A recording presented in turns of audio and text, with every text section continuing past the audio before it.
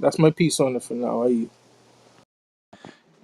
That was an excellent point you made about the celebrity buzz and Denzel Washington playing Malcolm X. Now, Malcolm X, I do love a lot of his speeches. Him and Khalid Muhammad, I love a lot of their speeches, but that star power, you know what I'm saying? That star power behind, Denzel doing a great job at that movie, yeah, that influenced a lot of brothers. Even me when I was in the hospital for getting shot, that damn Malcolm X movie played on the damn screen. And I was like hyped too, like, damn, man. Like, this looked like a powerful movement, So yeah, that movie did play a part. That's like having uh Edris Elder right now. Idris Elder play Abba Bivens. You know, God. imagine Con, that's that. all. That's all about. They have a movie about Abba Bivens and they have Edris Elder play Abba Bivens. That God. thing gonna go crazy. Yeah. We can't deny the influence that these things play, right? When you put a movie like Malcolm up on the big screen and you show that, that's gonna influence a lot of people. And if people say, "Oh, I just watch movies for entertainment and they don't influence me," you a liar, right? Right? Because if something is continued, and this is why Esau does what he does with Follywood and the media and everything else. If something is continually repeated, right, and it has a visual to go along with it, that's going to impact you, right? Even if you don't directly make a decision because of it, subconsciously you're doing things toward that end.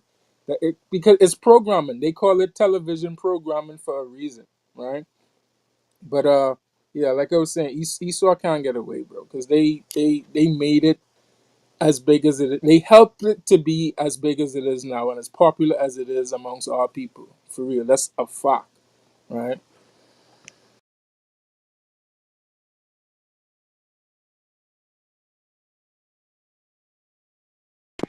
Con. Then be the influences, man, right? But also be them curses. Um, if we could get a reader on deck, man, we could get into this article. I'm here. I'm here. I got you. You want to Uh, get into the article? yeah, Con. Okay, come on. Let's do it. So this is actually give me a minute, just a quick minute. Let me see something real quick. Okay, so let's get in this. This Salakia King. If y'all haven't seen it, there's an article on top of the screen, right? It was pinged by the brother Azaria Allah. He's gonna read it. We're about to get into the article. If y'all can save this article, what I'm saying, you might want to put it a part of your notes or send it to somebody else, because some good information in it. All right, let's get into it. con. So this is a article from the Geller Report, right? It says, for years, a handful of my colleagues and I have worked to increase awareness of black slavery in Muslim countries. The Democrat media complex couldn't care less. Neither do the notoriously hard left black leaders such as Al Sharpton and Farrakhan. And that's powerful right there, right? Uh, it says black slavery is rampant in these Muslim dominated African countries, but no one is talking about it, right? Right.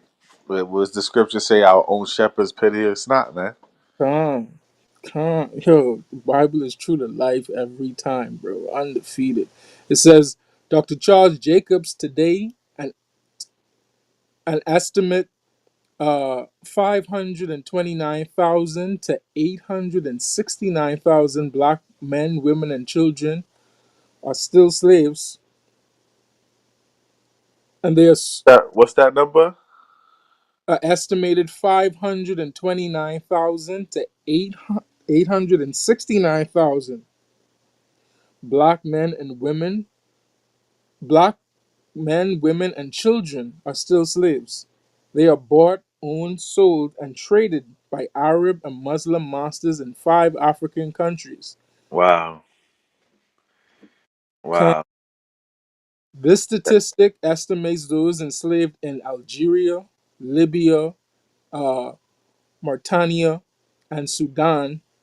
It excludes Wait, Nigeria, for read which those read those countries again. Because Nigeria and Libya is definitely countries where you can find Israelites. Algeria too. Right? It says Algeria, Libya, uh, Mauritania, and Sudan. And So parts of Sudan too. yeah, yeah, parts of Sudan. Well, we scattered all over. So there's no country that's exempt. I know Uh, this is a country that exempt, but I know for sure, from my studies, that Sudan has a pocket of scattered Israelites. So mhm. does Libya and Nigeria. I know for sure about those. Yeah. So, but they're saying, they said it excludes Nigeria, for which there is no tangible estimates. Right. So they don't have a good stronghold on how many numbers. So they excluded it, which is responsible. It says Western human rights organizations and the mainstream media are particularly and painfully silent on this matter. It does not fit with their focus on Western white sin.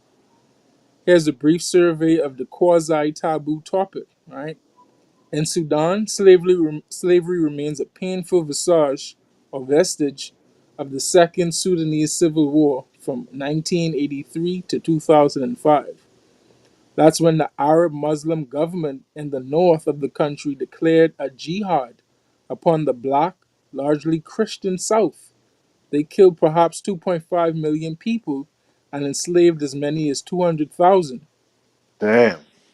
Uh, This Salakia, can you get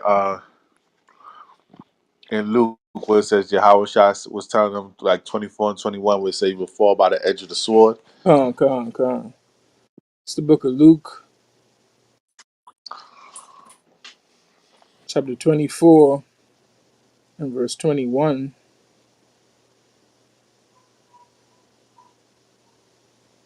Is it that one?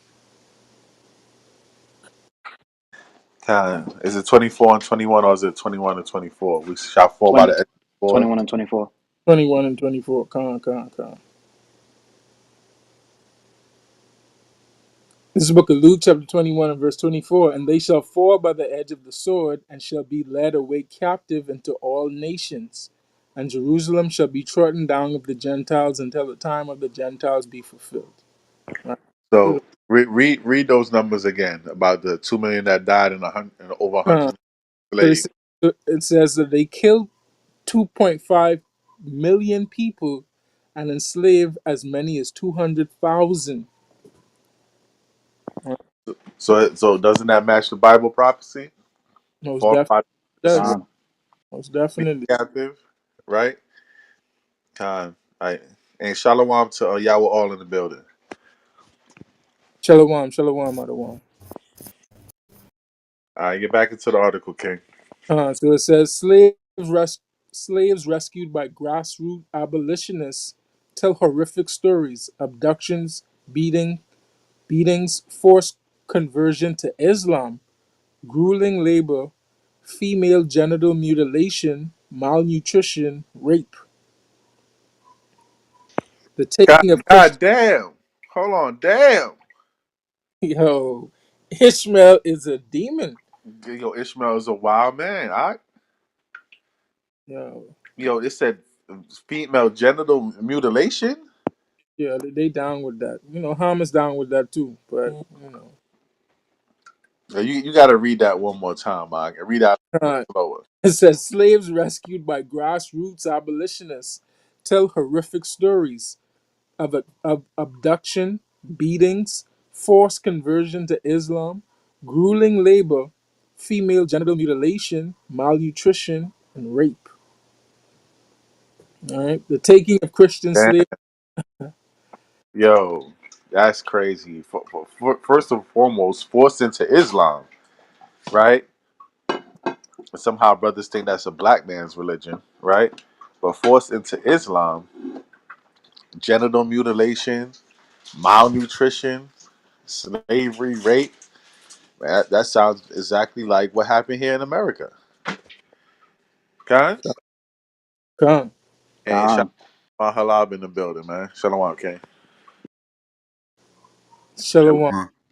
What's Shalom, shalom, king. Shalom? Yahweh Shem How about Yeah. Shema? Yabashima Shabrakatah. All right, Khan. Get back to the article, King.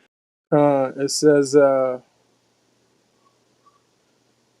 war ended in 2005. Black South Sudan became the world's newest nation on July 9th, 2011. Still, many black slaves remained the property of Arab masters across the new border in the north. The exact number is not known. As of 2006, James Auger Alec, a former Sudanese government minister, estimated that it could be as high as 35,000. Now, then we go into Mauritania, right?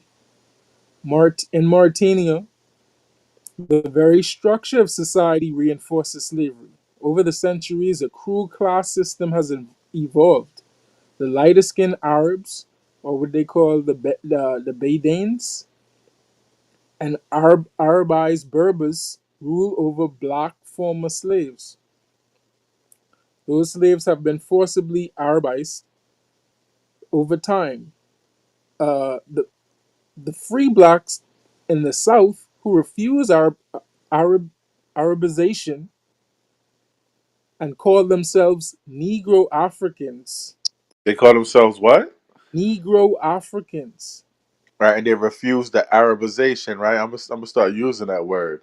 Uh, These blacks in damn Islam, man. You got what? Seduced into Arabization, right? that's Yeah. a good one. It says, and the black chattel slave class, Abid, are the bottom. The country is entirely Muslim. Islam theoretically forbids the enslavement of one Muslim by another. Whoever, in this case, However, in this case, Arab racism supersedes adherence to Sharia Islamic law. Right?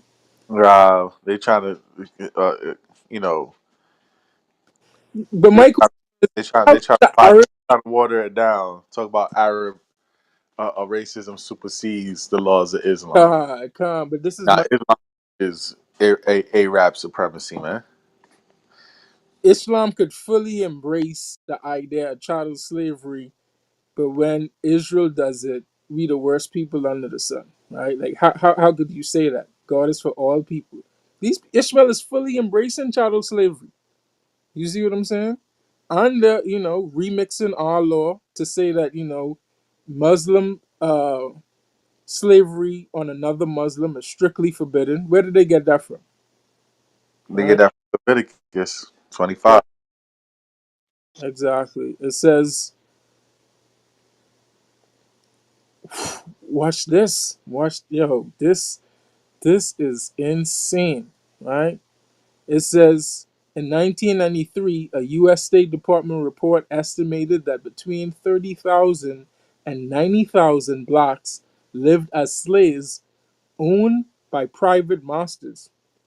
In 2012, a CNN investigation estimated that the number could be as high as 340,000 to 680,000. Damn. Right? No, no, yo, that's not it. This is the kicker right here, right?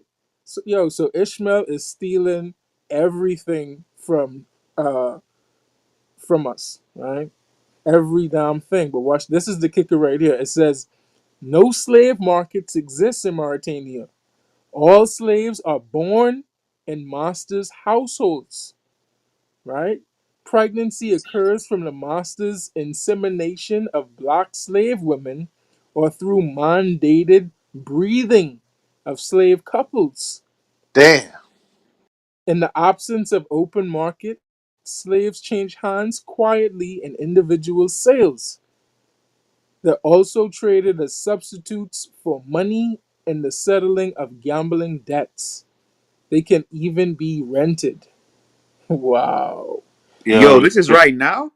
Right now, I mean, yo, the report was done. This report was done in, give me a second. This report was done on. June 20th, 2020. So roughly 2 years ago. So you think in 2 years this has ceased? I doubt it highly, I can right? see it getting worse. Right, it's probably Actually, got worse. I can see it getting worse. Peace, family. Peace, What's peace, going on? Peace, Hey, Alfonso. Shalom, shalom, shalom.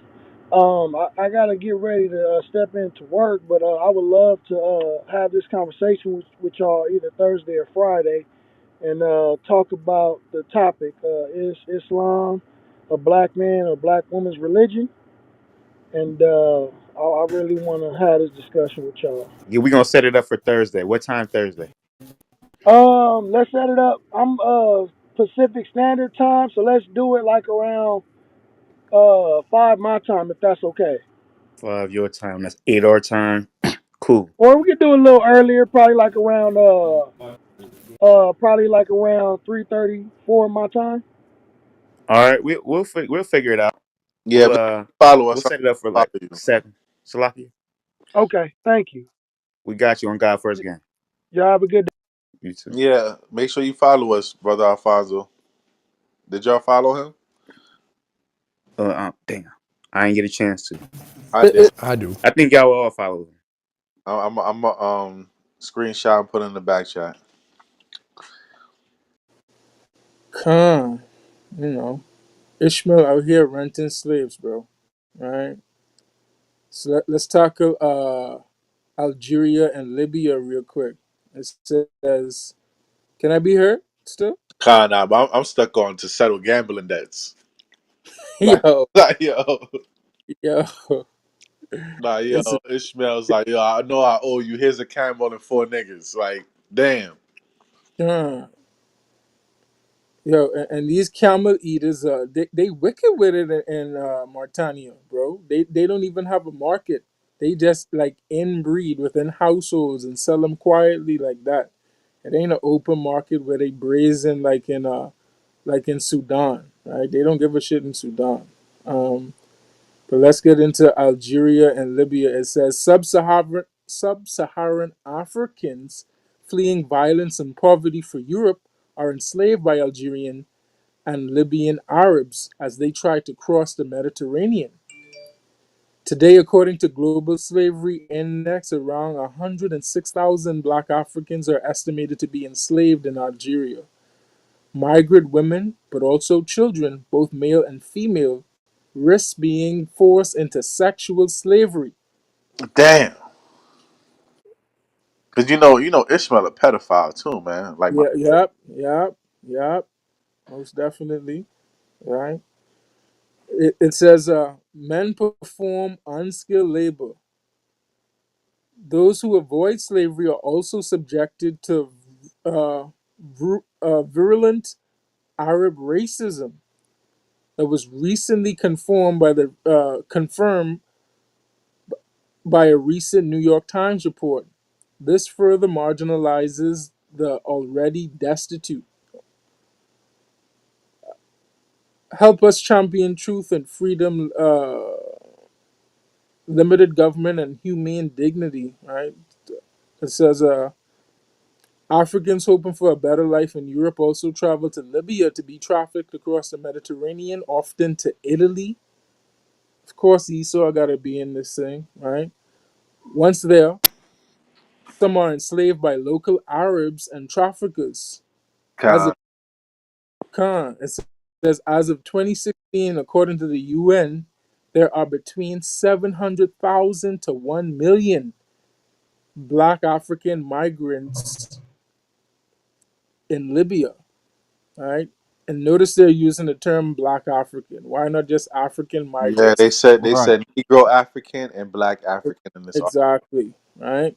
It says the Global Slavery Index estimates many as 48,000 of them live as slave of some nature. Survivors report torture, sex trafficking, and slavery. Some even forced to become prostitutes only after they reach their destinations. The slave trade in Libya became international news when CNN obtained video of an actual slave auction in 2017. Right, so this is like Yo, what? Hey, one. Salakia. Yo. Salakia. This gives a whole new meaning to me of Joel the third chapter, yo. Yeah, We Con, gotta reread that. Con, Con. con. So, now we getting into Nigeria, and we know we got Jake in Nigeria, right? It says Now in Nigeria, we know we got Jake and Libya too. con. I didn't mean to say it like that, but I just wanted to say like it's out there that we got Jake in Nigeria. But it says in Definitely means nigga area. God, Yeah, that's what it means. God, I was gonna I was gonna say that. Yeah, I know that's true because when I was getting my hair braided some years ago, she was from Nigeria. She was telling me the story, and then she was started showing me some videos of the Nigerians. They was going into Libya to get some work, and when they was going into work, they was getting kidnapped and put in holes and forcing them to say Allah Akbar, and then she just started crying because she said she know people that went over there for work. So I know that's true, and that was like maybe about 4 or 5 years ago when she was doing my hair. see that? You see that? The water. Wait, put them in Wow. holes? Don't that sound like the Joseph story? Uh, Put them in holes and then force them to say Allah Akbar? yo, Dang. Ishmael is wicked, and then look, Boom. yo. Let me run through it real quick, right? It says in Nigeria, the Nah, long. don't do it right quick. I want to hear every bit of this. Okay, God. In Nigeria, the long running civil war between the Muslim majority and the 40% Christian minority involves the enslavement of Christian Nigerians. The taking of Christian slaves has become a source of compensation for Islamic fighters. The recent rise of jihad organizations like ISIS and affiliate Boko Haram has been the main source of contemporary slave trade. The most infamous incident of a slave raid was Boko Haram's abduction of 276 Christian schoolgirls. It happened in the town of Chibok on April 14th, 2014. It inspired Michelle Obama's Right, that bring our girls back movement, right? it was just about to say that. It said it inspired Michelle Obama's Bring Back Our Girls hashtag, right? Most slaves are young girls kidnapped and kept as concubines of the Islamic soldiers. Some of those prefer to become suicide bombers to escape the life of a sex slave. Yo, that's wicked, right? Though the United States Department's 2018 Human Rights Report on Nigeria mentions that a number of slaves captured and owned by Boko Haram terrorists could be in the thousands, the full number is unknown, right? And that's the end of the article. But as you can see, this paints a vivid picture of the real ideology and the thoughts of these Muslims, right? That you see prancing around here like, they have some truth and whatever they're dealing with is the truth, and we don't know what we're talking about. But this is the lifestyle uh, and the things that they do, right? Taking young girls and boys for sex slaves, right? Forcing hard labor on our people, because I'm led to believe that these are people, bro. Like these stories are too familiar to what we read in the scriptures, right?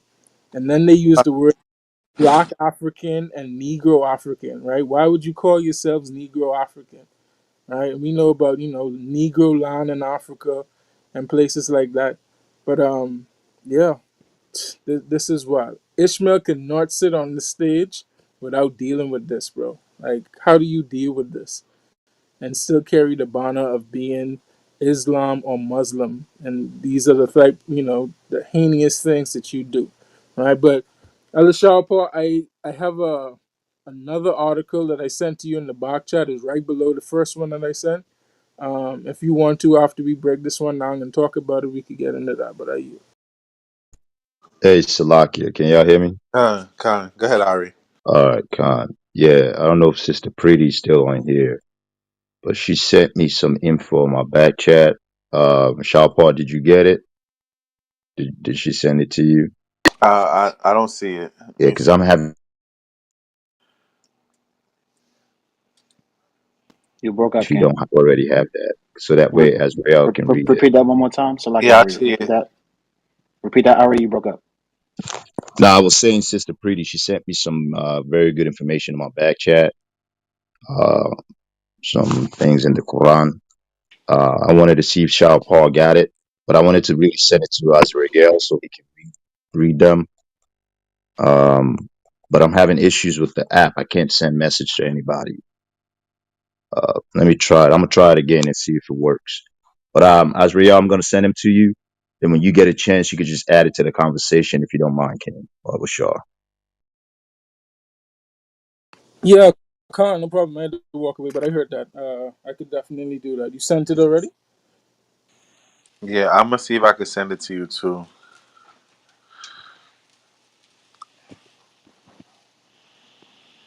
Yeah, that was a great article, King. And like Maul said, yo, it reminded me of Joel chapter 3. Joel chapter 3, and of course, the curses of Deuteronomy chapter 28. You know what I'm saying? But that's definitely Israel. You could tell by the signs. That only happens to our people, yo. That article was absolute madness. And it was just as shocking as it was infuriating, right? Like, it made me want to smack the damn sand and camel juice out of an Ishmaelite, man. That was absolute madness, man. Let's get the book of Joel chapter 3, right? Baba Kushal, let's get Joel chapter 3, verse 1. Khan. Uh, Give me a minute. It's the book of Joel, chapter 3 and verse 1. For behold, in those days and that time, when I shall bring again the captivity of Judah and Jerusalem, Right? So these are the time when the Most High God has us in captivity, but he's about to bring us out. Read on. I will also gather all nations, and I will bring them down into the valley of Jehoshaphat, and will plead with them there for my people. So this is when the Most High God is going to bring them into the valley of Jehoshaphat, the land of judgment. And you see all that tension in the Middle East, why there's never no peace in the Middle East, is because the Most High God is drawing them in all to get judged, right? World War III is right around the corner. Read on. And for my heritage, whom they have scattered among the nations and parted my land. Right? They scattered us among the nations. We read that earlier in Luke. Right? We shall fall by the edge of the sword. And through these slave trades, right? The sub-Sahara, the transatlantic, and even the slave trade we just read about here, that went all the way from the Sudan to damn France, right? All through the Arab nations and all that, right? They scattered us among the nations and part of the Most High God's land. Now you got Afghanistan and Kuwait and Yemen and all these places supposed to be Israel, right? Read on. And they have cast lots for my people, and given a boy for a harlot, and sold a girl for wine, that they might drink. And that was brought out in the article how they had Con. sex slavery, Boko Haram snatching up the girls, right? Young men and women going into sex slavery. You know what I'm saying? It said the girls for wine that they might drink. They selling girls for damn gambling debts. This is scripture. Read on. Can you all hear me still? Con. Con. Yea, and what have ye to do with me, O Tyre and Zidon, and all the coasts of Palestine? Will ye render me a recompense? And if ye render, and if ye recompense me swiftly and speedily, will I return your recompense upon your own head. So this goes into Tyre and Zidon Hamite nations, man. Right? The Boko Haram is mostly Hamites. Right? And it says all the coast of Palestine or Philistine, right? And who's in the coast of Palestine right now? Who's in Palestine? The damn Arabs. Ishmael. right? And sold them to the Grecians, man. Right? Got to go to France now, right? Got to go to different parts of the European nations to this very day, right? The brother just said the article was made in 2020. The sister said she heard a testimony 5 years ago. Bible prophecy is still going on right now, man. Right? But all praises to the Most High God. Look how it's going to end. Read on, King. Khan, Salakia.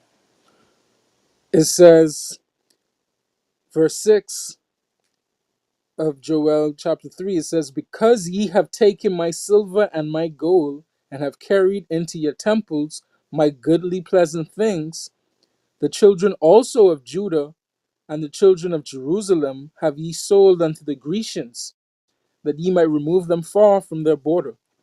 And that's what happened. Our border is really Jerusalem, right? Israel. But we got removed far from our borders, man. We scattered here to the Americas. We scattered in France. We scattered a damn brother said there's a Israelite in Australia, Ireland, all over the world, man.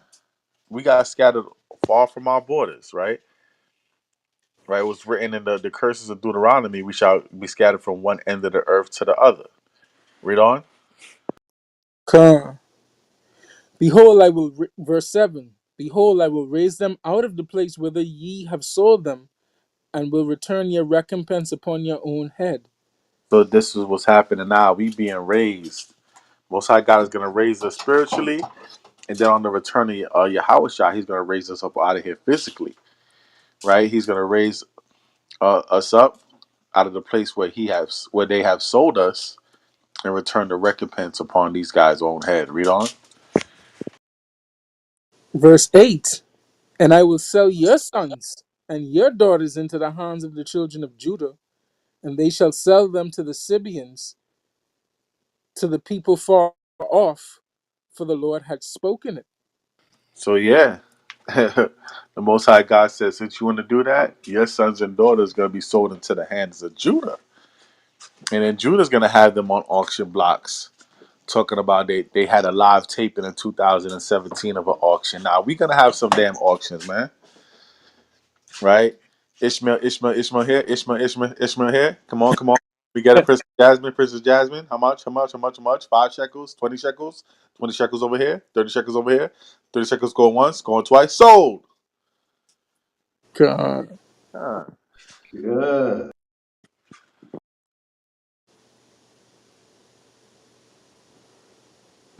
yeah, that's it on that, King. I just wanted to bring that out, man. All praises. Uh, I don't want Irie. You sent, is this the article you sent in the box? This oh no, No, this it's not an article. It's actually part of the Quran. I think con the first part of it is, and I think the second part is just some information. Uh, yeah. con.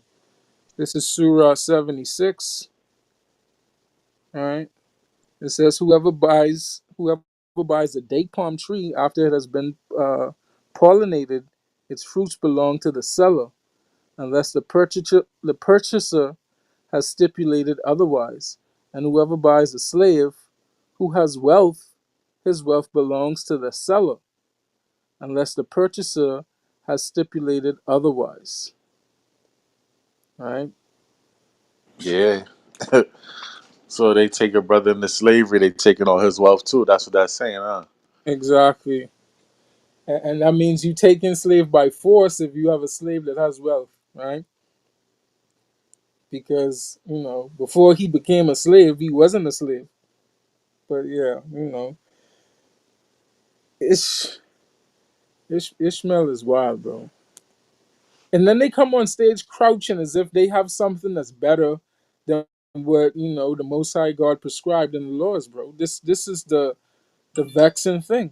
And then you're talking about sexual mutilation, so that goes into like cutting out the clitoris. And I'm gonna be candid, right? That's like cutting out the clitoris of a woman. That's what sexual mutilation is. Ham does it a lot in certain tribes. and now you got Ishmael doing it for fun, basically, right? You got them having boys and young girls as sexual objects. Yo, Ishmael gotta go, bro. Ishmael gotta burn. Now I really can see how Adawan Yahweh all feels when he talks to these Ishmaelites, right? Because these people are scum, right? But I yield on that. If your brothers need me, just let me know. Yeah. Hey, Azrael, I sent you, I don't know if you got the rest of it. Sounds like you just got a little bit of it. The very first one I sent you, it says Quran Surah 24 to 25. Khan, I see, Did I you? see, I see it now. Yeah, Khan. Yeah, just, if you don't mind, just read all that. You know, Yeah, Bible no Shah. problem. The Water King, I appreciate you.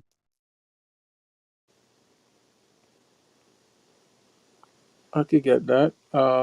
Let's get into it. It says Surah 4, verse 24. Um, which translation?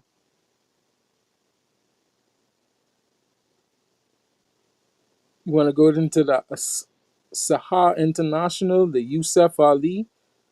I know brothers like the Yusuf. We usually do the Yusuf, yeah, kind of. Okay, let's do Yusuf Ali. It says, also prohibited are women already married, except those whom your right hands possess.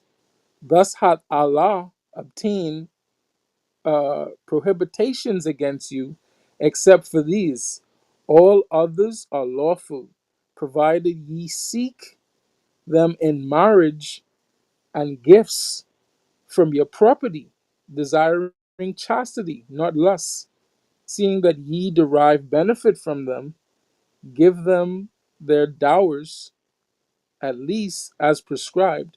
But if after a dower is prescribed, agree mutually to vary it, there is no blame on you, and Allah is all knowing, all wise. Hi everyone. Can I have a point over here? Yeah, 1 second. We'll be right with you. And Hasim, I brought you up, but I don't know what happened. If you're still in the audience, raise your hands up again, and we'll bring you up to the stage. All right. But yeah, Thwada, Azrael, for reading that. I appreciate it, King. Khan, I am the boy. All right, go ahead. How do you pronounce your name? Sahab? Shah, whatever you like to Oh, pronounce, Shah. doesn't matter. The Shah for translation Shah. that you read, my brother, is actually sugar-coated. Hold on, Shah. Hold on. We do things in order here. All right. So what I want you to do is go ahead and read the title. Hey, Shalom, Yeshaya. Welcome to the stage, King. Yahbashim Yahshabrakatah. Yeah, but Shabbat All right. So, Shah, Shabbat. the way we do things here is when you come in the room, we want you to address the actual topic of the room. Then you introduce yourself. Then you can either address, then you could either continue on the topic of the room or go ahead and continue with the conversation. So, what do you think about the topic we got up there? Could you read that, please, if you don't mind? Is Islam black or I don't know? That's what I get. Religion? Right. You can Absolutely answer not. that. Absolutely not. A black person can never be a Muslim, and a Muslim can never be a black. They might think that they are All Muslims. praises to the Most High God. Yo, I'm an ex-Muslim actually. I left Islam 4 years ago, and I try to educate people about the reality of this religion. I'm not sure if anyone brought this issue that Prophet of Islam actually owned black slaves, yeah, or he traded black people. The fact is that Islamists, by the leadership of Islamic Brotherhood, is trying to I'm gonna use this term, use black people against West, and they're gonna brainwash. They have already done in Africa already, unfortunately. Their next project is Black Americans. Of course, they want to make them. They want to lie to them to rebel against America or such countries. I don't care about politics, but that's the reality. What's happening? We see that they aim at the poorest communities among black people. They brainwash them. They tell them that yes, Prophet of Islam actually empowered black people. FGM, that was a problem. Prophet of Islam abolished it. All the sugar-coated lies that they cannot say it in the Middle East to us because we know the reality of this religion. I'm sure that my brothers and sisters brought up the issues that Prophet of Islam owned black people, black slaves. He traded them. For example, once he trades two black people, two black slaves to get a white Arabian slave. There is a verse in Quran, chapter 3, verse 106, that says, people in the day of justice, whoever does bad, their face will turn black, and whoever does good, their face will turn white. A couple of more verses about the same thing, but I'm not going to mention it. My point here is that one more thing that you might not know it. I'm really sorry to use it, but it's really informative. You must know it. There was an incident in Islamic history called Zenj Rebellion. You can just Google it and read about it later. You can save it. Zenj Rebellion. The black slaves rebelled against the caliphate, Islamic caliphate. They gave so much damage to the caliphate that the caliphate could never recover from that damage, and at the end they fall, and black people took power in some Islamic areas. I'm really sorry to say that N-word in Islamic communities, in Arab communities, is taken from the rebellion. They address black people with that incident. You can see how racist Islamic ideology is towards black people. They can come to you guys and lie to you guys in English speaking rooms, in Italian speaking rooms, in I don't know, French speaking rooms. But you see no sheikh, no mullah, no Islamic scholar to come and lie in Persian speaking rooms or Arabic speaking rooms. Because we know the reality of this religion. We know how Islamic empire rule over blacks. We know how they rule over us. We have, for example, I'm from Iran. I come from Persian Gulf. We have black people in our country. They have been brought by the Islamic Caliphate. I'm going to read a piece of article for you guys, and then I'm going to wrap it up. Let me go to this article from a historian. Let me open it. Okay, I opened it. It's about Africa specifically. This book is really great. It talks about many incidents, but this part of the book is specifically about Africa. Let me read it for you guys, if you let me. Africa. Thomas Sowell in the Book of Race and Culture, 1994, page 188, estimates that 11 million slaves were shipped across the Atlantic and 14 million were sent to the Islamic nations of North Africa and the Middle East. For every slave captured, many others died. Another historian, Board of Missions, David Livingstone. Those who were left behind were the very young, the weak, the sick, and the old. These soon died since the main providers had been killed or enslaved. So this is written in the book, guys. For 25 million slaves delivered to the market, the Islamic market, we have an estimated death of about 120 million people. Death.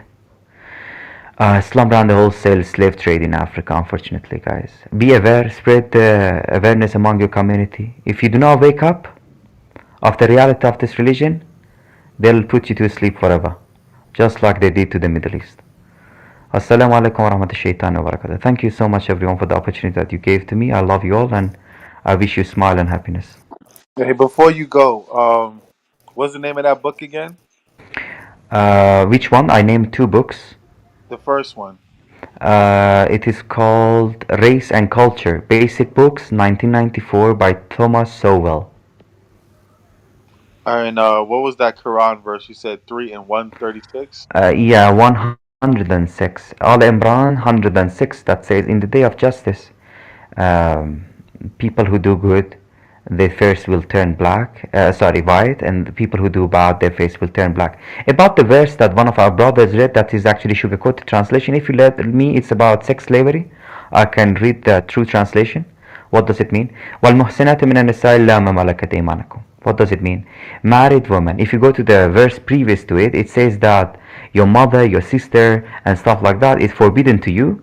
The funniest part of that, the previous verse, is that it says, except those who have already happened.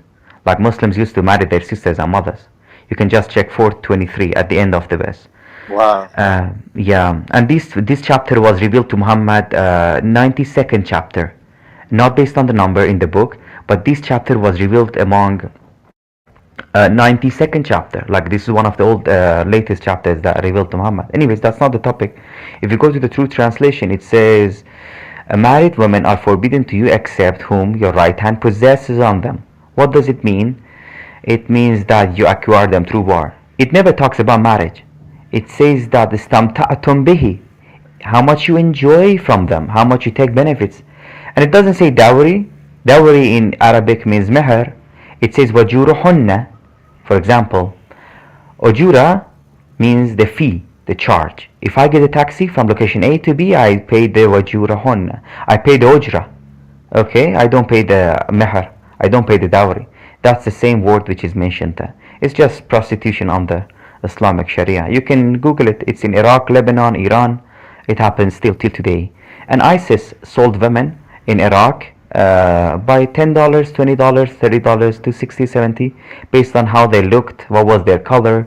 They Wait, measured what? their legs and stuff like that. Yes, they did it in Iraq. Just write it down in Google, you might find it. ISIS sex slavery. They sold women in the streets. They sold women in the streets. It happened less than 10 years ago. Slavery is today. Today, slavery is going on in Yemen, in Libya.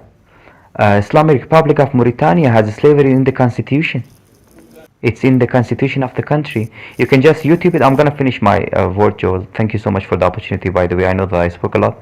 You can just go to YouTube and write Yemen slavery. You can see a black boy waiting for the new owner after the death of the original owner. The children are trying to decide for the inheritance.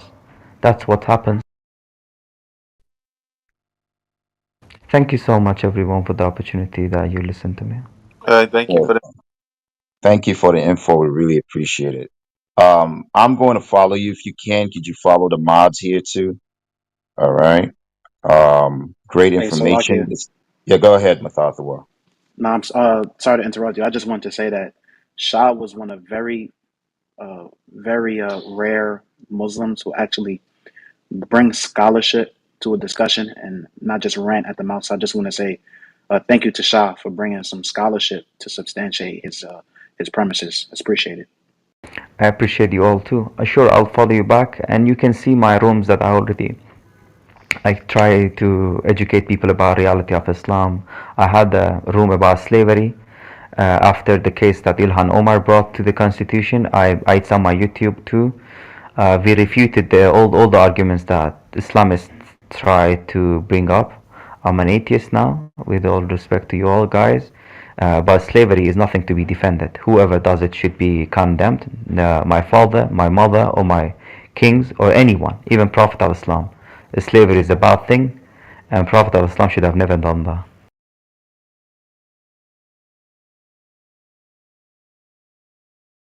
Yeah, Islam done made that man into an atheist.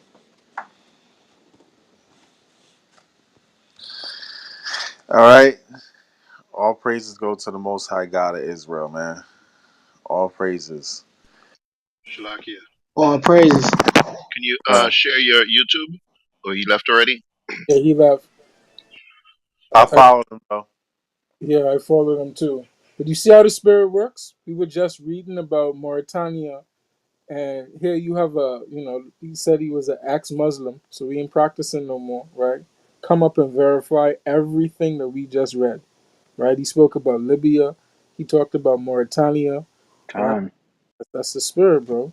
Are you?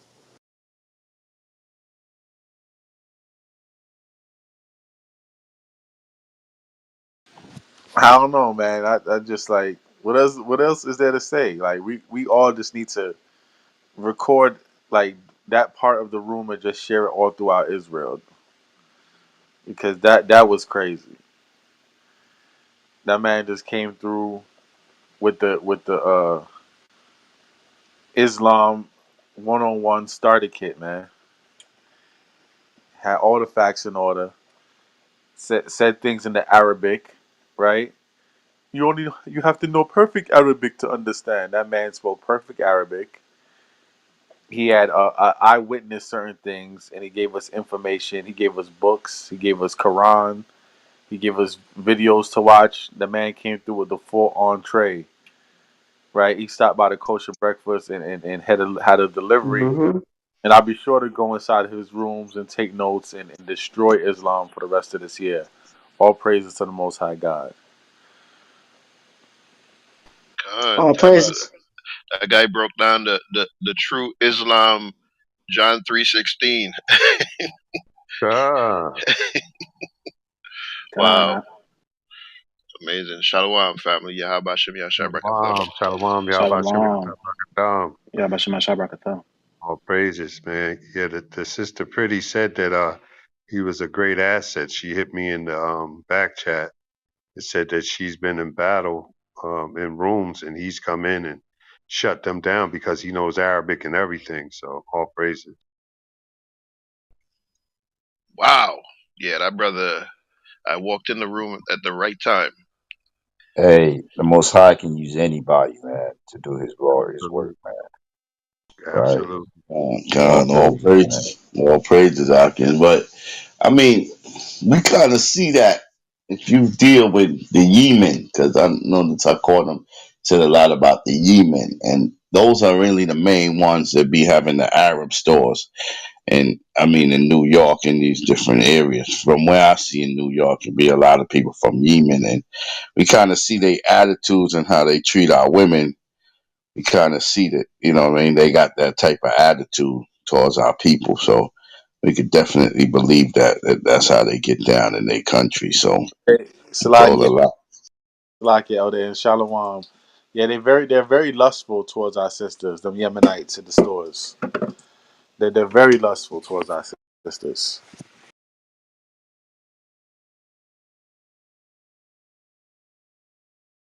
They be like, hey baby, hey sweetheart, baby, you want something for free? You know what I'm saying? They're very lustful towards our sisters. So I can see that sex slavery, you know what I'm saying, going on in their country. That's how you look at our women. God, they have no respect. They take them in the back room, and you know what I mean, it's mostly Yemen. Ask them Arabs where they from. A lot of them ones that got the store, they gonna tell you Yemen. A lot of them. And like you said, they very lustful and they very disrespectful towards Jake. You know what I mean? They call you my nigga in a minute. And Jake be thinking they cool with him. They disrespected you.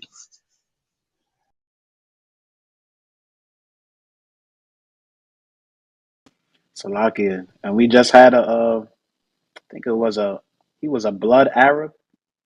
I think he was a non-Trey. Or he was blood. And, they so quick to take hold of the customs of our people, and they think that they down, with our people, and they're very comfortable, calling you out of your name, calling you nigga, and trying to gang bang with you and all that foolishness. So just speaking to the elders' point. Khan, I believe that was New Year's Eve on 34th Street. And could Y'all I? had to do Oh, that.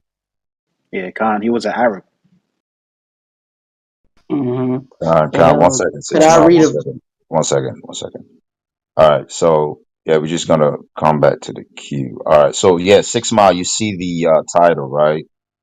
What do you Yes. think about it? Go ahead and introduce yourself also. All right. And add to the conversation. Go ahead. Um. Well. I mean, I think that not to offend no one in here, because I mean, well, I'm a Israelite, and it's just like, I go by whatever it says in the Bible, and it says that really Islam is just a bunch of bull. It's toilet paper. You're not offending anyone. I mean, if it's the truth, it's the truth, right? So, Yeah, so that's why I was finna just to no offense, like I said, but to the brother who said he was Muslim, I just was gonna read a verse, and I was gonna leave it at that. But yeah. okay, Sis Ma. What scripture do you have? We'll have someone read it for you. What did you want to bring out? Okay. Can I have hmm I just wanted Genesis 16 and 11 and 12. Okay. Azrael, you got that, King? Yeah, I could read it for the brother. You said Genesis chapter 16 and verse 11 and 12. You could do that. So let's get into it. This is the book of Genesis chapter 16, verse 11. And the angel of the Lord said unto her, Behold, thou art with child, and shall bear a son, and shall call his name Ishmael, because the Lord hath heard thy affliction. And he will be a wild man. His hand will be against every man, and every man's hand against him, and he shall dwell in the presence of all his brethren. All right. I mean, hey, the Lord knew, and it just shows. I mean, it seems like even now today they be against everyone, and I mean, it was also a point in time where I think what's his name, Abraham, or it's one of them. I can't remember. I think it's Abraham, but they actually used to kill people who was against like whatever they say. If you wasn't with them, you died. Muhammad, me Muhammad, not Abraham. Muhammad, yeah, that's his name. You got it, brother. Khan, all praises, man. Yeah, the water for those scriptures, man. All right. HOI Philly in the building. Charles died, man. What's going on, King? Shalom. Yabashim Yashabrakata. Hey, Kadashi in the building, man. Shalom, King. Khan. Shalom. Yabashim Shabrakatah. Hey, what's going on, King? What you got to add to the topic? Kai, Shalom. Last year there was a video that came out. Philly has one of the You highest. breaking up, Kasaja. Oh, Slakia. Can you hear me? Yeah, I can hear you now. Shalom Kai. King. Shalom. Saying how Philadelphia has one of the highest Muslim populations next to Minnesota, right? And we had a real violent year last year, and they had a video of a brother walking around with his phone in the cemetery, looking at the plot of a lot of Muslim brothers and a lot of people that got killed. A lot of people got shot last year. Practice Islam, you know, and that's just a reality. It's a true story. A lot of people, a lot of the shooters in Philadelphia are Muslim or Christian, but a lot of them Muslim, and a lot of people getting shot are Muslim. So I just wanted to bring that out. Khan, Salakia. I had earlier I had spoke to the point that a lot of the guys that makes our people join Islam is that they believe that there's order and structure, but they may be looking at the Nation of Islam. When they see that, they see one sect of the people of Islam, but majority of our people in Islam, they some wild dudes, man. Like the brother just said, a lot of our people in Philly and South Jersey who are Muslims, they shooting each other. They in the jails, in the jail system, jailhouse Muslims, and they doing it dirty in there. They're stabbing people. That's how they get down.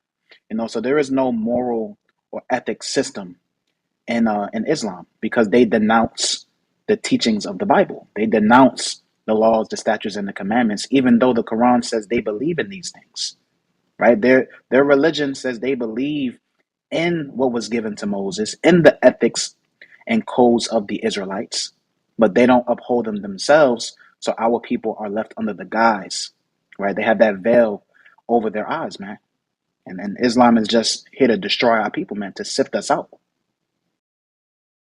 Yeah, I mean, God, they are wild. I mean, I was even told that it says in the Quran it's okay to beat your wife. God. Hey, look, man. All you got to do is think about certain things, right? Why do our people always, become Muslim when they go to jail? Why is it jail culture? Why is it Yeah, the people who are wayward, they run to they run to Islam first? Why is it that they have all the privileges inside of the jail that they do, and some people actually just go over to there just so they can have certain privileges? How did they get that, right? Unless they're somehow in bed with Esau, right? Unless they are corrupt. right? So our people end up going over to that side because they, for one, they need structure, which they need law. So our people don't know that they need law because the law is for the lawless. That's actually what the law is for. It's for those who don't want to keep it. The law forces them to show their faith through their works, right? So the lawless is the ones who actually needed the people who are going to jail. What do they end up running to? And what is Esau structured to put out there for them to be more attractive to them? He's put that Islam out. He's put false religion out there so that they can go continue to go left. And I mean, they selling dope, you know what I'm saying? On the streets, in the bodegas, and all the corner stores. I mean, Islam is pushing a lot of things that keep Jake lost and keep Jake going left. So the thing is, like, I know so many people that went to jail and they come out and now they following Islam. They keeping Ramadan and they also want to be Masons. They also want to be Freemasons. So what's the connection there? If you really think about it, there's a connection to Esau and Freemasonry, and there's a connection through people just wanting to have order, but this system already been set up to keep brothers going left. And it's just they just keep recruiting, keep recruiting. You don't see now, it's not that we don't have Israelite programs in some of these jails, but you don't see a lot of Israelite programs because what? A lot of Israelite camps don't have 501c3s, and we're not in the bed with Esau. And truth be told, if brothers are keeping the law, they're not going to end up in jail. They're just not. And not to say that those same people in jail can't come to the truth while they're in there, but it's not going to be a mass influx of people who actually keep the law behind bars. It's just it wouldn't even make sense. That's not righteous. But I just wanted to say that about about that religion, the Islamic religion and tradition is not for our people, and our people only go into that when they get in trouble. And why is it that they think that that's going to get them out? So that's something that we have to think about too. Why is it that they run to that?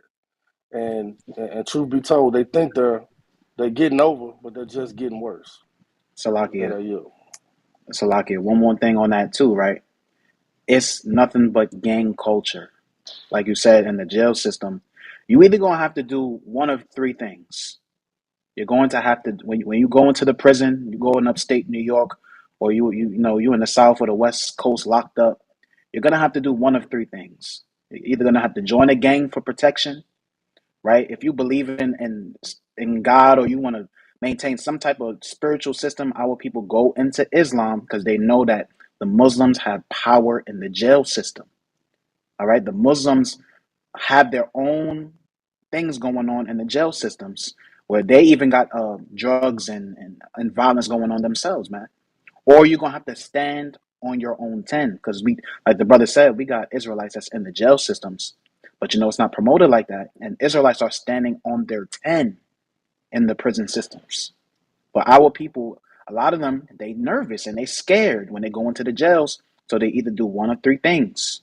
All right, they join the gang, they join Islam, which is set up as another gang, literally, even on the street and in the jail system. So just land me back off the brother's point.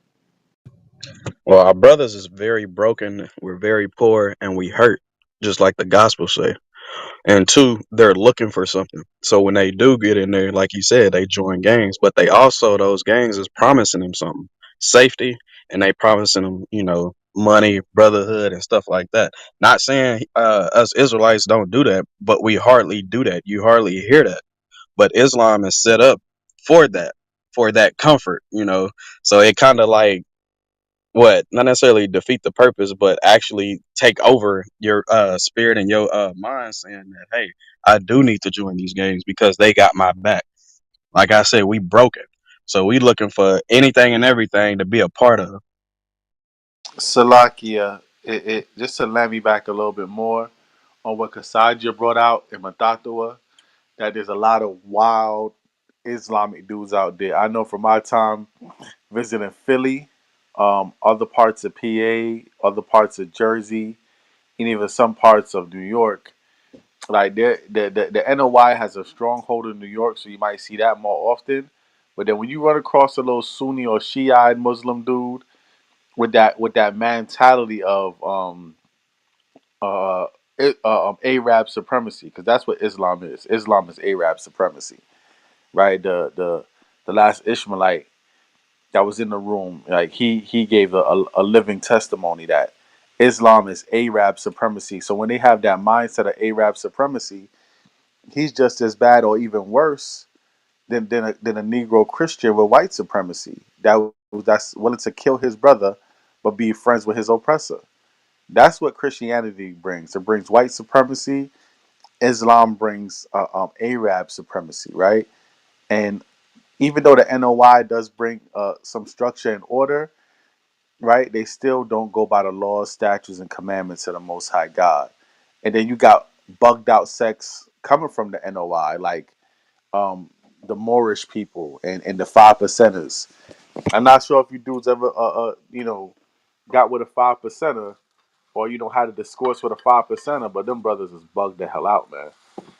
They believe in all sorts of doctrine, and they know they're the children of Israel because that's what NOI teaches. NOI teaches that we are the children of Israel, but the five percenters feel like they could use all sorts of knowledge to get power. They're so deep, they're simple.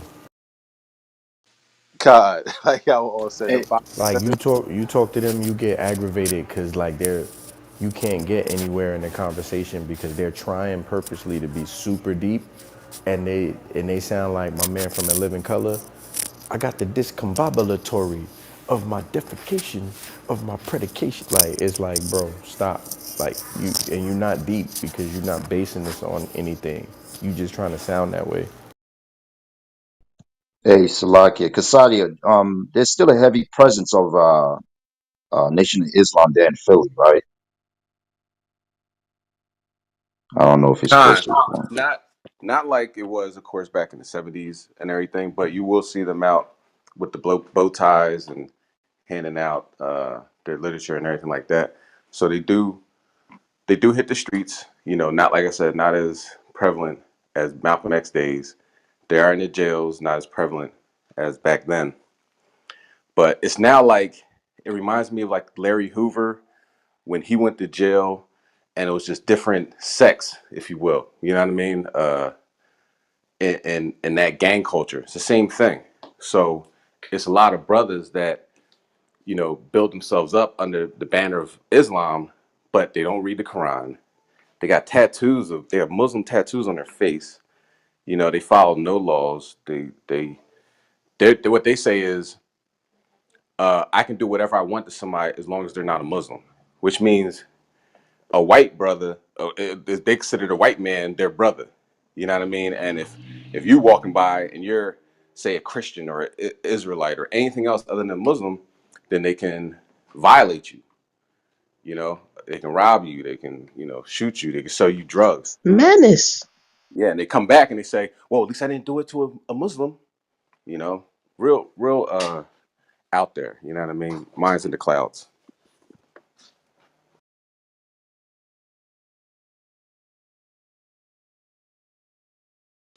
Yeah, that's bugged out. That's completely bugged out, man.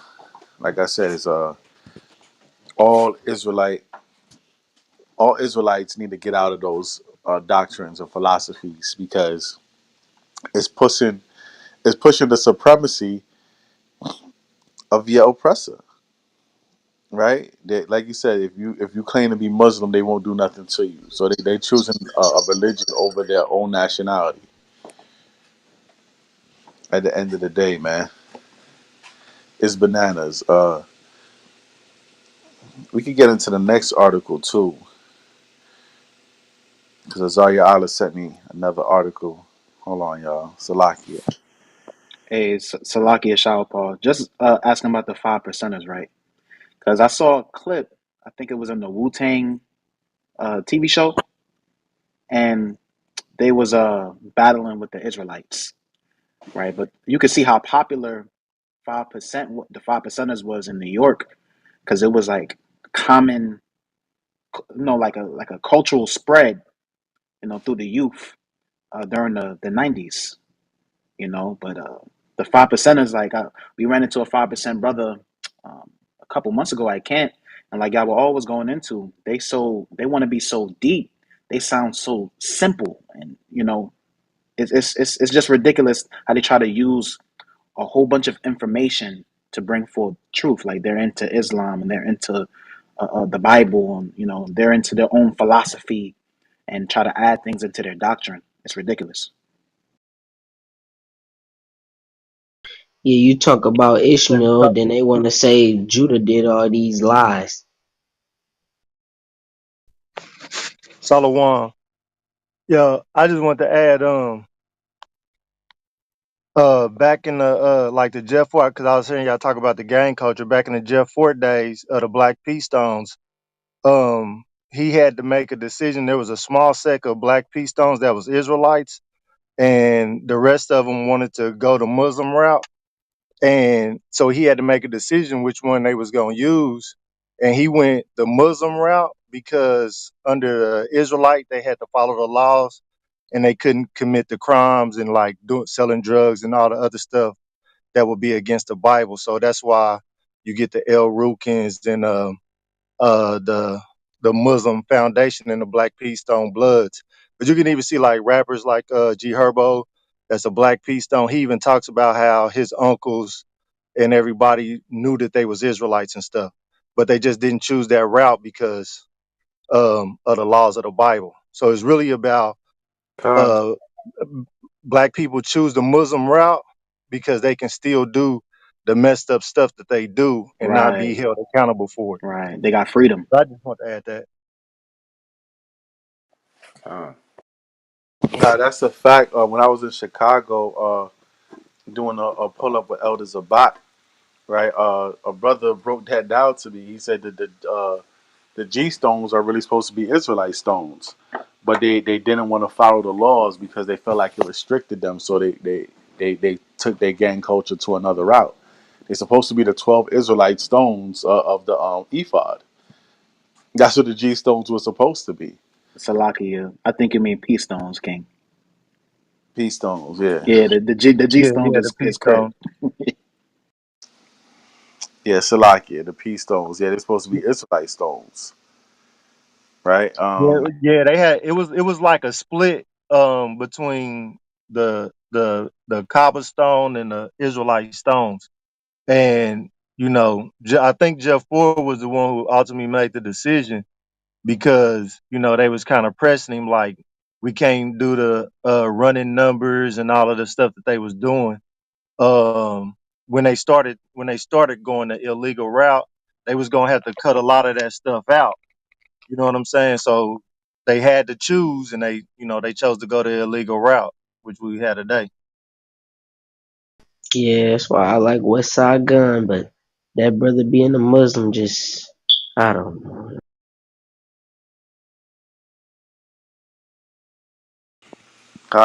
Our people are destroyed for a lack of knowledge, man.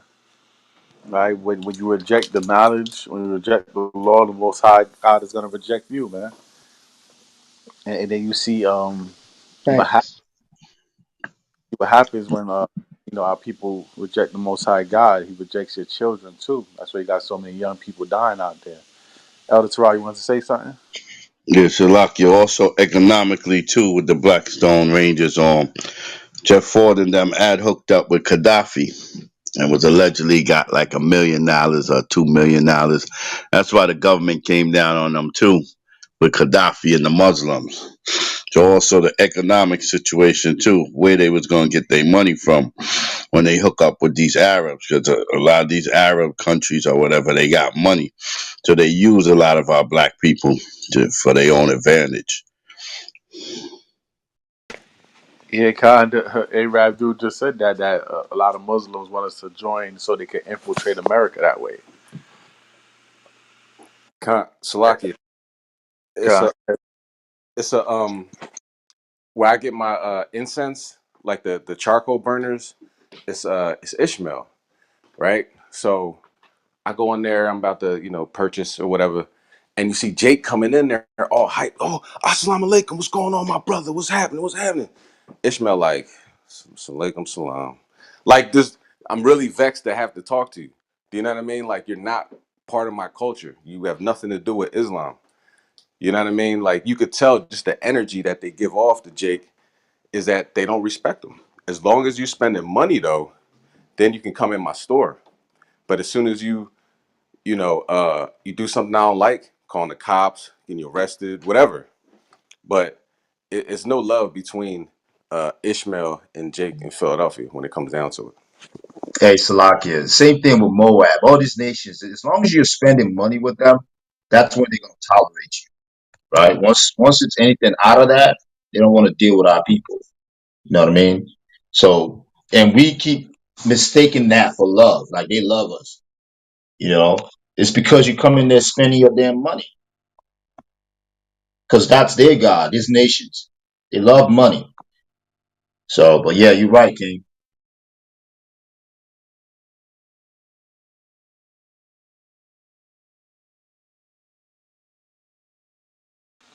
Con. This the new article I posted on top of the room. Thanks to the brother Azaria Allah. This is the Arab slave trade, the other Holocaust. There you go.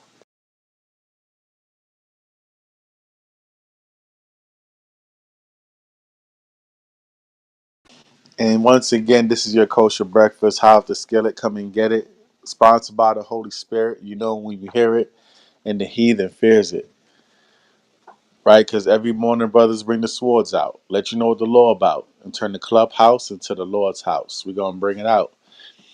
If you haven't already, click the little greenhouse on the top of the screen and the other platforms that's attached, because we're building a major platform where this word is coming out 24/7, 365, pushing positive vibes to the 12 tribes, pushing the gospel through your Wi-Fi till your Howard shot crack the sky. All praises to the Most High. Make sure you following the moderators and everybody on stage spitting wisdom, knowledge, and understanding. And today's subject matter is Islam a black man religion? Is Islam a black, Hispanic, and Native American family religion? Is Islam an Israelite religion? What say you? Kwame Ashrala.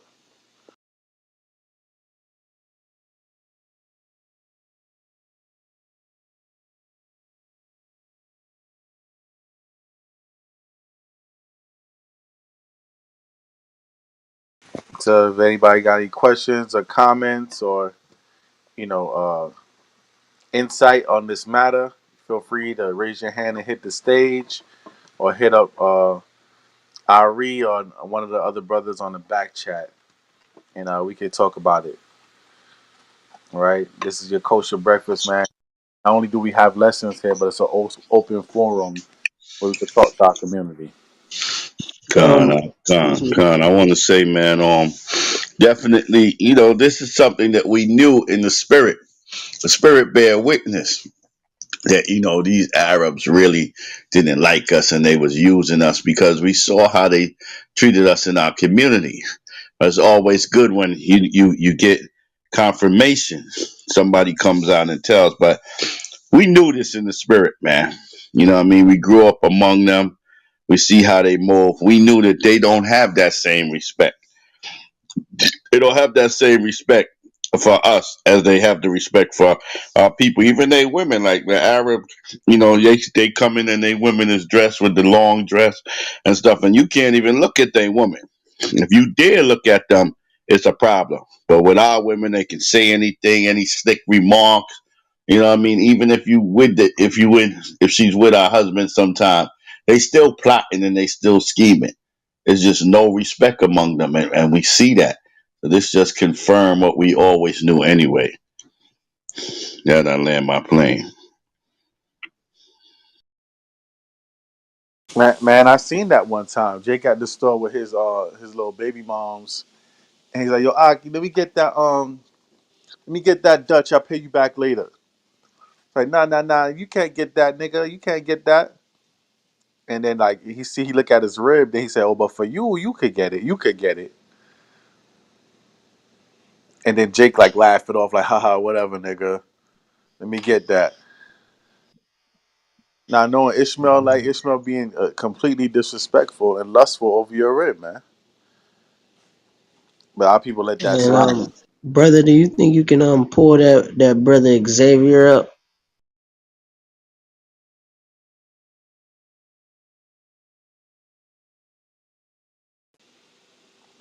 Xavier, Yeah, yeah. You see him down there at the bottom under Shah. the brother, what happened? He don't want to raise his hand. He could raise his hand. Oh, I thought. All right, I pinged him. I thought he did. Raise his hand.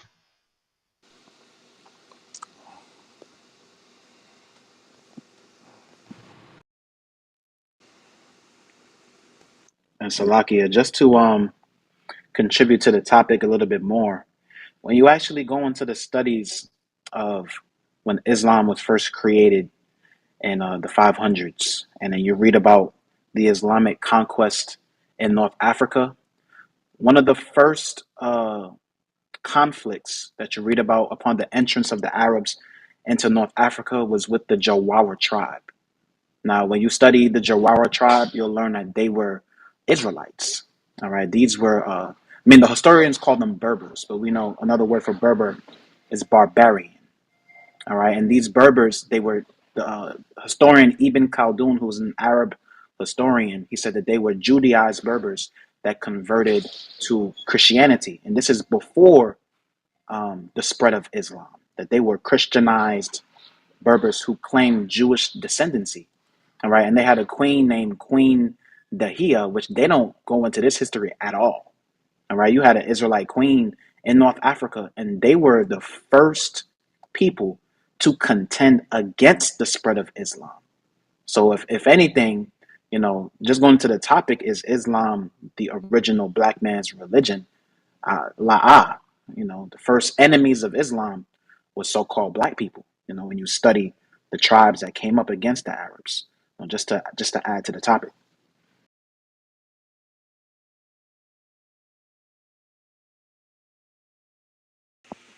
Yeah, brother Xavier, what's going on?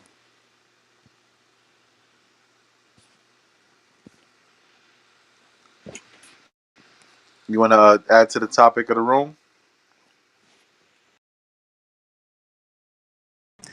Yo, bro, I'm trying to get my son situated right now, bro. I'm just listening. I'm gonna be talking like 2 3 minutes, bro. I got you. Yeah, I can't handle your business. Yeah, you know, even the dude from the Sudan yesterday, that Hamite, the Cushite from the Sudan, uh, um, not the Sudan, Salakia, y'all, and the Somali Cushite yesterday, he admitted that under the guise of Islam, his people went against the first early Christian Negroes, and put them into slavery. So he even admitted that,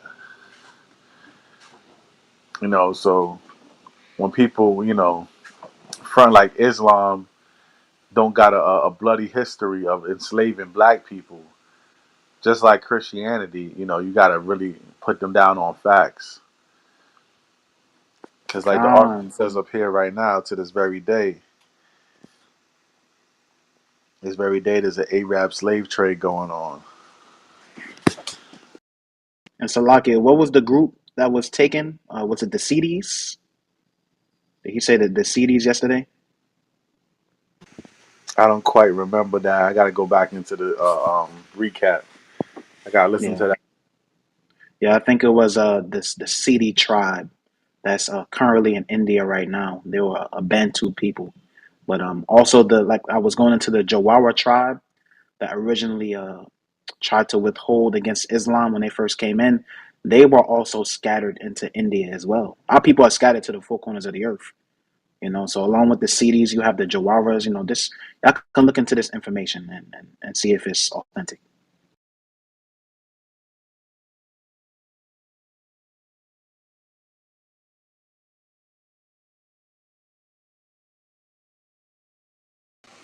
Khan. I know Azaria Allah. He most likely had to dip off because it's 10 o'clock. That's when they open up the morning brew mix.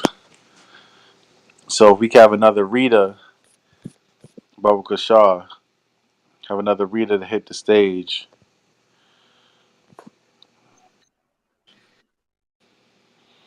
It ain't the Water King. No Camila, problem. you on deck, King? Khan. All praises. The water. Shalom, King. Let's get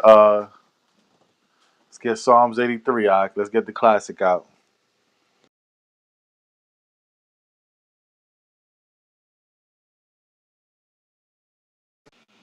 Yeah, about Shimmy Shabrakatah. Khan, what verse you want? Start at verse 1. This is the book of Psalms, chapter 83, verse 1. Keep not thou silence, O God. Hold not thy peace, and be not still, O God.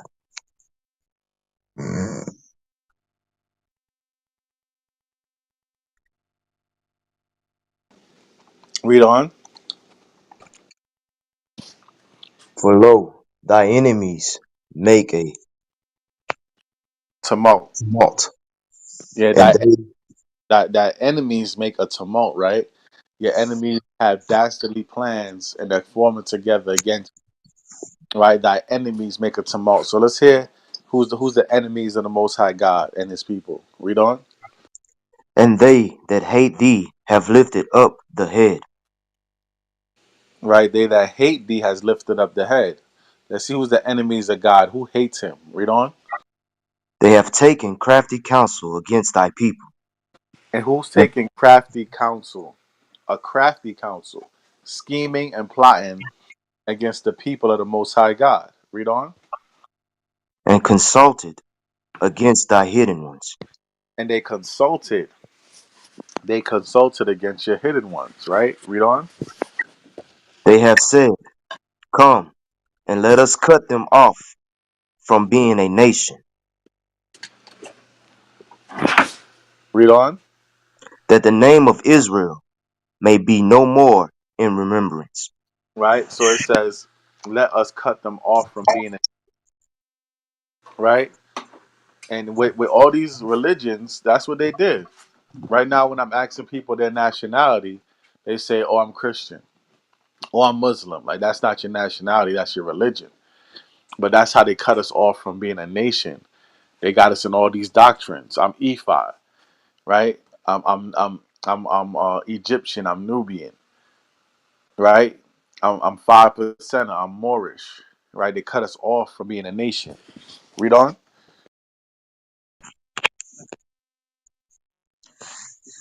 The tabernacles of Edom, Salakia, for they have consulted together with one consent.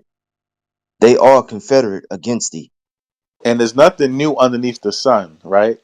The Confederate flag, the Confederate has always been against us, even in biblical times. They made a Confederate against us. Read on. The tabernacles of Edom and the Ishmaelites of And Moab the tabernacles of Edom and who? and the Ishmaelites And the who? and the Ishmaelites. And the Ishmaelites, man. They're number two on the list. We know that Edom, Esau, the so-called white man. Oh yeah, he the first target on the list. But number two is right next to him, Ishmael, the so-called Arab man. If y'all go to any bodega or corner store, because I did it. Go to your bodega, go to your corner store, go to your gas station, and ask an Arab man, "Is your father Ishmael? Do you come from Ishmael?" They're going to say yes.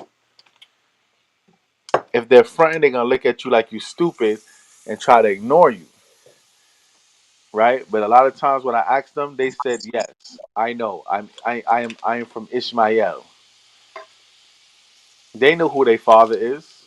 Do you know who your father is? Your father is Isaac. Your father is Jacob. But yet Ishmael is your enemy. That's just according to the Heavenly Father. Ishmael is your enemy. So we got Yeah, I be trying to tell my granddad that, but he's standing tall on that we from Africa so much. yeah, but that being from Africa has nothing to do with Ishmael being your enemy. You know what I'm saying? Well, Right? Oh yeah, no doubt, no doubt. Salakia. Con King. What I find very interesting about what we just read in the Psalms, right? I'm gonna read a portion of the Quran real quick. All right, this is Surah chapter 4 and verse 163. This is in the unholy Quran. It says, "Indeed, we have sent revelation to you, O Prophet, right, Muhammad, as we sent revelation to Noah and the prophets after him. We also sent revelation to Abraham, Ishmael." So in the Quran, it says they sent revelation to Ishmael, but we just read in the Psalms that Ishmael is called the enemy of God, right? It says to Abraham, Ishmael, Isaac, Jacob, and his descendants, as well as Jesus, Job, Jonah, Aaron, and Solomon. These are all Israelites, except for Abraham and Ishmael. All right, and see how they inserted Ishmael right there in the text. Yeah, they And just to they just threw him in there. right, they just inserted him and threw him in there with the rest of the Israelites that was given revelation, right? And it says, "And to David we gave the Psalms." So even in the Quran it says, "And to David we gave the Psalms," and we just read a psalm that said Ishmael is the enemy of the Most High. But in the Quran we have a direct contradiction to Ishmael being given revelation, because we know that the covenant and the revelations, the wisdom and knowledge of the scriptures was given to the descendants of Israel and not Ishmael. I can see.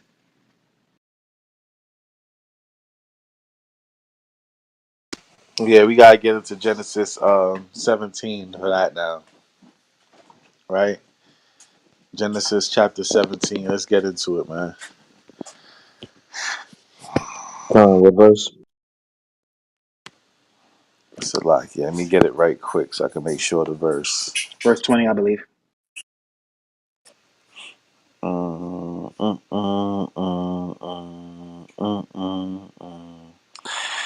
You could start at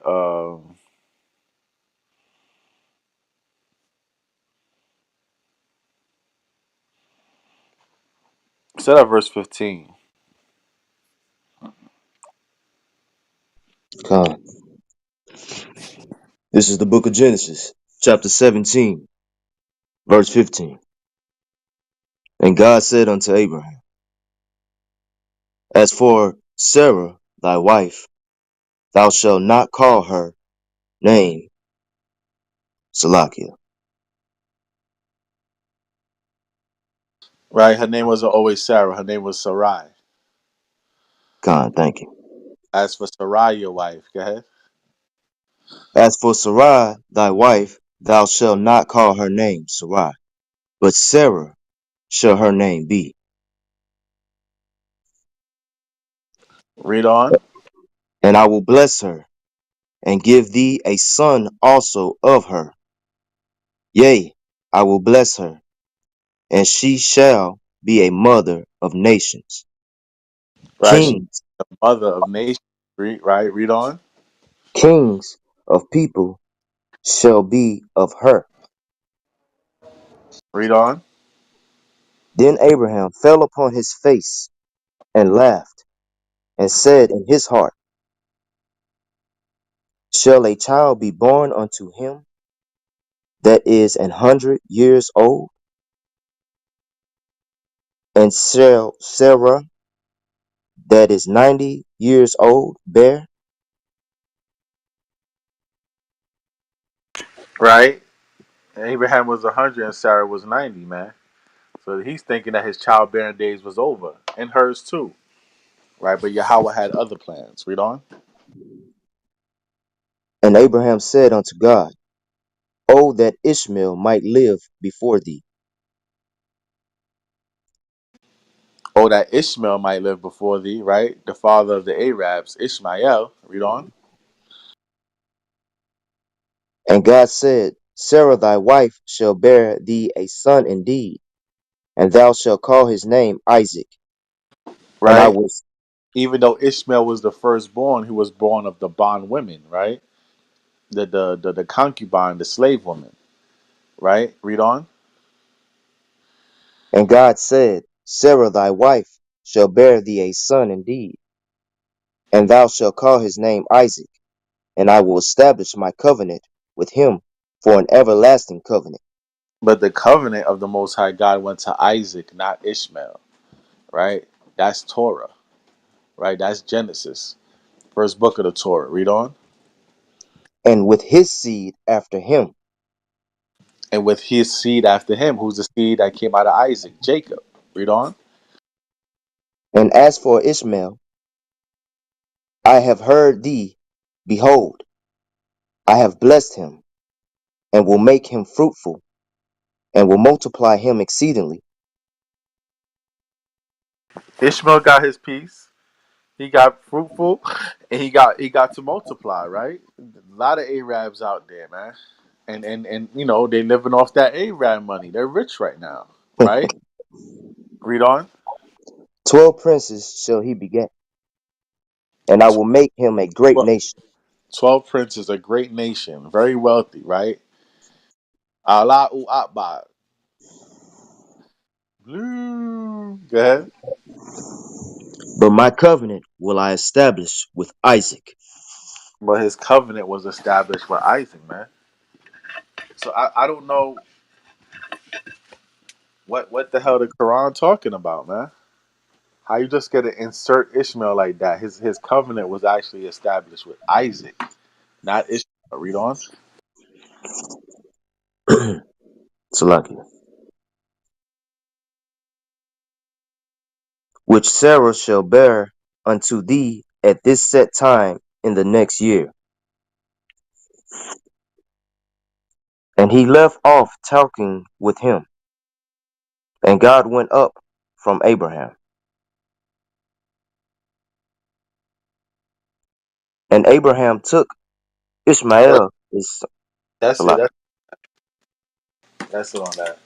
Go to Genesis chapter 25. Genesis chapter 25. Con, I'm there.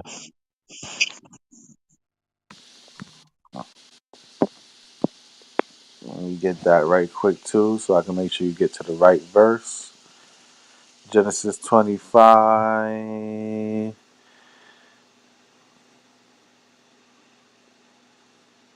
Start at verse 8. Con, and you're gonna have to bear with me with these names. I'm trying to get better with all this. Con, I got you, King. This is the book of Genesis, chapter 25, verse 8. Then Abraham gave up the ghost Right, this when Abraham passed away. Read on. and died in a good old age, an old man and full of years, and was gathered to his people. And his sons Isaac and Ishmael buried him in the cave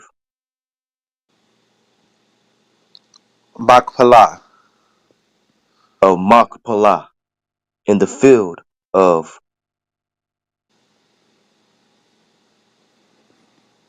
Ephraim, Ephron. Ephron, the son of Zohar the Hittite, which is before Mamre. Right? So he died, right? But before he died, he did something. I'm trying to look for it right here. Oh, go to verse 5. Before he died, guess what he did? Read that for me, King. And Abraham gave all that he had unto Isaac. He gave what? All that he had unto Isaac. Man, he gave all that he had unto Isaac, man. Right? The covenant went to Isaac, and the inheritance went to Isaac. Read on. But unto the sons of the concubines, But unto the sons of the who? concubines, The sons of the concubines, right?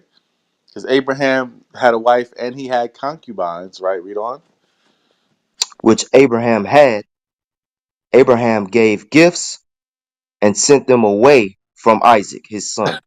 He sent them away from Isaac, his son, right? So yeah, he gave them little trinkets and gifts, but all that he had went to Isaac, his son, man. Right?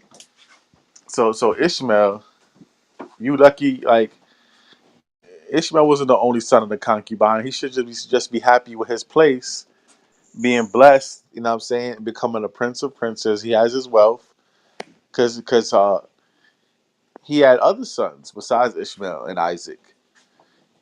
But Isaac got the covenant. Thus saith the Lord. Con? God, Ishmael was even the only son from the concubines. But Ishmael, he should just be happy what the Lord gave him. Because the other sons of the concubines, they just got little gifts that got sent away. Con?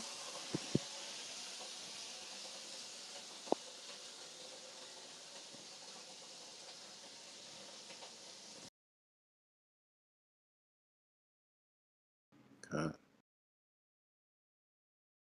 God,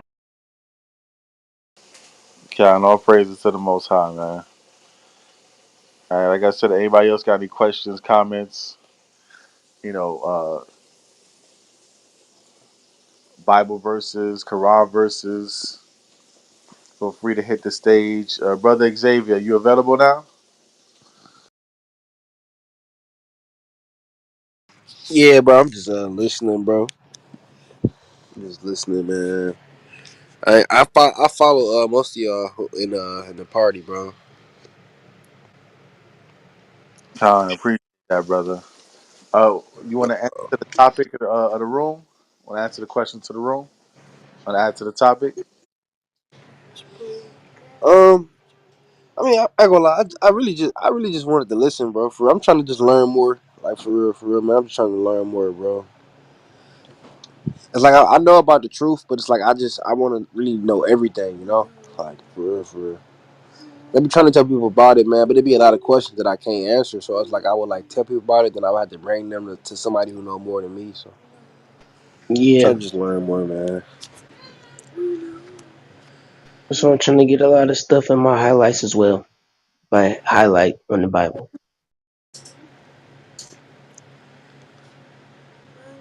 I feel you on that, bro. Well, what city? What city you in, King? Yeah, I'm in Savannah. I'm from Detroit, though, bro. Buddy, buddy, be quiet. Yeah, we got HOI out there, King. We got a camp out there. We got a camp in Augusta, Atlanta. We got people out there in Savannah and everything. You know what I'm saying? If you can't, just follow me. I can hit you off with some information, help you out with your studies, and you can always come on the clubhouse. All right, cool, bro. Yeah, I followed you, bro. Hey, follow me back, bro. It was about 26 people, but no, I definitely followed you, though, bro. Okay, I just Yeah, followed I followed you guys too. Yeah. 6 Mile. Where you from? Detroit? Yes, Yeah, I'm from yeah, we both Detroit. from Detroit. Hmm. Yeah, we got brothers in Detroit too. Definitely, y'all hit me up in the back channels. Y'all could get to studying more. You know what I'm saying? We got classes Tuesdays and Thursdays, but you can always come on the kosher breakfast and ask questions. We got a plethora of teachers out here. You know what I'm saying? Build brothers up in the spirit, and also we got the replays, and we also got YouTube channels and all that. King, Hey, what's your YouTube? right? My YouTube is Shower Par. As you see, my name is Shower Par. Yeah. HOI Pull Up Boy. All right, I'm about to subscribe to you right now, bro. Word, man. All right, let me see. How do I spell this? And you Shower could check Pod. HOI GA and HOI Detroit.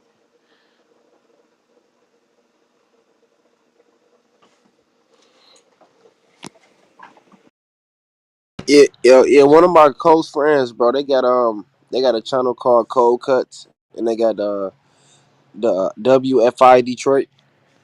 I don't know if you heard of them, but yeah, that's my Yeah, bro, that's man. my He brothers. Yeah, that's my brothers out there. WFI Detroit, WFI. Those my brothers. word, man. That's what's up, bro. Oh yeah, Yeah, Paul. Also hit Queen, him with send me that HOI video. mustard seed.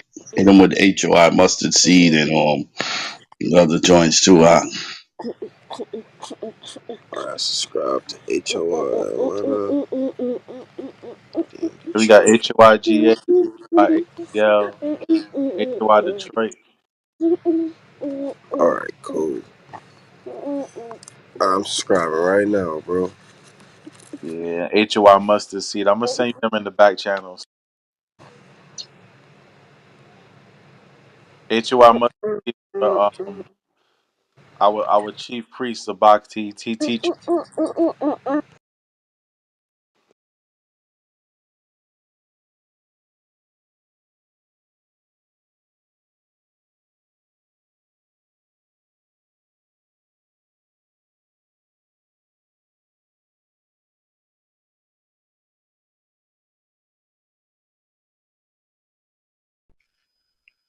What happened? Shapa got cut off. Nah, I'm over here. I'm over here about to eat some breakfast, Akif. Salakia. Okay. Brother. And you could also Facebook friends, Facebook Sabak Khan, if you can Facebook different brothers, and you can see them going live and teaching on the streets live through Facebook. Because a lot of our YouTube channels they cut off, so you could also do that.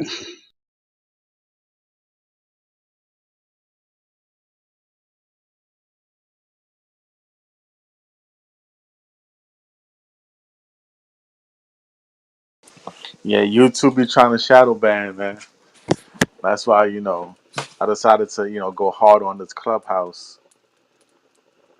You know what I'm saying? Because YouTube does shadow ban a lot. Like I say, you definitely can catch me here, most high willing 5 days a week. Serving soul food, actually food for your soul. That's what I'm over here doing, dishing out food for the soul. It's the kosher breakfast, man. I was expecting a lot more smoke to come in this room, man, and I seen a few people hit the stage that might want to smoke, but they just dip off, man. Hey, yo, bro, can I ask you something, bro?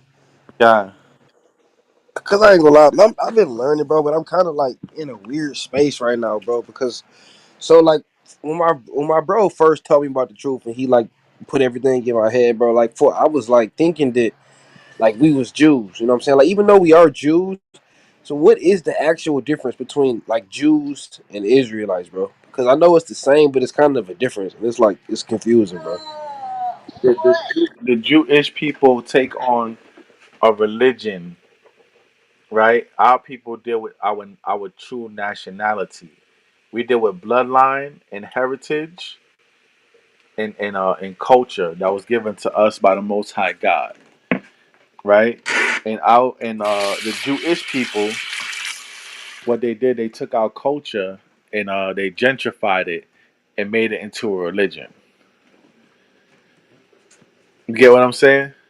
It's like let's say you got Floyd Mayweather, right?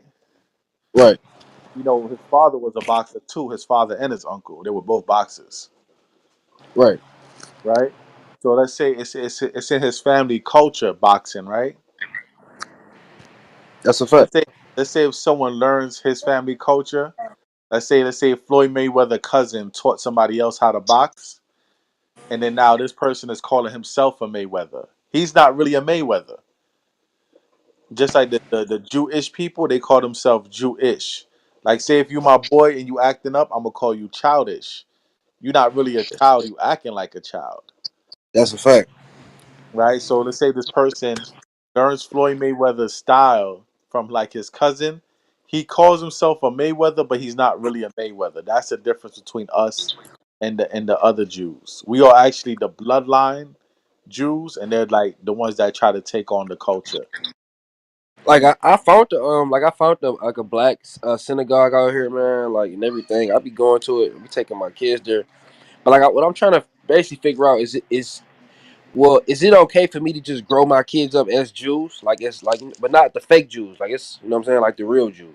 Nah, see, Or you gotta see what the black synagogue teaches. If they teach in the Jewish customs, because, like I said, the Jewish customs, right? They deal more like the Talmud, right, right. and other books that's not necessarily attached to our culture. Our culture is attached to the Torah, the Tanakh, and the Gospel. That's our culture. That's our heritage. That's our family. David is our family. Samson, Moses, Isaiah, Jeremiah, Christ. Those are all our family. You feel me? That's our bloodline, heritage, and Or relatives. But to the other people, that's just religion. So you all gotta you right, gotta you cool, bro. gotta you gotta be careful of what synagogue you go to, because what exactly are they teaching? You know what I'm saying? No, I ain't gonna lie. Like I mean, like see, it's like a recreational center throughout the week, and then on Saturday it's a synagogue. You know, so it's like, but it's like a whole community, bro. Like there don't be nobody in there but you know what I'm saying, dark melanin people. So it's a cool, but like I just was, it's just confusing, bro, because it's hard to like you said, they be blackballing like Israelite videos, so I really can't study it like far as just listening to like videos like that. So I get on here and just listen to people talk about it, but it's easier to study the Jew religion versus the like Israelites because they keep taking everything down. Then, so it's like that's why I've just been kind of just like saying, yo, I'm a Jew because it's just easier to learn about. But I don't want to learn the wrong things though. That's pretty much what I was saying. Yeah, you don't want to learn the wrong things, all because it might be easier to learn. You don't want to learn the wrong things though. You know what I'm saying? This is why That's a fact. got to tap in, and I can analyze exactly what they teaching you, and you can come and learn the true gospel. Because one thing about the brothers that be on the streets teaching, we haven't been confounded or proven wrong by anybody, and you know what I'm saying, we be in the streets just open for anybody to come through and challenge us. That's a fact, bro.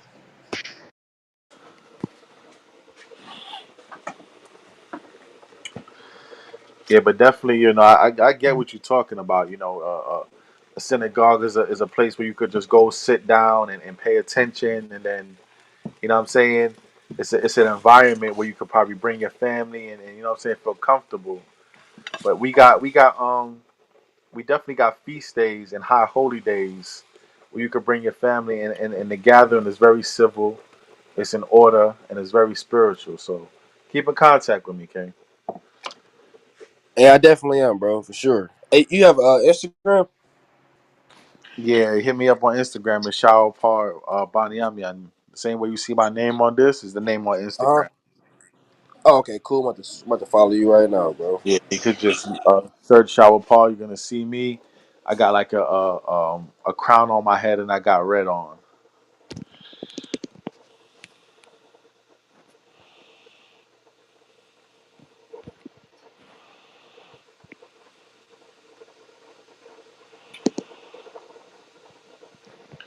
Let me know when you see it.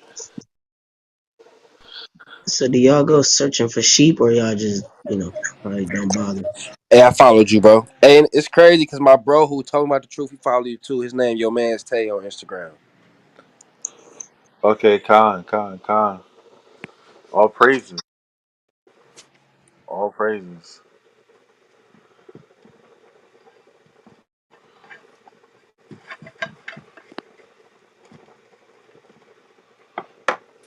Definitely, yeah. We go out and teach, we look for the lost sheep all the time, and we do pull ups.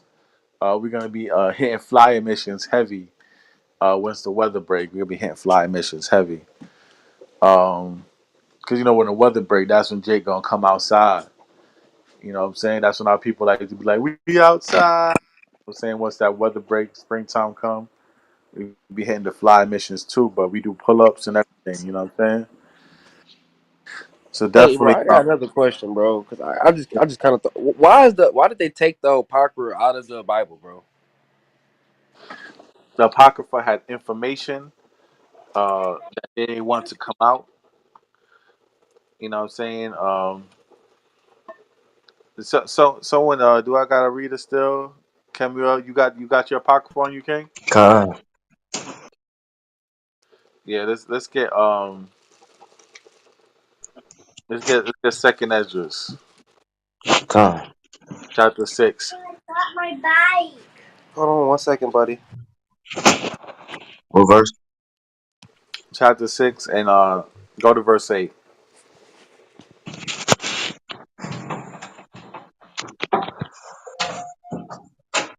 Khan. This is the book of Second Esdras, chapter 6, verse 8. And he said unto me, from Abraham unto Isaac, when Jacob and Esau were born of him, Jacob's hand held first the heel of Esau. Right? Because this is prophecy that's about to be told. Read on. For Esau is the end of the world, and Jacob is the beginning of it that followeth.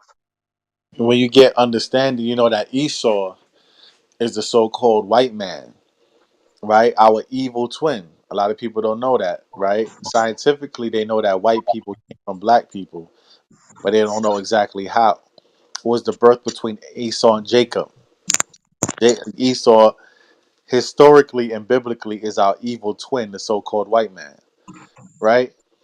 And he was born, and then we were born right after him, and we grabbed his heel.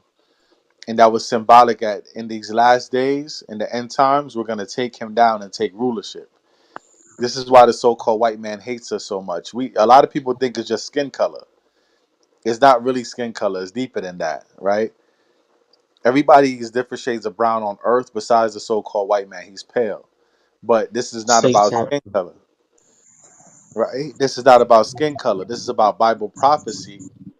And he knows that his Bible prophecy, when he's on top, like he's been on top for the past few hundred years, that we gonna be the ones to bring him down. And that's why he's so hard on us. And that's why, like, the Apocrypha was taken out of the Bible and stuff like that. You get that, Xavier? Yeah, heck yeah, bro. My son's being loud, bro. So you saying that the white man is actually like our our our brother? Like you said, evil twin. Evil twin. You got to go back to Genesis chapter 25. Let me get Genesis 25 and start at verse 23. Khan.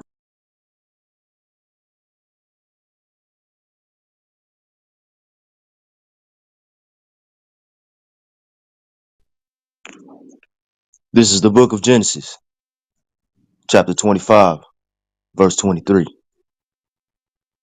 And the Lord said unto her, two nations are in thy womb. All right, Salakia, King. Matter of fact, start at verse 21. Khan. And Isaac entreated the Lord for his wife, because she was barren, and the Lord was entreated of him. And Rebekah his wife conceived. Right? So Rebecca or Rabakah. Rebecca was barren, right? She wouldn't have any children. So the Most High God, right, had a plan, but Isaac didn't know. So Isaac went and prayed to God, like, yo, I really love this woman. Like, she's not having no children though. So the Most High God opened up her womb and she conceived, right? Read on, King. And the children struggled together within her. And she said, if it be so, who am I thus? She And said, she why am wept. I, Salaki. right? She said, if it be so, why am I thus? So after she was pregnant, and I hope you follow me, 6 Mile, she was like, yo, this is a blessing from the Lord about Yeah. me being pregnant. But why am I feeling this way? Because the children were struggling inside of her. They was fighting each other while they was inside the belly. And she felt it, you know what I'm saying? So a messenger from God answered her, right? Read on, King. And she went to inquire of the Lord. And the Lord said unto her, Two nations are in thy womb, and two manner of people shall be separated from thy bowels. So he described these two babies in her womb as two different nations and two different manner of people. This is why they wasn't getting along inside of her, because they were brothers, biologically, but spiritually, right? There were two different nations, right? You have twins, they're identical twins, but then you have twins that's not identical. These are twins that's not identical at all, right? They're two different nations, right? And two different manner of people. Read on that. And two manner of people shall be separated from thy bowels, and the one people shall be stronger than the other people, and the elder shall serve the younger. So there's a prophecy that one people is going to be stronger than the other people, and the elder eventually is going to have to serve the younger, right? Read on. And when her days to be delivered were fulfilled, behold, there were twins in her womb. Right? There were twins in her womb, just like the Most High God said. But were these twins identical twins? No, there were two different nations. Read on. And the first came out red all over like an hairy garment, and they called his name Esau. Right? His first one came out red, like a hairy garment. What babies come out fully red? It's like super red. White. Exactly. The white children come out super red, right? When they cry, they turn red. When they feel shy, they blush. You see the red on their cheeks, right? When they go into the sun, they turn red. You call them rednecks, right? So the first came out red like a hairy garment, and they named him Esau. When you go into the Hebrew, Esau means wasted away, right? He had no melanin like everybody else. He was wasted away. Read on. And after that came his brother out, and his hand took hold on Esau's heel, and his name was called Jacob. So, like it said, the second Esdras and the Apocrypha, right? His hand took hold on Esau's heel, and they called him Jacob, right? Because Jacob means to supplant or to like hustle, get over on somebody, right? That's what Jacob means. You know what I'm saying? Jacob means to supplant, right? To overcome, right? You know how people say I'm a hustler, I always get back on my feet. That's what Jacob goes in. Yeah. You know what I'm saying? Jacob means to supplant. And that right there was the beginning of our nation, their nation. Because the we wasn't the first dark skinned race on earth. There was many dark skinned races, right? But in the Apocrypha, it explains that Jacob took hold of Esau's heel was a sign of us taking down the white man in the future. But they ain't want that in the Bible, so they took that out in the Apocrypha.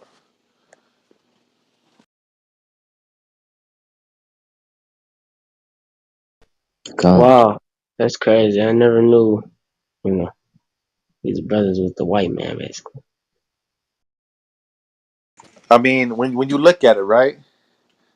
Other nations always try to be like us all the time, right? But for some reason, the white man, even though he be flavorless a lot of the times, he be the one that try to mimic us the best, right? When you look at basketball players like Dirk Nowitzki or J Dub, or you look at dancing and singers like Justin Timberlake or Justin Bieber, you know what I'm saying, or Eminem. Y'all from Detroit. Look at Yeah.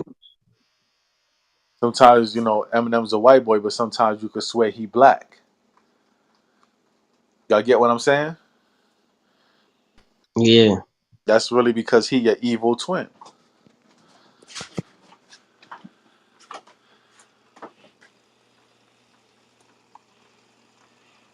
But this the type of information they don't want you to know. You feel me, King?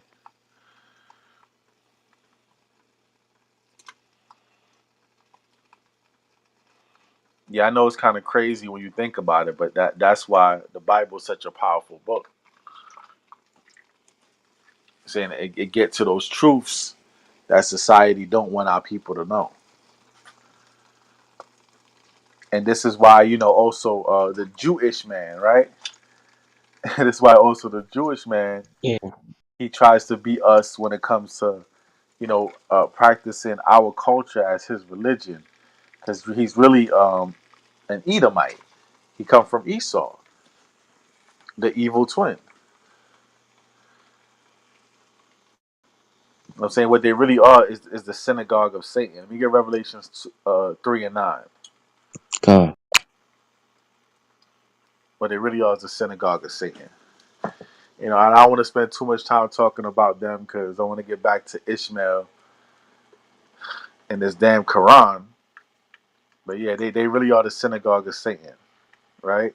Like the Ak just said, my boy Xavier, right?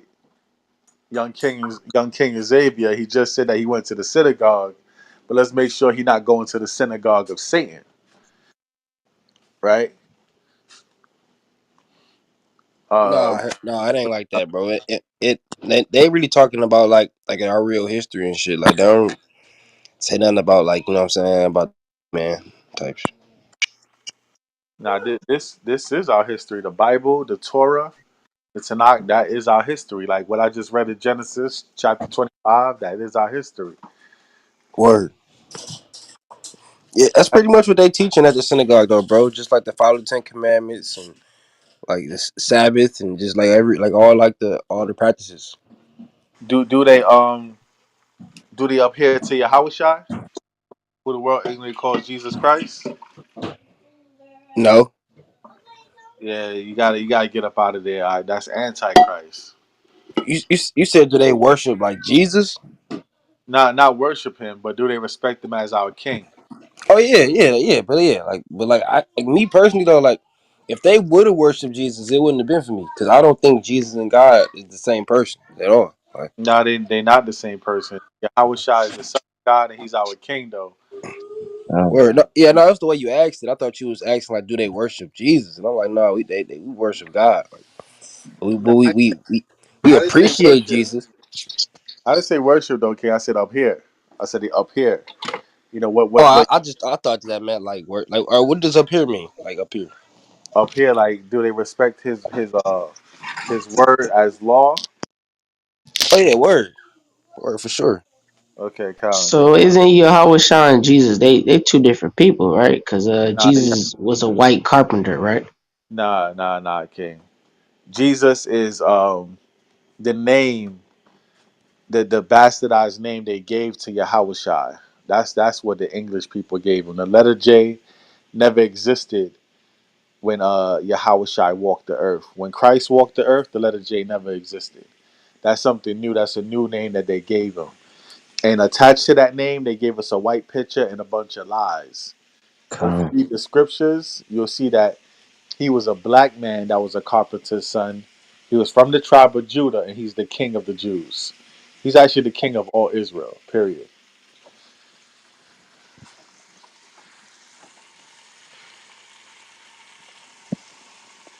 And we don't worship Yahweh Shai, but we know that he's our king and he's our mediator between us and the Most High God. Because the reason why we in this predicament right now is that we sinned against the Most High God, and Yahweh Shai is our mediator. Y'all know what a mediator is? Like someone who like translate, like basically. Salakia. You know what an attorney is, right? 6 Mile.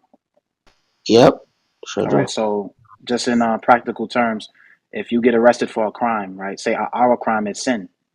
All right. That's the crime. That's a crime against the Most High to be breaking the law, statutes, and commandments. So Yahushua is our lawyer before the great judge, who is the Most High God Yahweh. All right, Yeah, I get what you're saying. that's a mediator between God and man. Just giving a practical example, the lawyer is the mediator between the judge and the person being charged for the crime. Understand?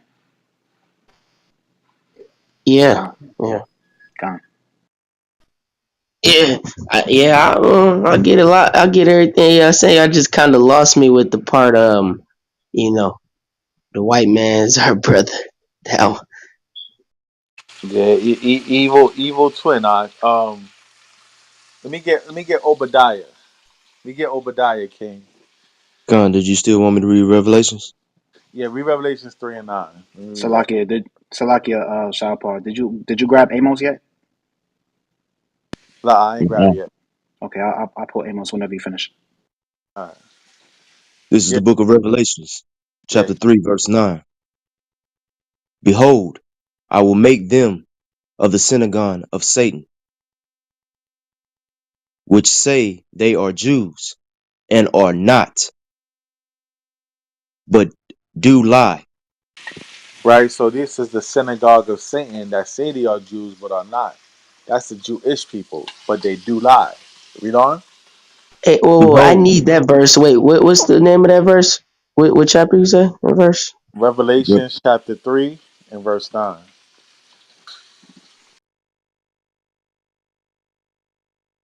Right. Read on. behold, I will make them to come and worship before thy feet, and to know that I have loved thee. You see that the Most High God loves us though, and He don't love them. So, when the time comes, they're gonna be worshiping at our feet, right? They're gonna be worshiping at our feet because just like we need Yahushai as a mediator between us and the Most High God, they can't even worship God directly. They gotta get to God through us. There's an order when it comes to the kingdom of heaven and a chain of command. So we're gonna be ruling over the nations in the kingdom of heaven. This is why we gotta get our act together now.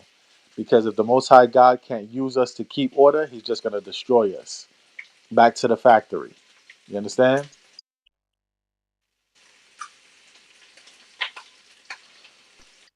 Yeah, I can hear you. I was just searching up the verse. Yeah, Yeah, that was Revelations chapter 3 and verse 9. all right. That's the New Testament, right? Yeah, and we're gonna get Obadiah. Okay, that's why I couldn't find it. I always go in the Old Testament. Yeah, that's the very last book is Revelations. That's the very last book. And we about to get Obadiah verse 10. So let me get that, King. I got it. This is the book of Obadiah, chapter 1, verse 10. For thy Salakia, for thy violence against thy brother Jacob, shame shall cover thee, and thou shalt be cut off forever. So this verse is saying to Esau, the Edomites, right? He said, for the violence against your brother Jacob, shame is gonna cover you, and you're gonna be cut off forever. So that is the judgment on the so-called white man for all the violence he have done to us for the past. I'm not even gonna say 400 years because it goes deeper than that. For the past thousands of years, he has committed atrocities and came against the children of Israel, destroyed us, enslaved us, persecuted us, scattered us, right? Took our heritage from us, took our name from us. So, that's the things he got to pay for. And my doctor, well, you got the mic, King. Brother Kemuel, could you please pull Amos 1 and 11? God,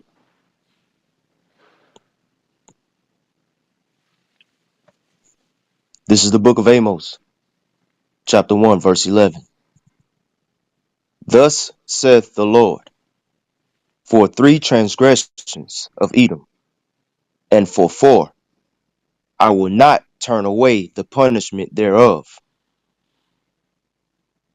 because he did pursue his brother with the sword, and did cast off all pity, and his anger did tear perpetually, and he kept his wrath forever. Right. So just reiterating what the Adawam Sharpar said about the scriptures calling Esau our brother, and it says that his anger teared perpetually. Right. He pursued us with the sword, and that's really over thousands of years because the ancient Edomites, they were pursuing us with the sword. When we tried to pass through their land, they pursued us with the sword. During the Greek and the Roman empires, they pursued us with the sword. Right? During the Middle Ages, they pursued us with the sword and destroyed our images like they did in ancient times. Transatlantic slave trade, they pursued us with the sword. Today's time, they're pursuing us with guns, the modern day sword.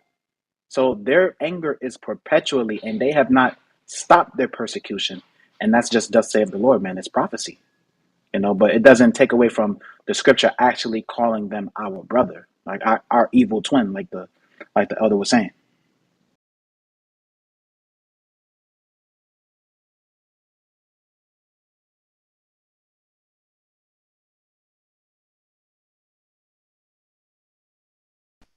Yeah.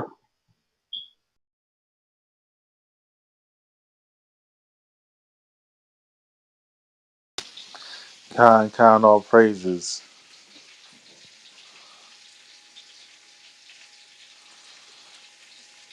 right? I see the brother jumped on stage. Tovia, Shalom King.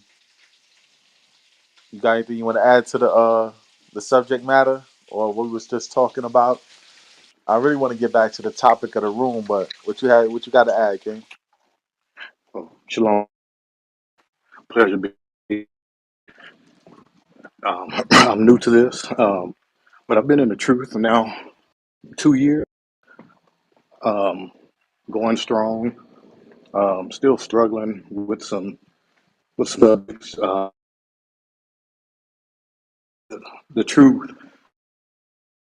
At work. I'm switching offices. Give me just a second. Sorry about that. Uh, I want Esau in my conversation. Um, but yes, I've been in the truth 2 years now.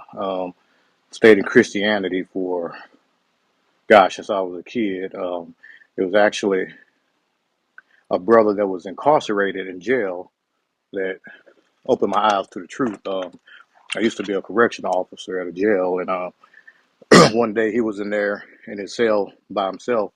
It was on a Saturday. That's when we generally let the guys come out and exercise and do their thing. And he didn't want to come out because he said it was a Sabbath day. So me being ignorant to the fact, I'm trying to clown the brother. Like, man, it ain't the Sabbath. Sabbath is on a Sunday.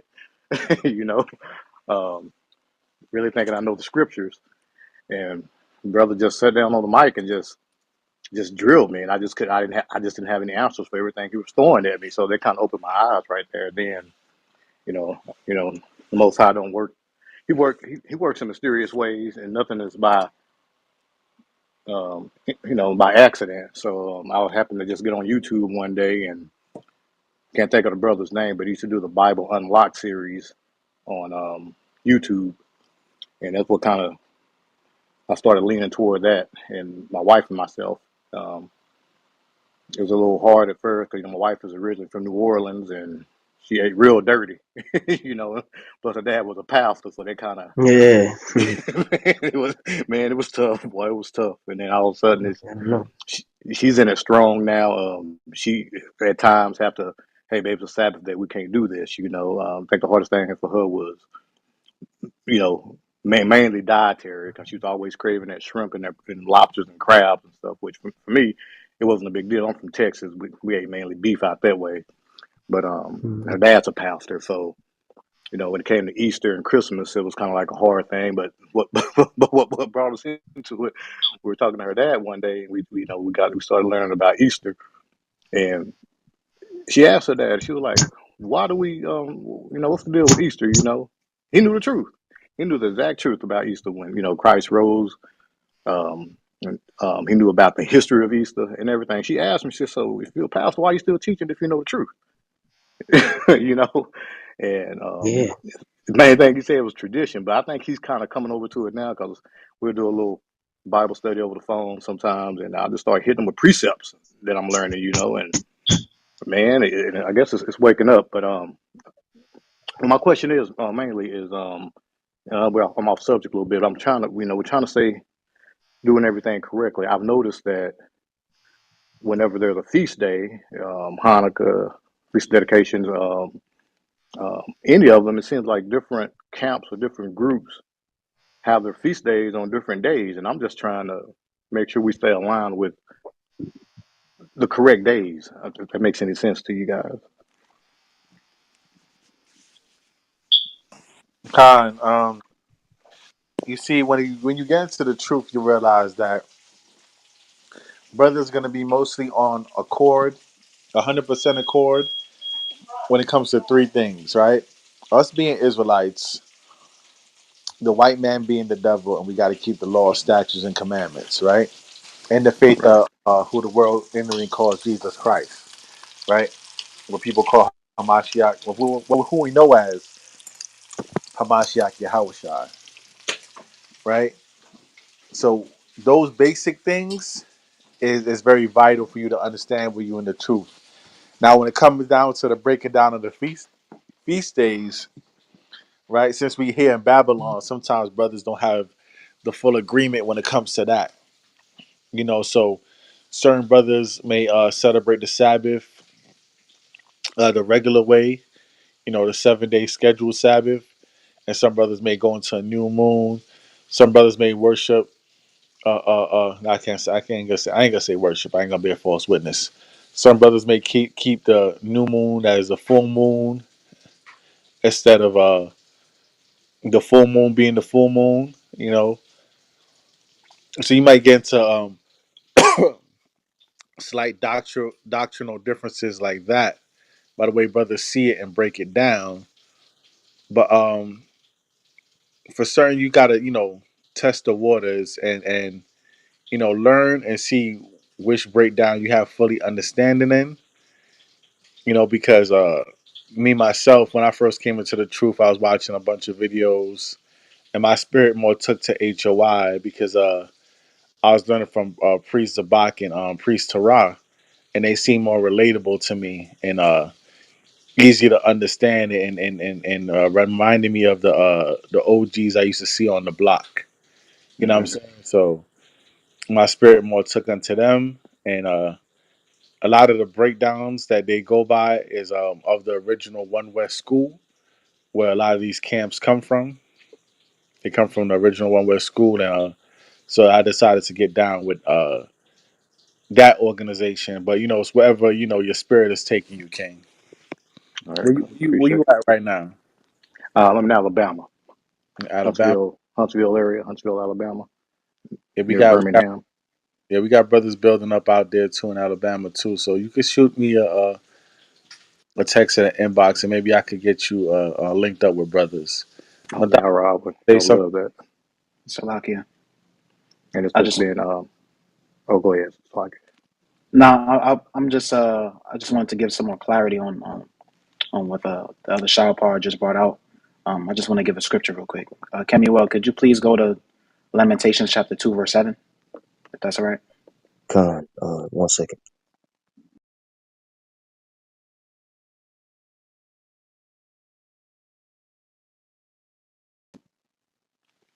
You said chapter 2, verse 7?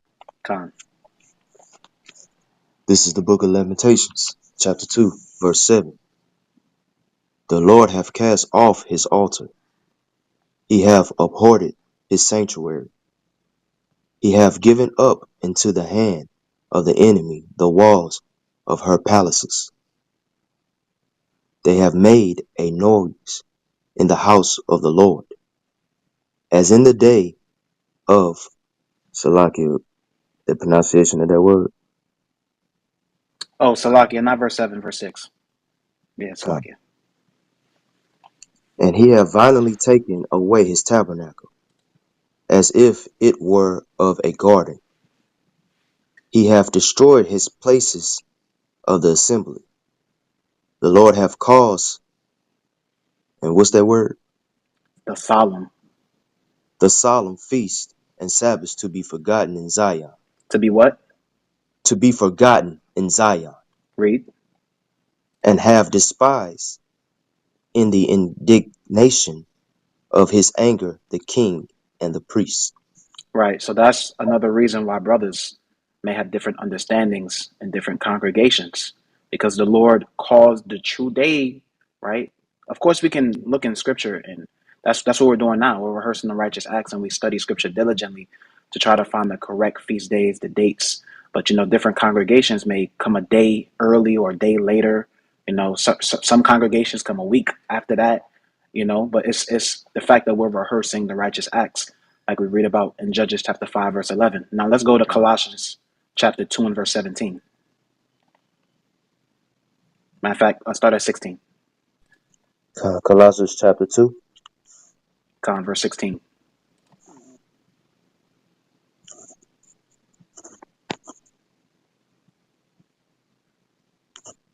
One moment.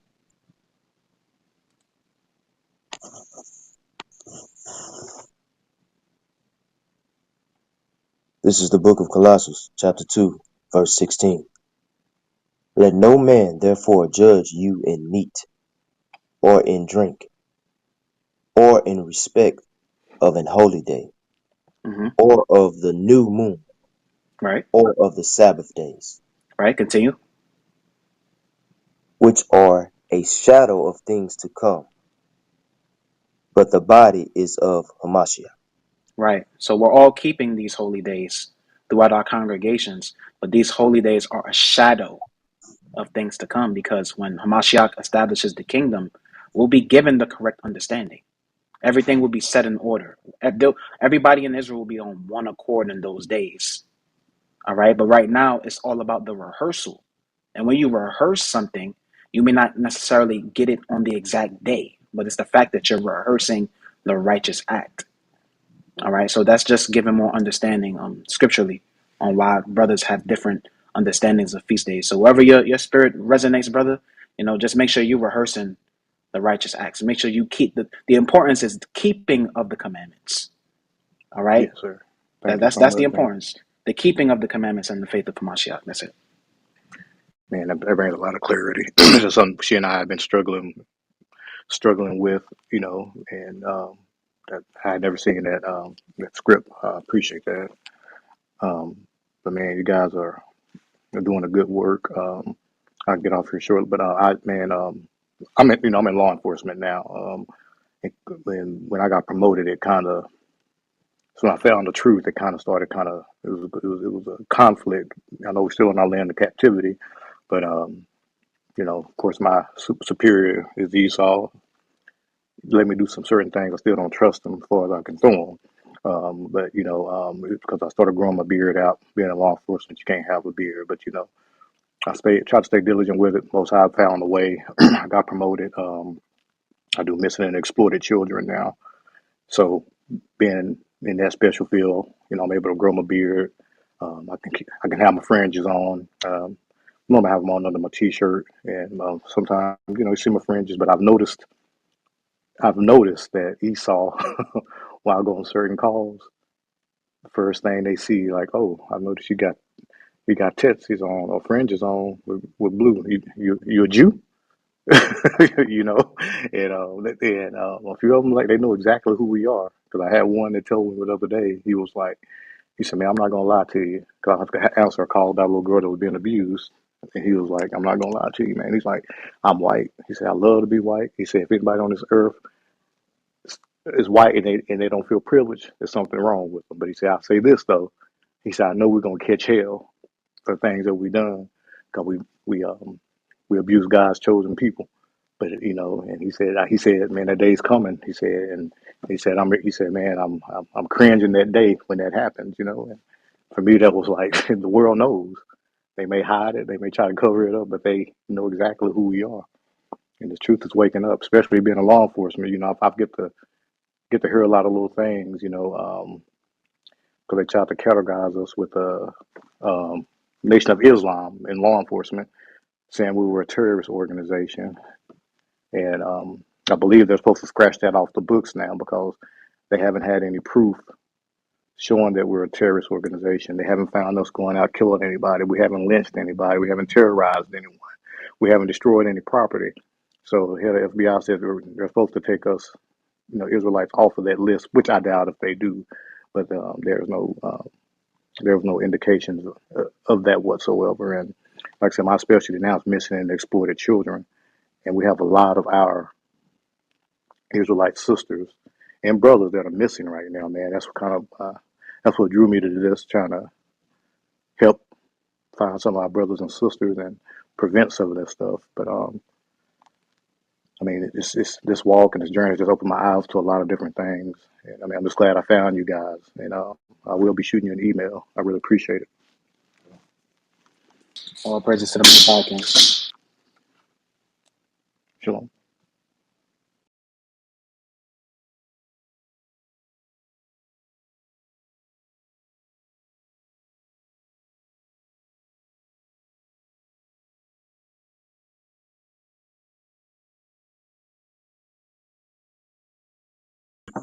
Hey, Amarth, what's going on? And Matatwa, did y'all bring that First Corinthians out or no? 13 Nah, and 9? Nah. La, not yet. And shalom, ma. Yabashir. Hey, Shalom. How about Shemar Shabbatah? Yeah, yeah, about you, Shema Mr. Shabbat. Batman. Hey, Yeah, you said something real quick, and then I'll get off because my daughter's acting up. So title room is Islam a black man and black woman? I guess that means or Arab religion. Is that right? Nah, just a black man and black woman religion. I just did that so it Yeah. looked like when I Oh, did so some, first. yeah, some of our people do wear the turbans. I got you. I got Yeah, yeah, yeah, you. yeah, There's yeah. a black man religion. I believe historically we found out that that's not also being this truth and knowing our heritage where we come from.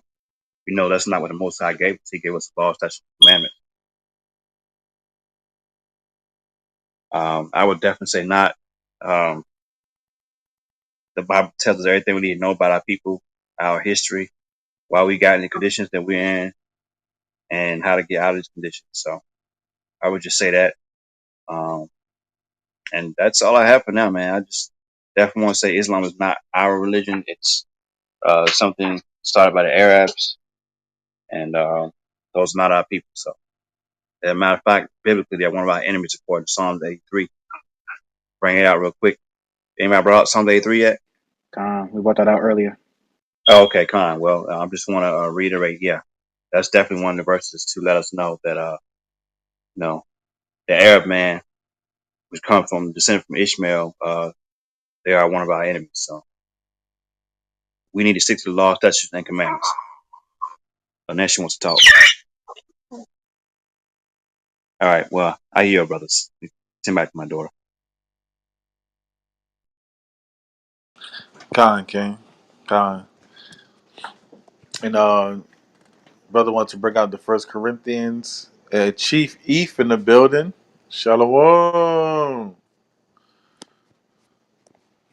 Shalom, shalom. Well, I'm catching Shalom. the brunch part. I ain't catching the breakfast part. Kwame Ashala. Kwame Ashala. Yo, I ain't gonna hold you. Those that know. I'm still stuck on the 8th day Sabbath, bro. Like that thing still is ringing in my ears. It's kind of crazy. But Con. I yield.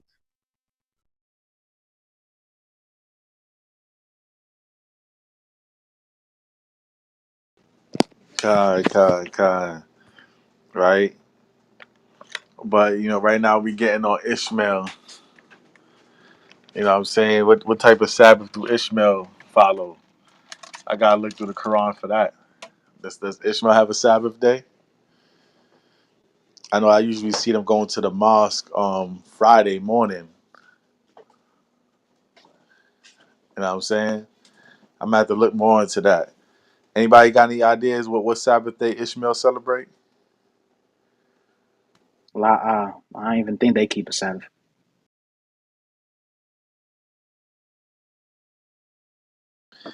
Now that's interesting to look up, man. I might have to look into that. Salakia.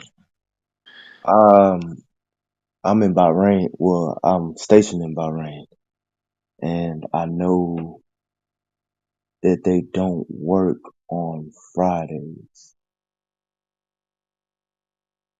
I can hear their prayer calls every day. They have them on the loudspeakers in the mosque. Um, but I believe it's on Fridays, but I could be wrong.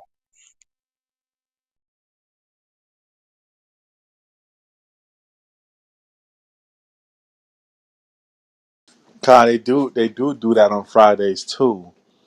Because I remember I was in East New York and there's a lot of Elamite Muslims in East New York.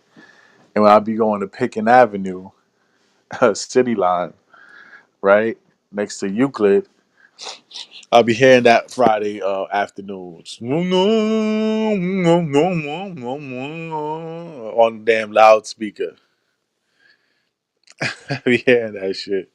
So maybe, yeah, maybe they got the Sabbath wrong. They do the Sabbath Friday morning instead of starting on Friday evening. You know what I'm saying? Con, and they start their days on Sundays. Like on our work day, their work days start on Sunday. Yeah, I definitely got to look into more than that. See how Ishmael celebrate the Sabbath day and where is it written in their Quran? Because I guarantee you they got some type of folly going on when it comes to that. Could Yeah. Mhm.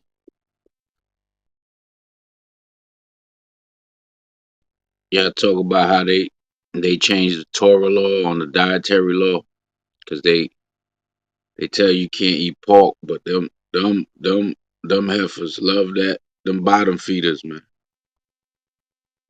They love the bottom feeders. They love all them unclean fish. Yeah, they definitely love them shrimps. Camel. Yeah, the camel. damn. Yeah, And they. and so and Salakia, they do say that you can't eat pork. It's circumstantial in the Quran. They say that you cannot eat pork unless you're in a life or death situation. Then you can, Allah will have mercy upon those that are in life or death situations to eat pork. So it's contradictory. Yeah, they teach that, but to change the whole dietary law in itself, you know what I mean? Like the Most High said, you can't eat these unclean things, and they like, no, you can, just not the pork. If that ain't some cherry picking dietary law, what you know what I'm saying? Like that's crazy. That's like the 7 day Adventists. You know what I mean? They won't follow nothing except the Sabbath from the Old Testament. You know what I'm saying? Like all the other commandments, all the other laws, but you just gonna follow the Sabbath. It's crazy. All these religions they pick one thing or the other. That's it. They don't go with the whole volume. They just go one or the other. Con, Salakia, and in their markets and the grocery stores in Bahrain, they still sell pork, but they section it off like it's in like any product that or any meat that has pork in. I mean, any product that has pork in it and meat, they sell it in the back, like in a cutoff area. Yeah, and they sell the ham on the boar's head for the heroes in New York City at least. You know, the heroes, the breakfast sandwiches. They sell you the bacon, egg, and cheese. Some of them use beef bacon and turkey bacon, but most of them got the pork bacon. You know, they really don't give a damn. And you'll see them; they'll clean off the grill if they don't got an extra grill. They'll clean off the grill before they make their food. But they ain't gonna give it to the Negroes.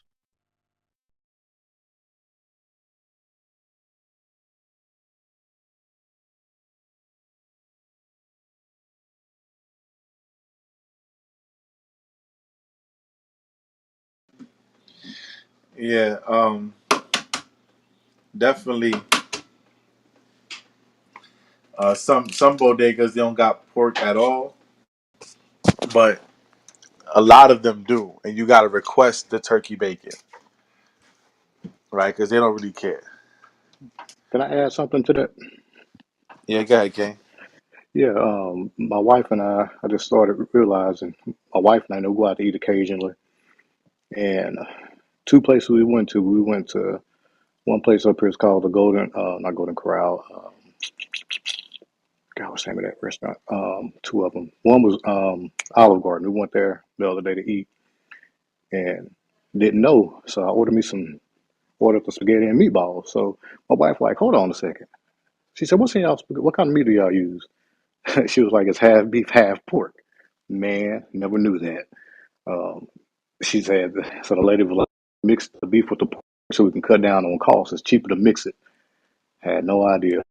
And then we went to Cracker Con, Barrel. Went to Cracker Barrel one day, and I love it.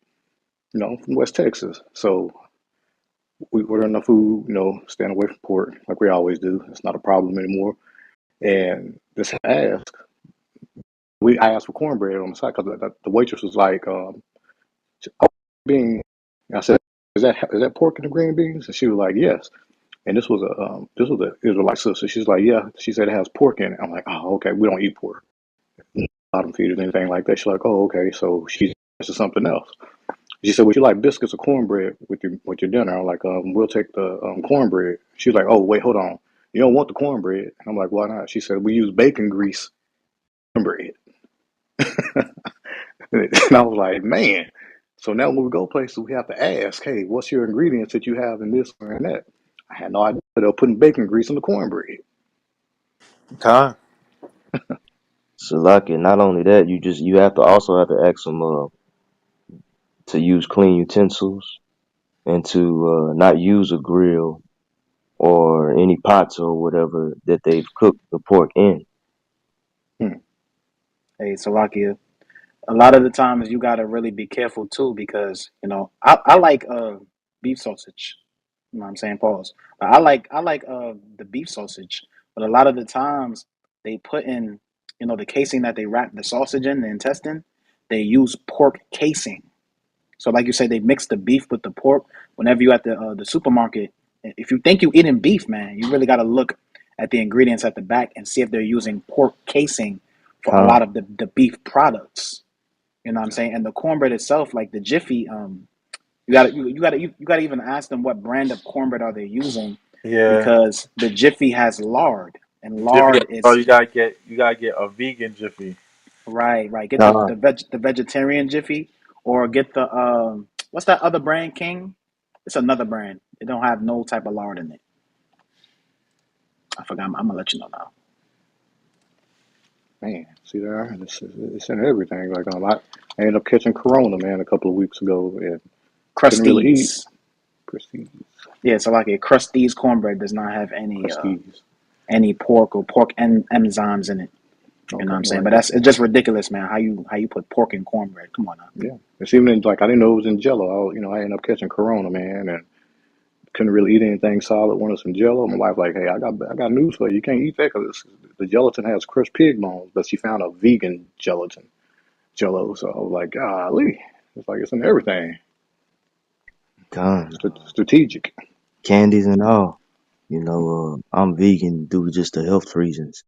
So a lot of the packaging that ingredients that I look on, a lot of things have pork in it, and even when I did eat meat, um, the chicken sausage as well. You look at certain chicken sausages, it has the gelatin casing.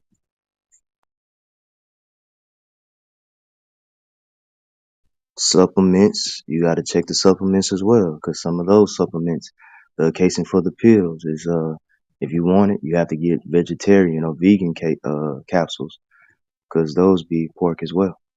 Deodorant, all that. Yeah, one time I got caught up with some hot chocolate packets. You know what I'm saying? I opened up the hot chocolate packet, but realized it was marshmallows in it, and they were using pork to make the marshmallows, unless they're vegan marshmallows. Salaki, I was mad as hell when I found out Lucky Charms had pork in it. Con.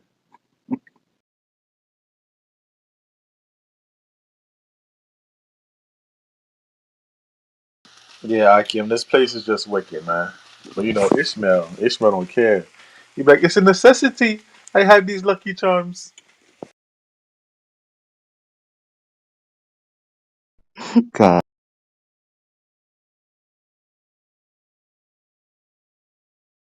There was no wild Ishmaelites that came in the room today earlier. Nah, not really. There's one Ishmaelite that came through and spilled the beans, man. A very good Ishmaelite. Yeah, like he spilled the beans and let them know that like Islam is really Arab supremacy. He blew them up. He gave us uh, verses out the Quran and historical information about slave trade and sex trafficking. Like he went in articles, books, and everything. Mm. Salaki. Yeah, they getting tired, man. They getting tired too, because a lot of them get oppressed with it also, because they see it as a false religion themselves, and a lot of them do know who we are. So them be the ones that be against their religion also, but then they got a lot of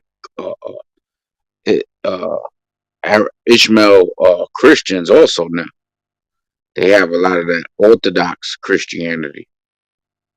They got a lot of that. God, also another Bahrain fact in the Middle East. The sex trafficking is high in Bahrain, and the prostitution and all. They have from Arab to Ham to some of our people out there.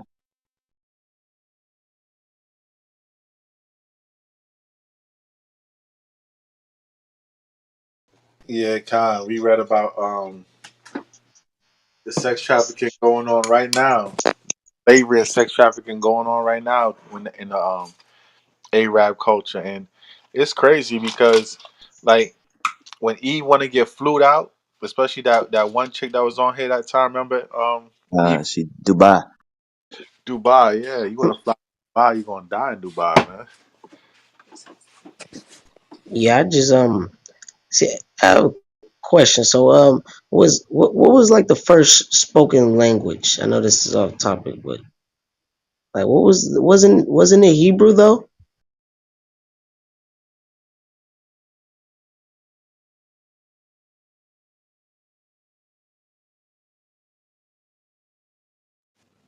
Shalom. Yeah, Hebrew's the language of the Most High God. Yeah, that's exactly what I thought. Yeah.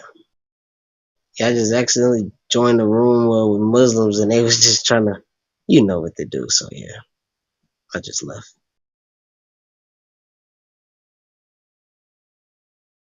Shalom. My English is not so good, but I try. Islam is not for black people, for the Negroes, because if you go according to the Quran, you will not find any, not even one prophecy for a black man. You don't find a black prophet.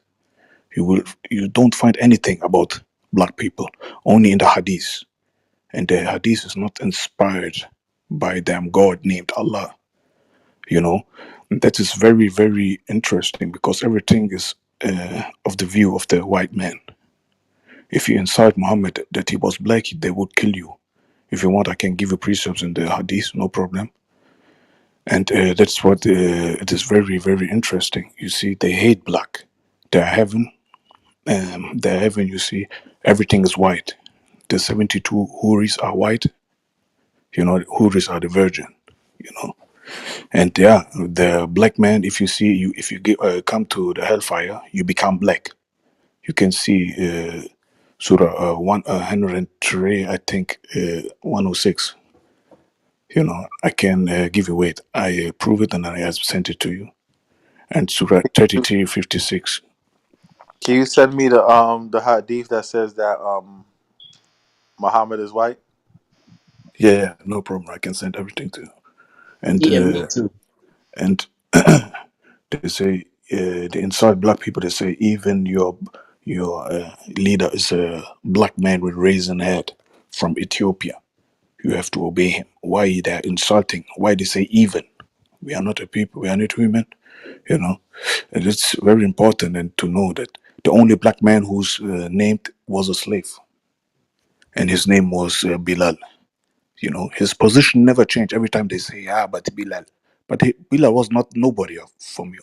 He was not he was not a prophet. He was only a slave. His whole life. Nobody knows where he's from. If he has children, if he has family, only a slave who can sing. They misused him, you know, to let him sing. Oh, this Negro, he can sing, let him sing. But his status never changed. And that's why we black who convert to Islam, we are the more poorest people in the world, you know, because they laugh at you. Go to a Muslim man and say, I want to marry your sister. You will see what the family will do to you, you know. And they say Islam is peace, Islam is peace. Islam, they hate black, they're anti-black, you know, but they don't show us. Con. Elder Tarai, you got something?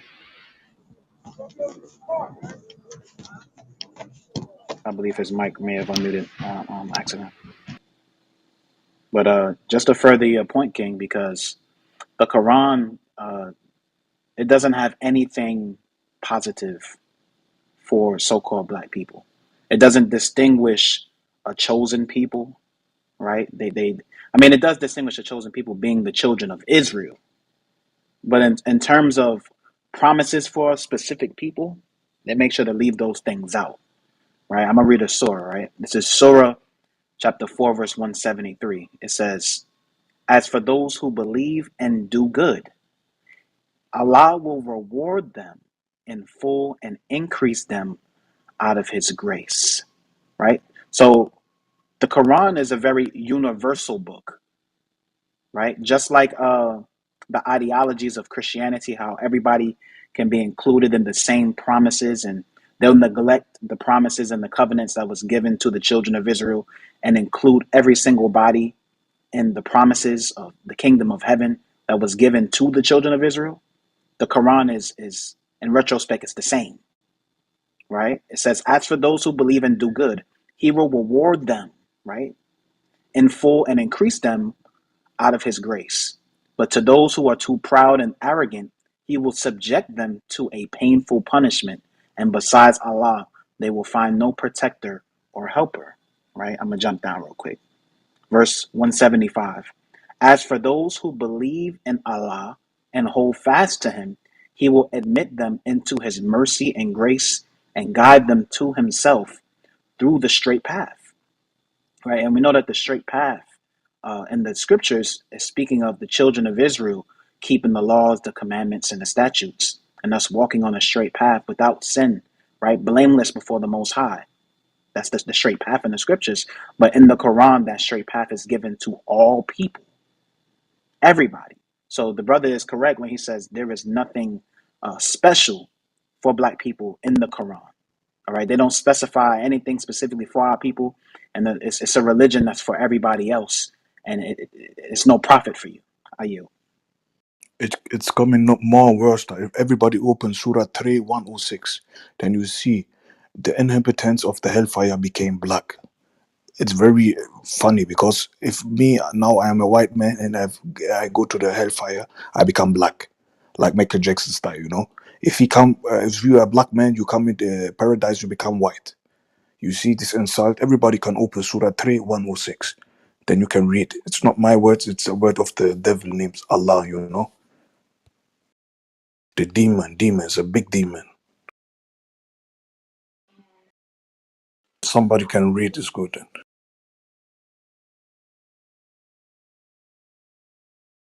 You said And Surah 3 and 106.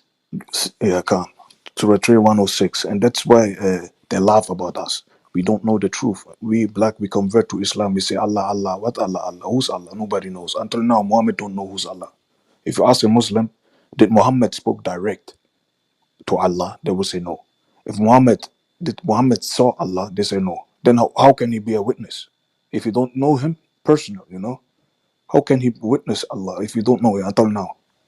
And they say, Right. yeah, angel, angel. But it doesn't change the fact that you don't know Allah, you know? Now, And this now is, to we have. Now go ahead, King. I'm sorry. Please read if you want. Surah 3, 106. Before it's even brought out, I just want to touch on the point real quick, right? It's debatable to the Arabs, but we know that prior to the invention of Islam, the invention, right, invention of Islam, the Arabs worshipped a god for every single day of the year, right? 365 gods. And they had a chief deity, which was the moon god Allah. And they applied this name Allah, which just means power, right, to the Most High God. They adopted our God from our scriptures, right, and applied the name of the moon deity of their primary deity, the moon god, and called him Allah, which just means power because they don't know the name of the Most High, They right? don't know, but what is very funny is until now, Muhammad don't know who's Allah. Because if you read the scripture, he has never spoken to him. How can you be his witness? How can you say the shahada? How can you say the shahada is that I confirm that Allah is this and this and Muhammad is his messenger? How can you confirm it if you don't know him? You know? Right, And what was with the people before Muhammad? They don't confirm that Muhammad was a messenger. Are they now Muslims, or when did they decide to be a Muslim? You know, it doesn't make sense. They say everybody was born as a Muslim. Show me one child who's a child who say yes, I say that Allah is God and Muhammad is his messenger. It doesn't make sense. This fundament is based on the lie. Who made Ishmael to a prophet according to our scripture? Nobody. Who's Ishmael? You know, you say Ishmael is a prophet. Who made a prophet?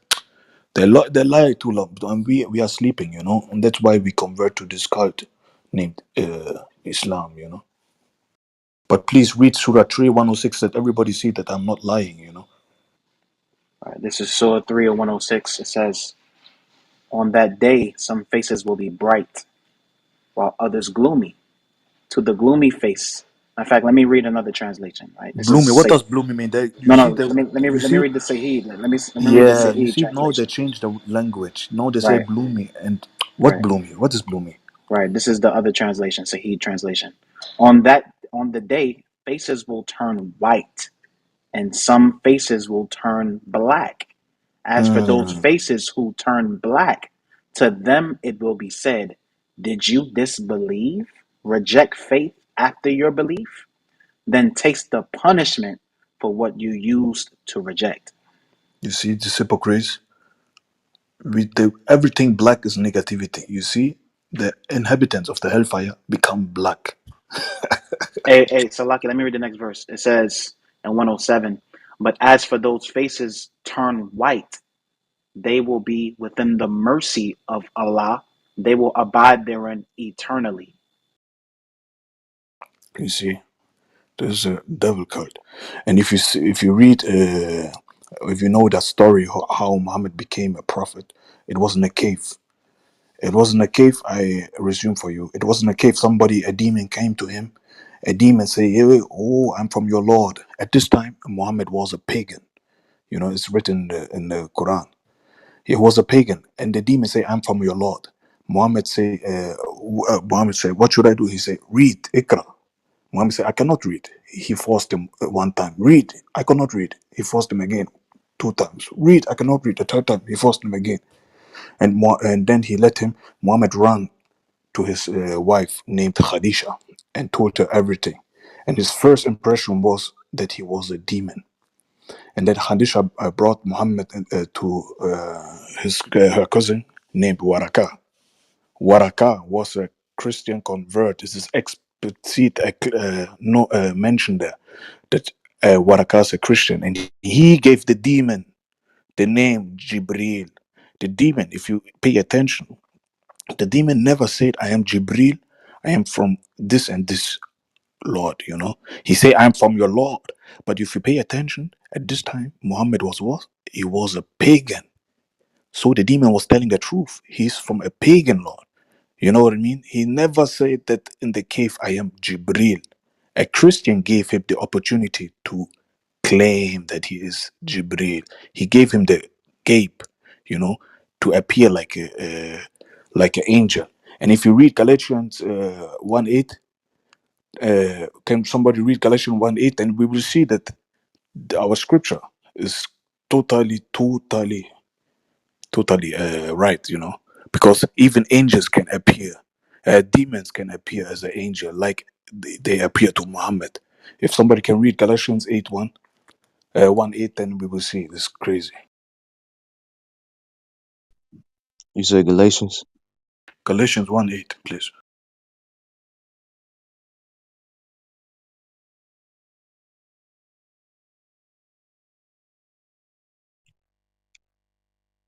This is the book of Galatians, chapter 1, verse 8. But though we, or an angel from heaven, preach any other gospel unto you than which we have preached unto you, let him be accursed. God. And this happened in the cave. A demon came in the form of an angel, you know. And this is the story of the Islam. And our scripture is warning us that something like this will never happen. But you see, the dumb Islam cult, they forgot that our scriptures from the Most High, and their scriptures from the devil. And that's what I can say to the Islam. Every black brother in this dumb cult, please come back. Read the scripture. And if you don't trust me, read Surah 5, 101. People who seek for the truth, they left Islam because they saw that Islam is not the truth. If you read Surah 5, 101 and go to 102, then you will see what the people did. They left Islam because of the devil cult.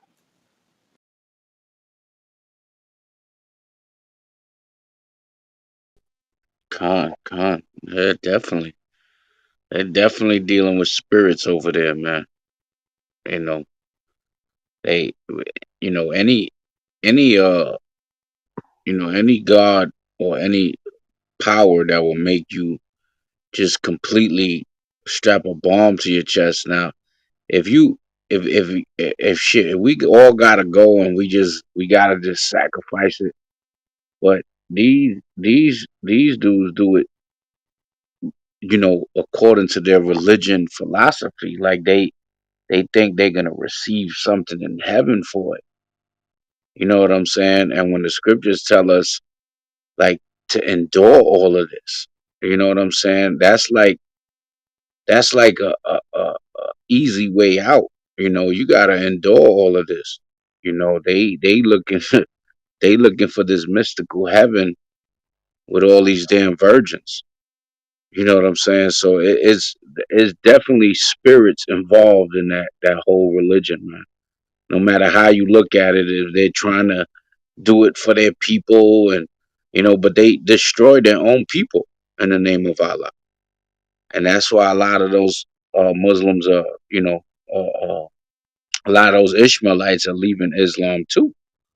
Not only, not only is you know black people leaving the Christian church by large numbers, there's also Ishmael and other people that's in Islam that's leaving Islam. Remember, the scriptures also say that the son of perdition shall be revealed. So these are things that's happening as we waking up and we're coming to the truth. Now we starting to see all the lies. So the world is seeing it too from our lens because we're the ones destroying the lies. The Most High has us destroying these lies as a nation of people. On every damn corner, on all these platforms, these lies and deceptions and religions, they're all getting dismantled by the word of the Lord. So eventually, once you realize that it's all a lie, then which where all the faces are going to turn to? They're going to turn to the ones who've been telling them the lies, and that's when the son of perdition shall be revealed. So a lot of people starting to see and wake up that religion ain't doing nothing for them.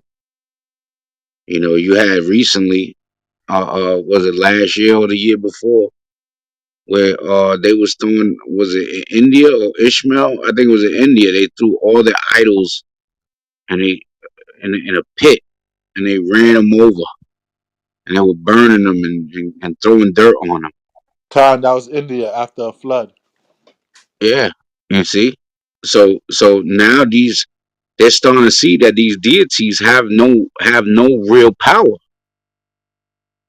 So those ones that's doing that, they're either gonna become atheists or they're gonna be the first of that, like the first fruits of the Gentiles that's gonna actually be servants in the kingdom. You see what I'm saying? They're gonna love to serve because they want to get away, and they actually running from these lies. So just pay attention, Israel. The son of perdition is being revealed, and those are the lies that was told through all the religions and all the philosophies, and of course white supremacy, Arab supremacy, Ham supremacy. All of these different things are starting to be revealed as we're waking up.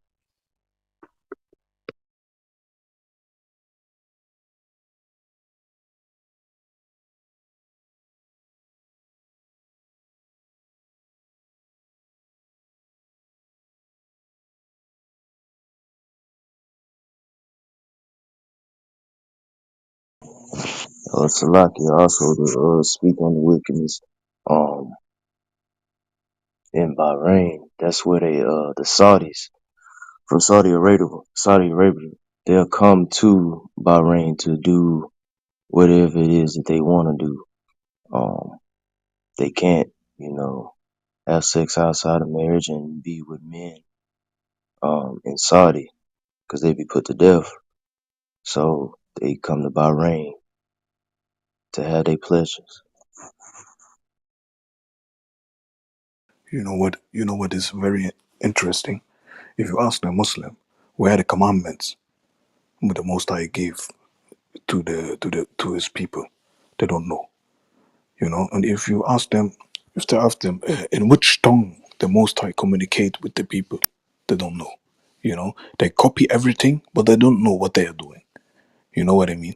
And this is very important to let them see that they are foolish, because they are very smart. They think they are smart because they use our scripture and say, no, no, no, you don't understand. It's false.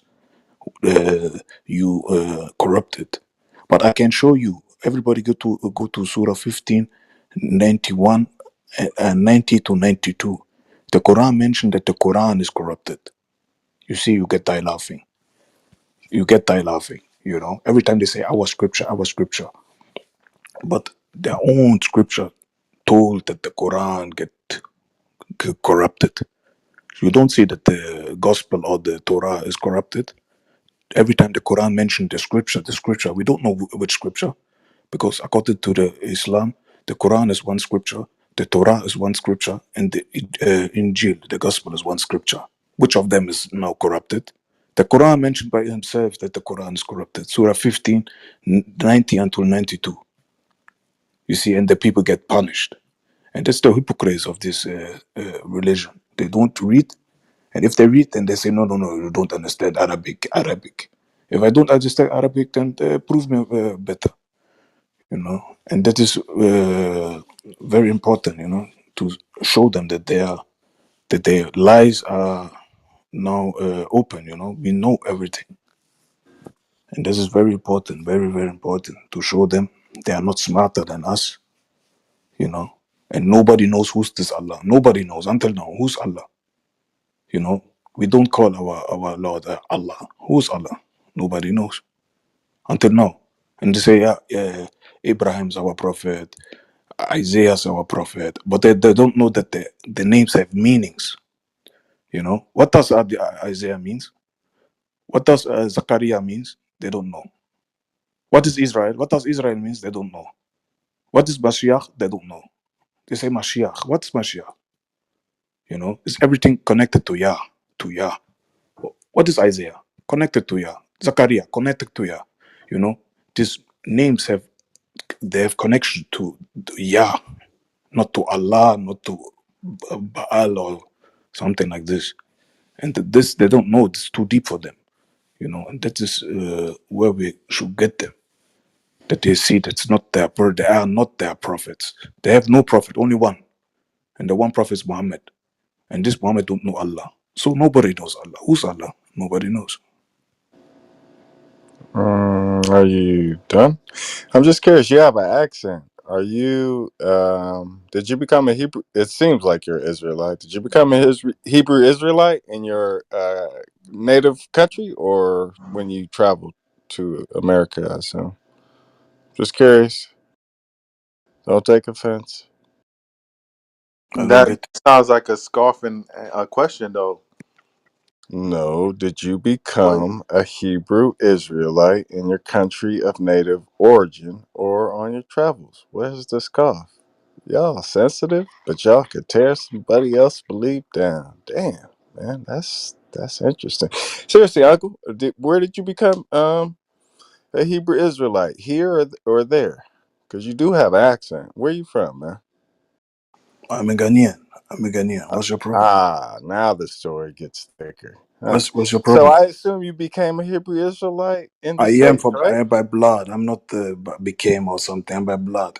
Right. So now Right. we're playing the denial game. What the now game? When did you become an Right. Arab?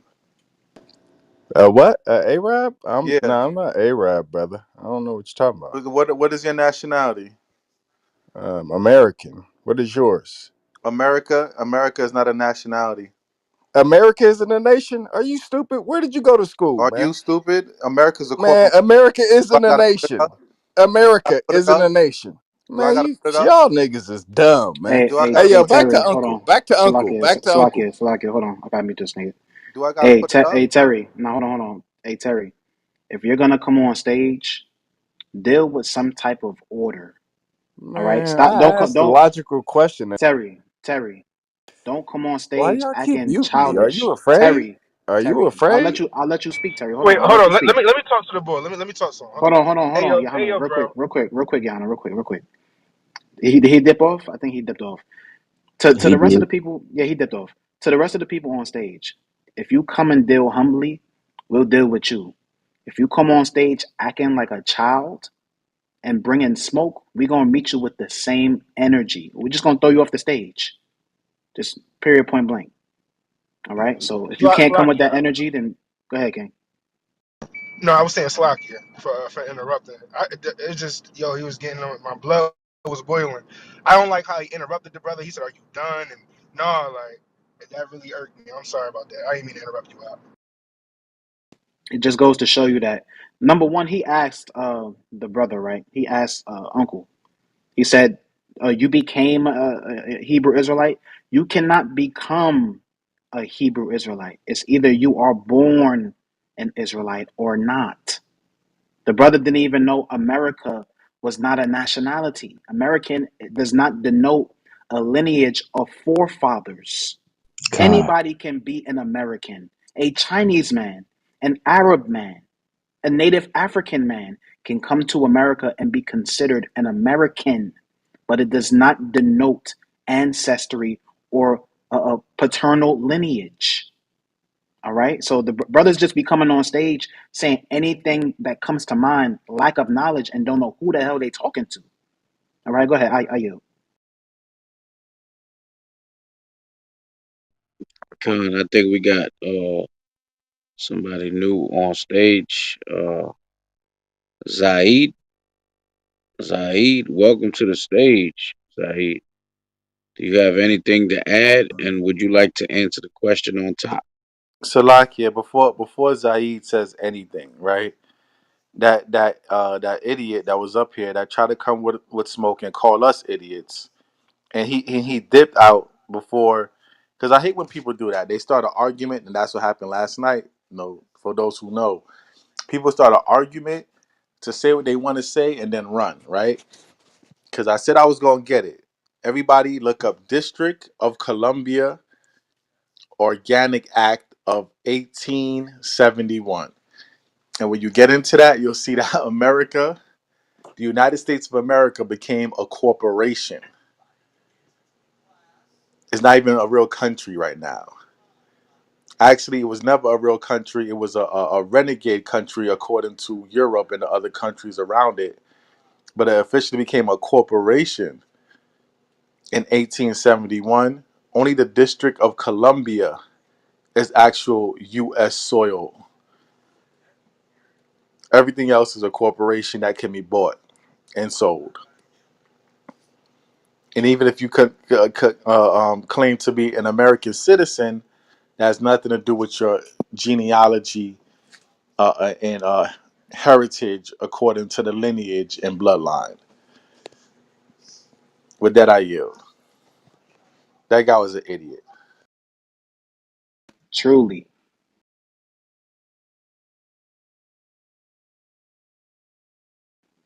I believe we have somebody new on stage as well. Hello. Zaid. Is that how you pronounce your name? Hi. Zaid? Yeah, it's Zahid. Zahid, welcome to the Crown of Thorns platform. Before you even interject and give your two piece, would you mind answering the question to the room, and then from there we could further build on dialogue. Sorry, I just I have just joined, so I need to just listen few things, and later on I will. Thank you. Okay. Nah, All you right. listen. I You got a see. question, ZL. Do you think that Islam is a black man's religion?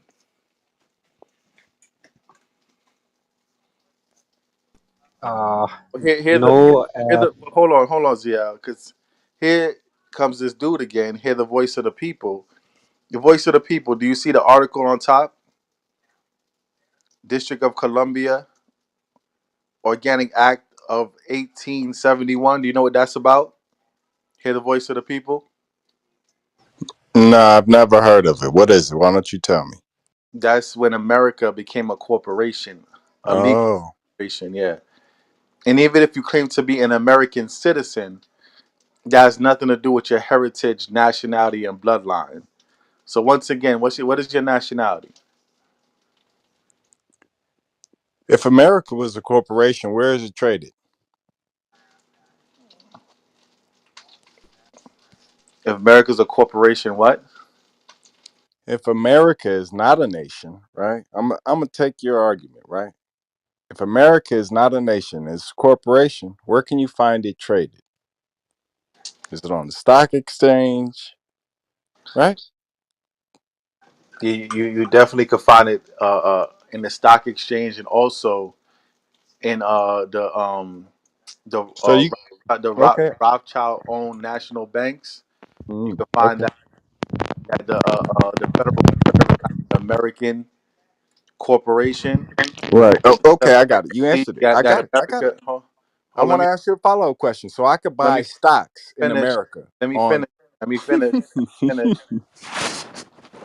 Right.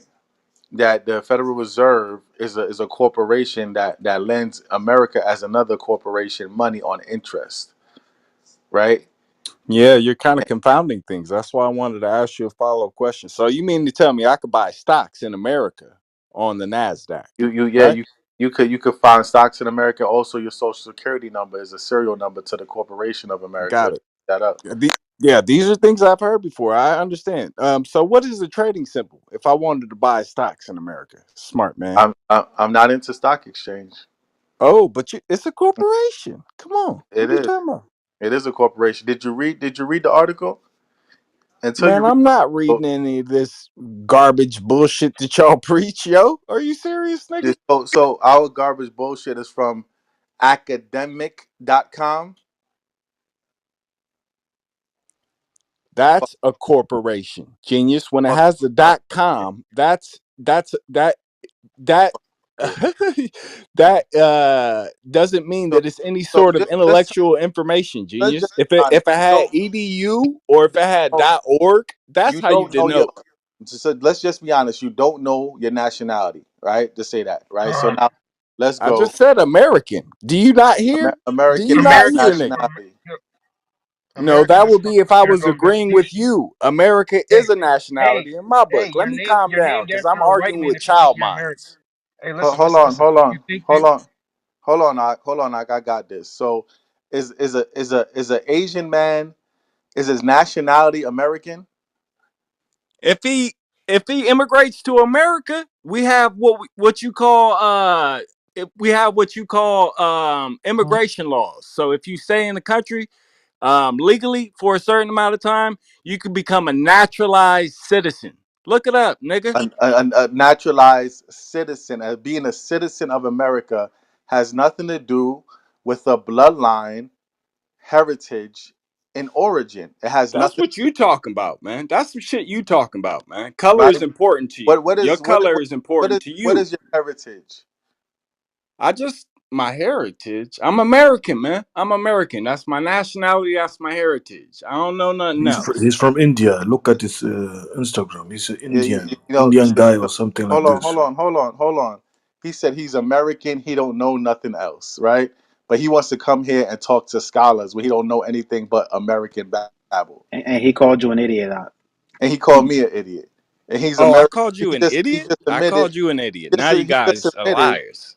He just admitted that he I called me said you're a child's mind. right. He called me a child's That's what mind. that means, right? When all he knows is Oh, so did American, I say nothing idiot else. or is that what it means? Y'all No, like lying when easy. you first came up here, you said idiot. You did. When you first came up here, you said idiot and you said stupid. You did say that. So let's not act all innocent in the matter. And you don't know your nationality. You don't know your heritage, right? Because a black man born in China is not Chinese. He could be a citizen of China, but he's not China Chinese. has different laws. I don't know how Chinese immigration laws work. You would have to ask a Chinese. How does your bloodline change by law? Genius. Your bloodline. You ask Good question. nationality. You didn't ask my bloodline. Heritage is something that is. Wait. So you mean to tell me a heritage is through bloodline? Is that what you mean to tell me? Yeah, nationhood, heritage, and genealogy is by bloodline. Now Oh, you could convert to different cultures. You could become a living citizen of different countries, but your nationality and your origin, biblically and historically, are two different things. right. I'm not sure if you're A, following me by now. a Chinaman could be American, could become an American by getting his citizenship. Now he's American. But does that change his bloodline?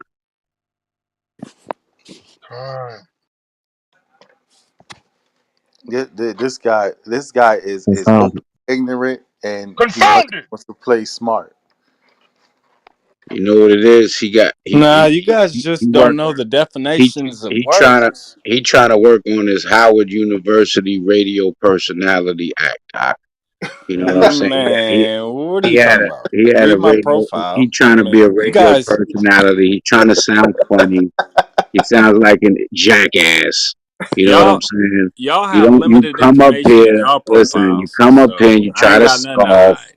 I ain't got nothing to You hide. listen. You failed terribly at being a radio personality. Nobody ever heard of you for the people. We never heard of you until now. Stop it. All right? Stop it. Just be humble. You know what I'm saying? You might learn something here, but your radio personality from Howard University is not going to work up here, buddy. All right? Okay, We never heard of you. Stop it. good, Never. got it. I understand. Y'all read my profile, so you've heard of me. Stupid. Shut up. You know nothing about me. That's the Um. point. We don't know nothing about you. You're a nobody. Yeah, we don't know nothing about you, Op. We know you a So why are damn you Why making kid. would you Op? judgmental statements? Why are you making judgmental statements? No, And there's because I'm three of just y'all. showing you. True. You came up here with the insults. You came up here with the insults, and now we just dissected your ass by reading your profile, buddy. We I can tell a understand. lot. We can tell a lot by you, bro. You I see what I'm saying? understand. When you And you make failed miserably. you You felt got it. failed. miserable. You probably I got to still continue to watch different podcasts so you can get your wind up because you're horrible. You ain't even Says saying nothing funny. You're not even amusing. You see what says I'm right. the saying? Get your jokes up, bro.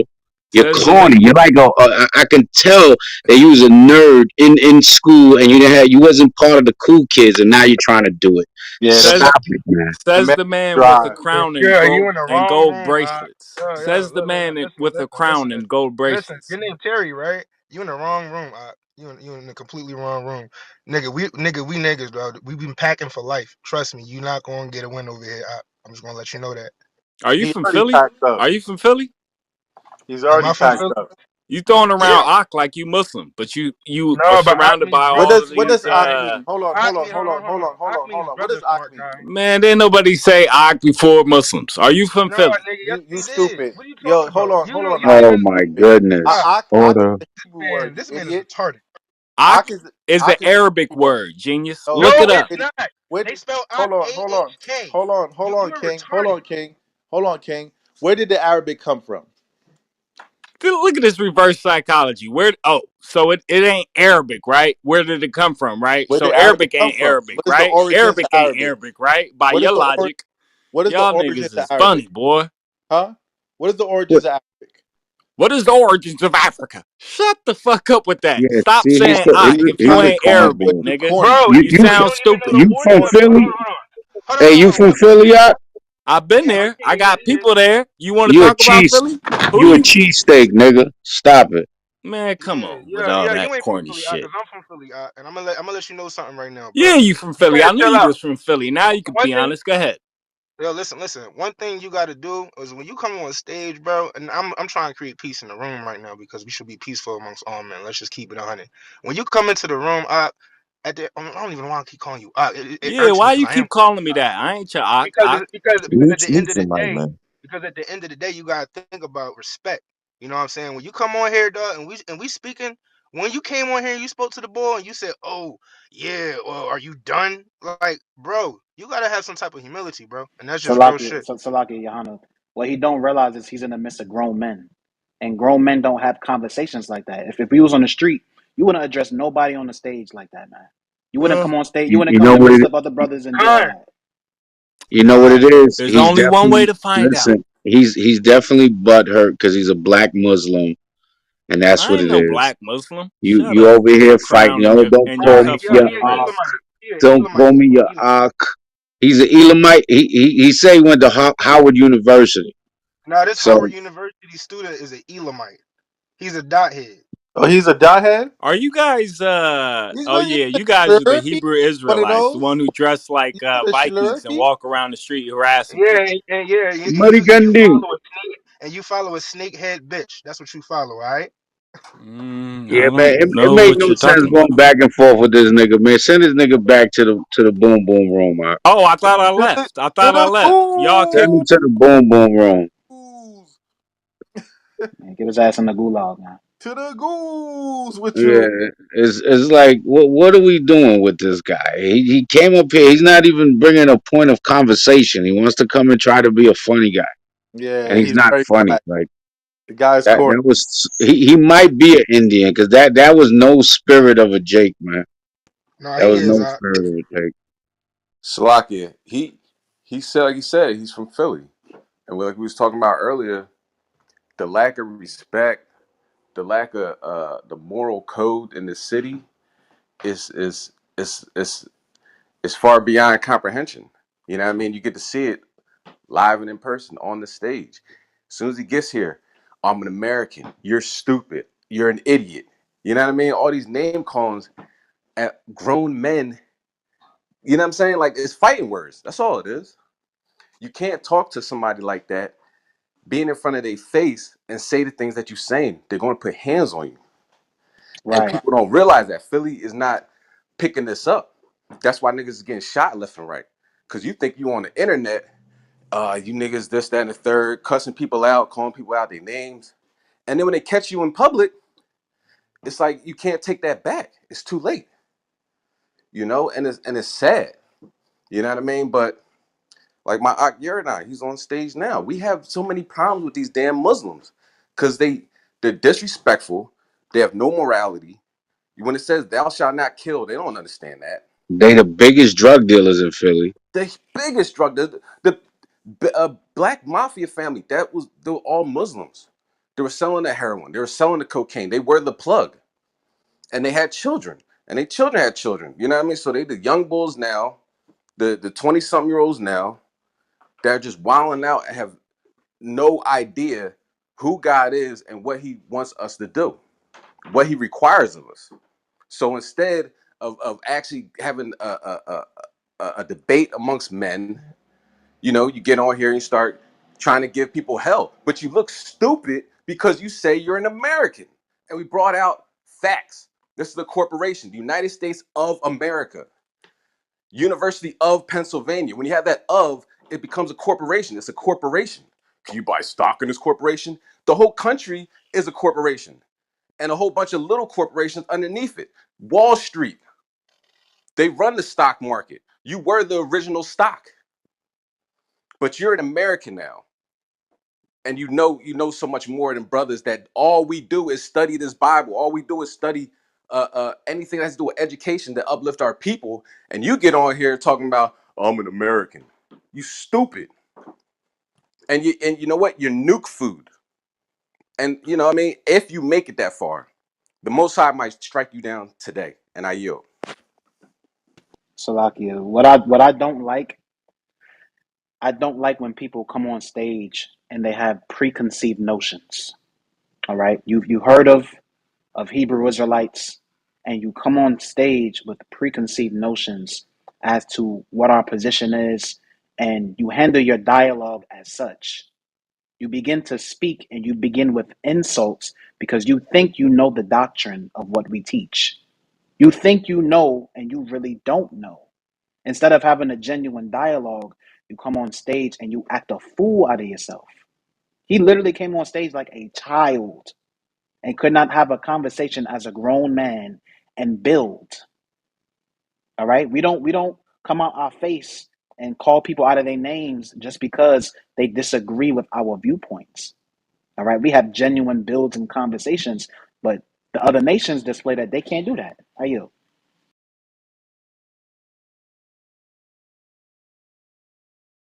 That nigga try to make a radio impersonality and like impression. Like people in this audience that come here for knowledge is gonna want to follow him because he's a clown and he says a lot of stupid stuff. Like nigga, you not a star, nigga. You are stardust. Knock it Right. off. He back channels me and says, "You're dressed up like a lost Viking. Shut up, a Viking in a dashiki." I said something back to him because the brother said it, so I just said it just in case. Y'all gotta read it like this. Don't read it just regular. So I'm gonna just read it like this. I said, "Welcome to 7-Eleven. You want a Slurpee?" Hey, you gotta read it like that. You know what I'm saying?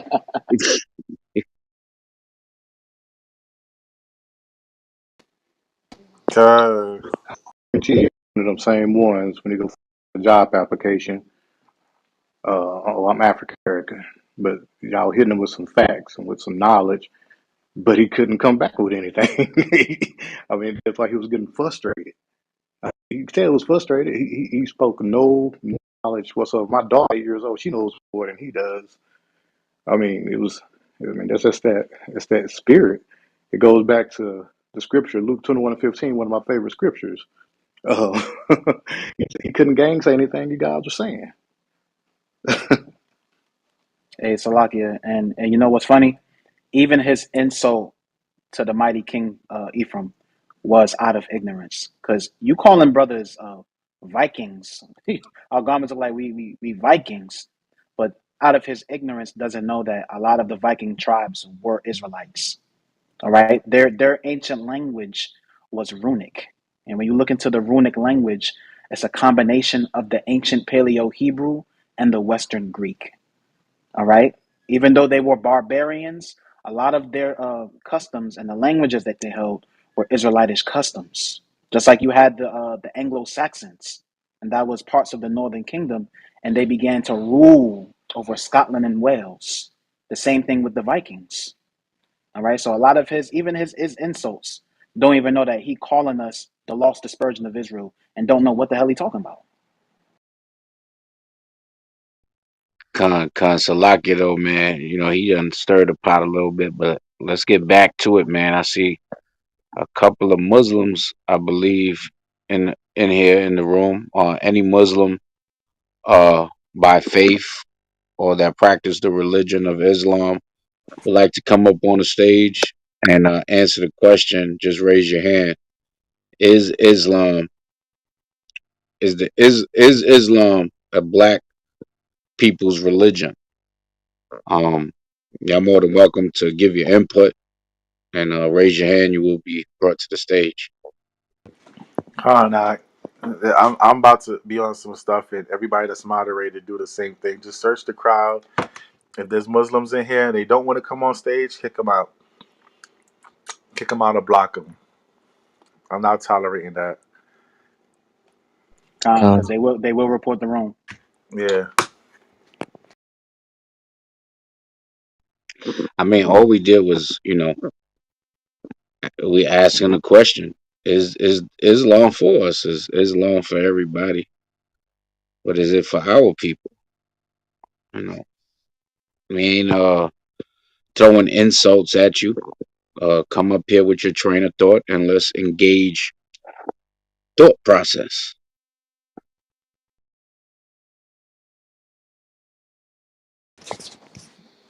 I see somebody new on the stage. Zeeb.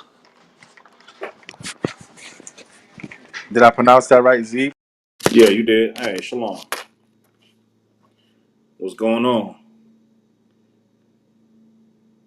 You wanna answer the question to the stage? Yeah, yeah. I mean, as soon as I said shalom, it should have been a little obvious, but nah, Islam definitely not a black man religion. By this time in 2022, most men and women should know that you as an Israelite is what's going to get you back to the kingdom. Is what's going to get us the kingdom. So that Islam garbage, it ain't going to get our people nowhere, and it hasn't got us nowhere for this whole time we've been here. So that's my thoughts. All praises, King. Yeah, you'll be surprised though what kind of answers I hear when I ask that question. Whether brothers say shalom or salam alaikum, you'll be kind of surprised. That's why I asked the question anyway.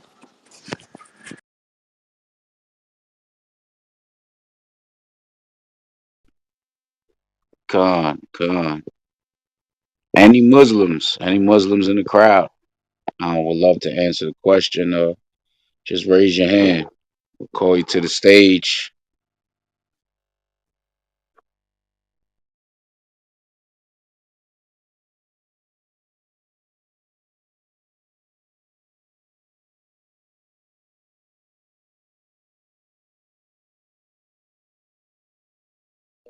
You ain't spending no money at all? None? How much money you saving? I don't. Somebody breaking up. So like your Virgil, I believe you breaking up. Yeah, he came in unmiked, unmuted. Um, he was on the stage earlier, right? I don't believe Virgil came up today, but he's a regular in these kind of spaces. So Okay. I welcome the brother Virgil.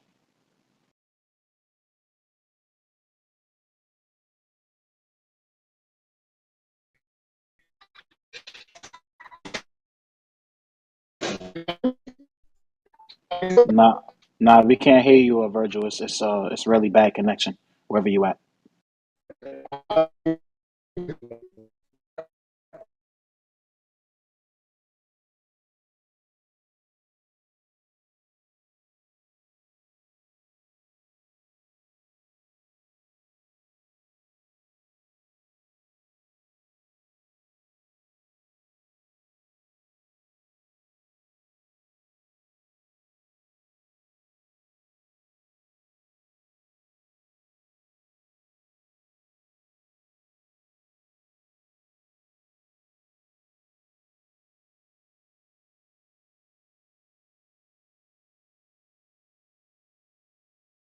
If y'all haven't already followed the room, right?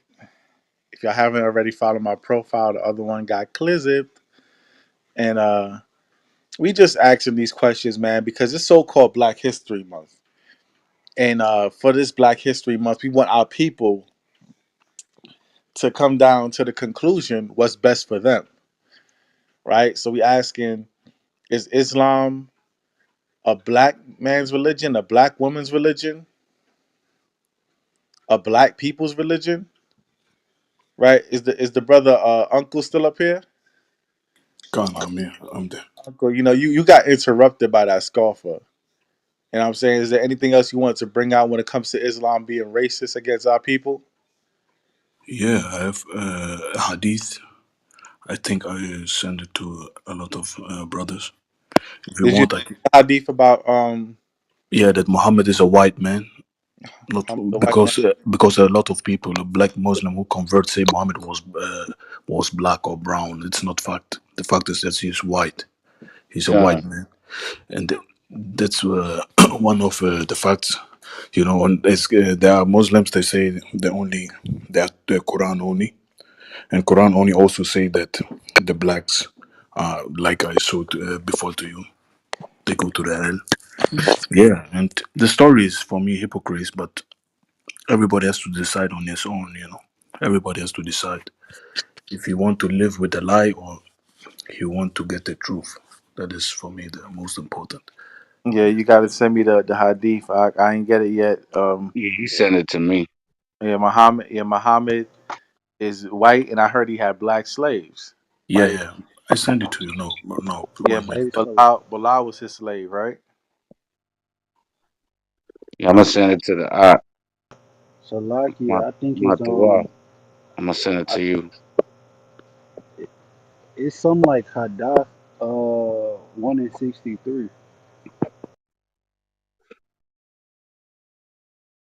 Shalom to the room, my brothers. Can your brothers hear me now? Yeah, we can hear you now, Virgil. You hear me now?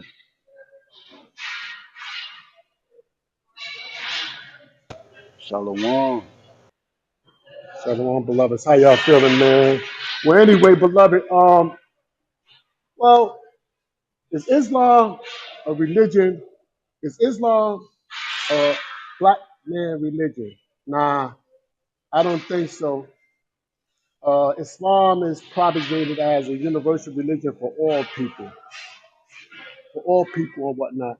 It's propagated as a way of life that all people can ascribe to. You know, is it racism in a particular way individuals practice Islam? Absolutely. Is there hadiths like the brother uncle just raised that speak about racism or try to paint the Prophet Muhammad as being white or whatever? Absolutely. Are there questions and stuff like that that's crazy that can that that can result to an individual raising mad eyebrows about Islam? Absolutely, without a shadow of a doubt. Um, did the Prophet Muhammad reportedly have black slaves?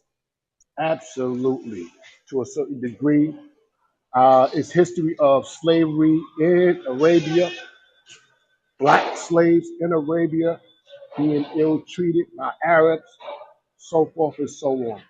Absolutely, there is a history of this. There is a history. You know what I'm saying? There are facts. You know what I'm saying? There are facts about slavery as far as dealing with the Arabs and whatnot. Yes. Did the Prophet Muhammad free slaves? Yes. I don't know, man. You know, religion, man. I think I'm at the bottom of this, man. You hear me, beloveds, man?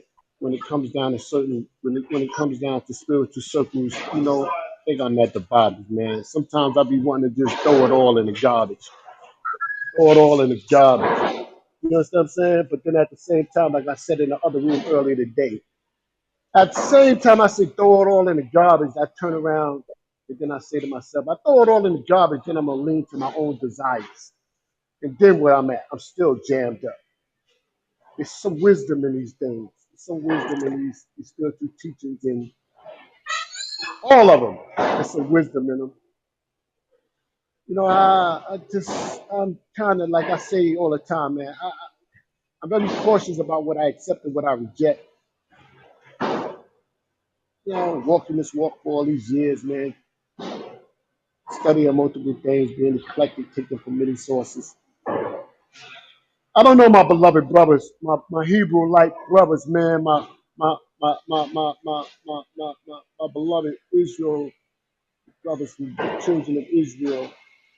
I don't know, beloved, man. I just come up to answer the question. You know, I really don't want to go have a back and forth, like get into a deep discussion or argument about or anything about positions in religion. It's just, overruled. I've been on the planet a few years and telling you, brothers, I'm at my bottom at this with this stuff, man. Niggas is killing each other over stuff that was taught to us, that was written down on paper, that was passed down through the generations that we came to believe. You know what I'm saying? And we living in 2022 acting crazy, man. Our situation as blacks or the Israelites, I use that term because I'm in the room with y'all brothers, man, and I know that that's how you identify ourselves. And it is what it is. I respect it. We're killing each other, man. And it ain't because of religion, it's because of other stuff. Killing each other, man. And it's a very important issue. Now, I don't mean to give y'all a speech, my brothers, neither, man. I don't need to give y'all brothers a speech, but that be my sentiment a lot of times as I sit and listen, man. I do challenge certain aspects of Islam. I challenge it. I challenge certain aspects of Judaism. I challenge certain aspects of Christianity. I challenge all of it. But I got to the point where I don't challenge it publicly. I challenge them within myself as far as in my studies and stuff like that. Because I realize that in challenging certain belief systems, man, no matter what you tell a cat, he's still going to believe it. No matter how much you try to pull him out of something, he's still going to believe it unless you have some type of divine intervention that comes upon them, that brings them and sways them. So, you know what I'm saying? I'll look out for you if I see you in need. But if we ain't tight, I ain't looking out for you. I'm gonna keep it 100. We ain't tight like that, and we got bad spirits with each other. I ain't really gonna look out for you, but I'll try to look out for you. But if I know that your spirit is off, man, I ain't looking out for you, man. I ain't gonna let a nigga jump you or do nothing to you. But oh man, we suffer from a lot, man. Hey, I brother don't, Virgil, do and you I don't mean to subscribe? I don't mean to rattle on. I'm sorry, brothers, but It's all that's good. what. I was hearing you Sorry. out. Wait, brother. Yeah. Do you follow the name of Islam or something? Now I don't follow the Nation of Islam. I studied their teachers back in 1990.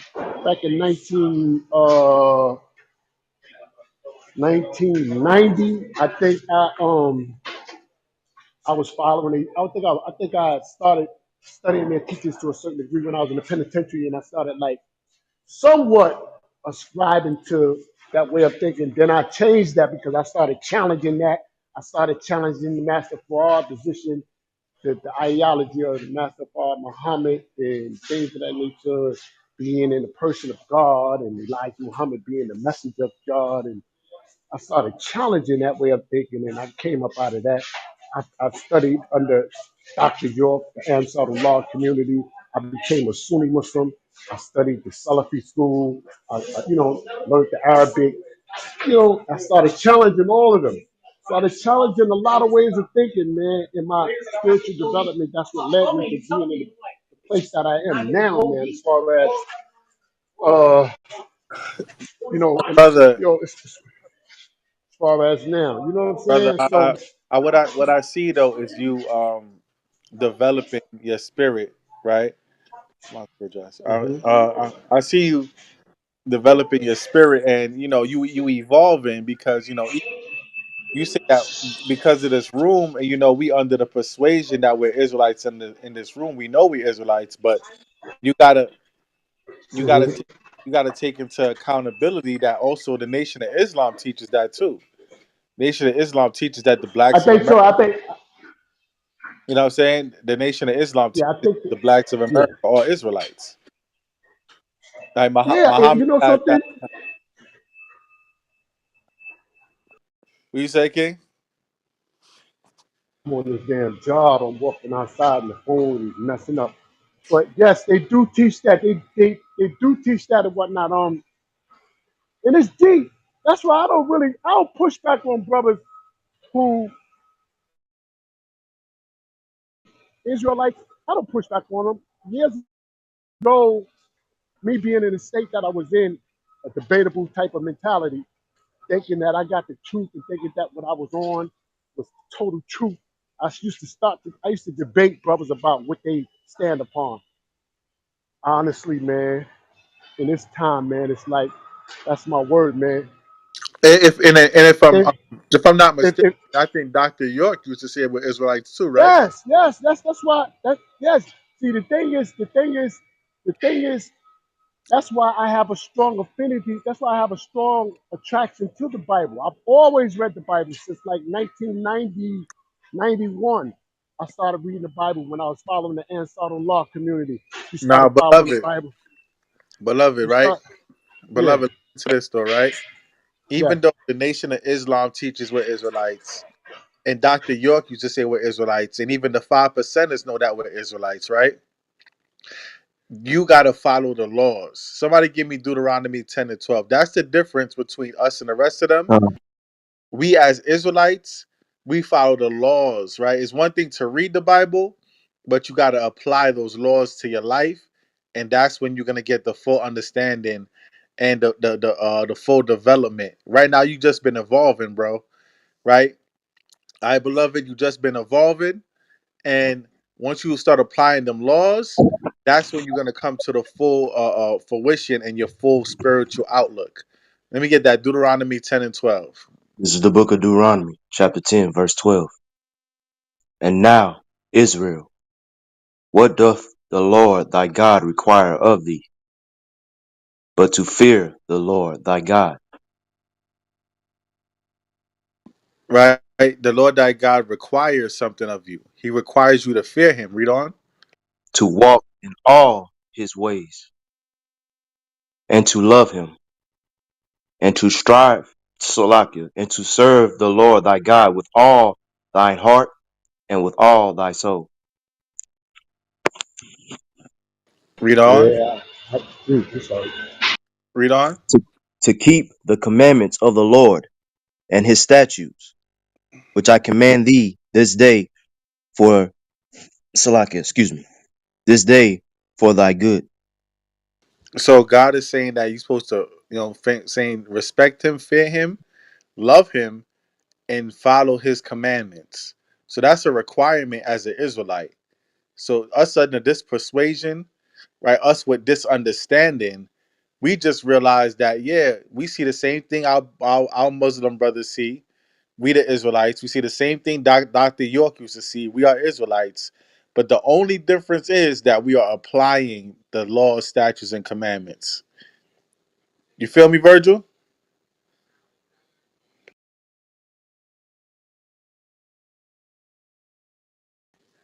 It's not a big difference, but it's a big difference.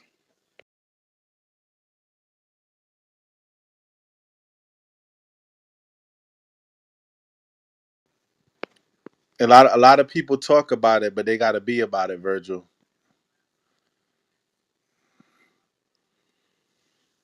I know the brother said he was at work, but I pray, what I'm saying, that message reached him and that he realized, the big difference between Brother Shower, brother Shower Park, Shower Park. Shower Park. Beloved, I heard every word you said. This foreman just came through here, and I had I couldn't talk to y'all and respond, and at the same time, he's telling me to do something. But check it though, without a doubt. I agree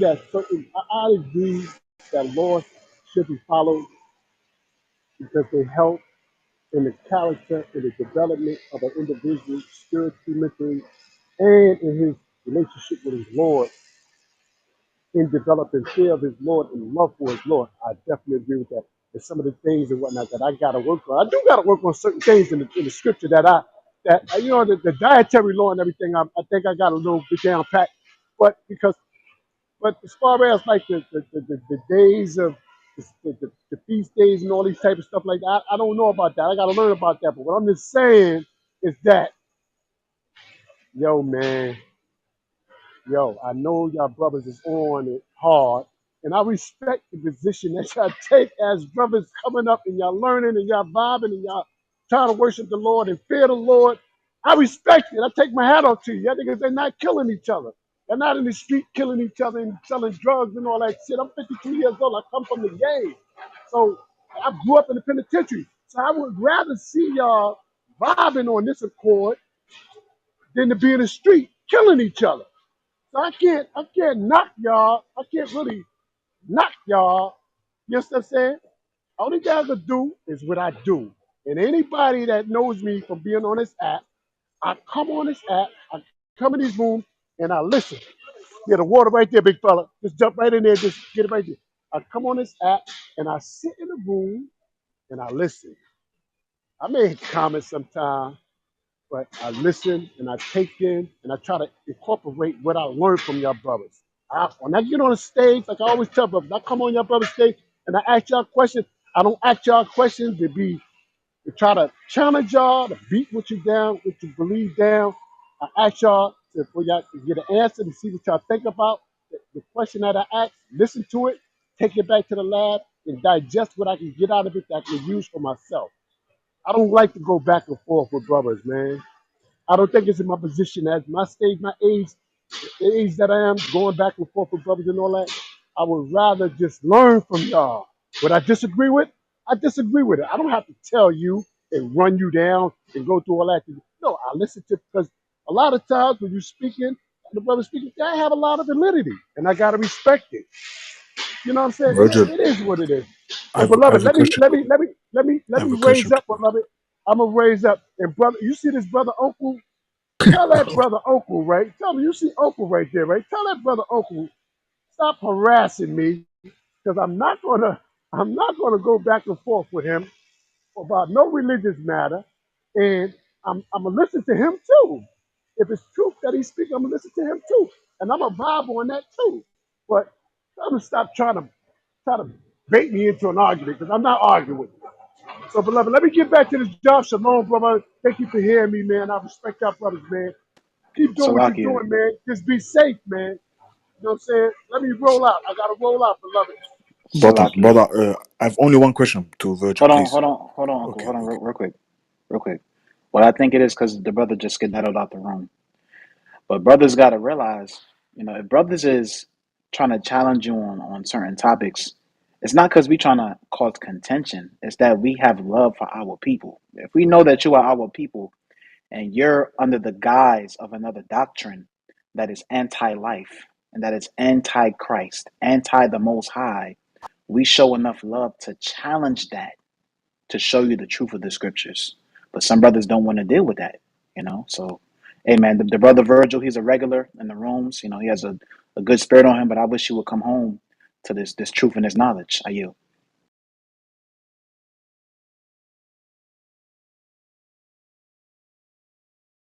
Go ahead, Uncle. Sorry, the brother Virgil's out. I only wanted to ask him that how can he become a Muslim if the Quran came only for the Arabs, for the Bedouins, and the people who are not Arabs, like Virgil or like me, or like what convinced them, what make them to become a Muslim? Because there's no black prophecy, there's nothing about your culture, your people. What is, I don't get it. Because if we go in Surah 8:55, you as a black man or as a non-Muslim, you are much worse than an animal. Somebody read Surah 8:55.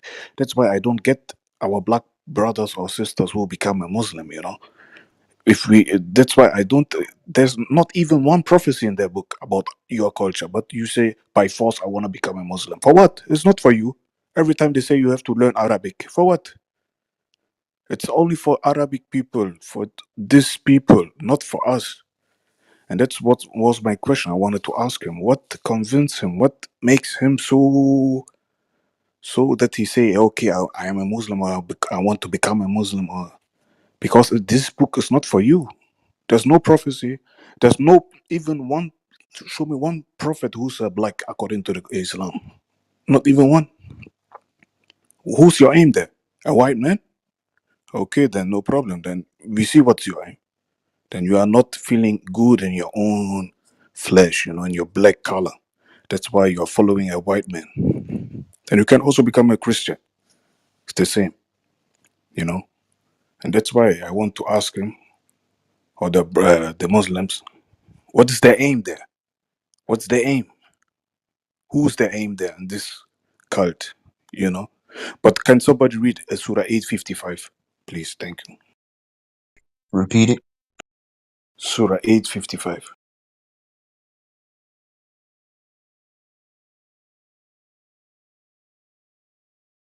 You will see how Allah insult non-Muslims. I don't have that. That's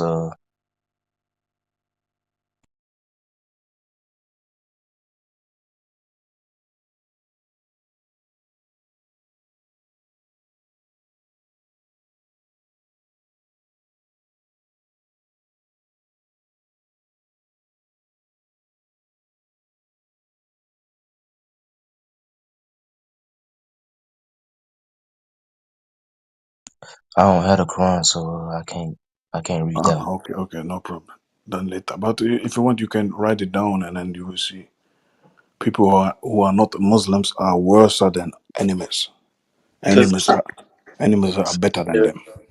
Salakia Kazak, could you look that up? Go to Quran 8:55. See if you could look that up, Kazak. Quran 8:55.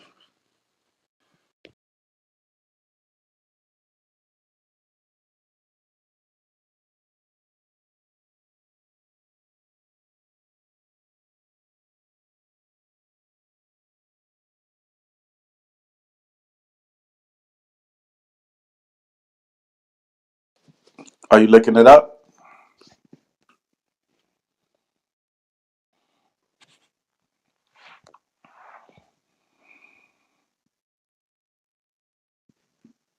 If not, I could look it up right quick. Come on, thank you.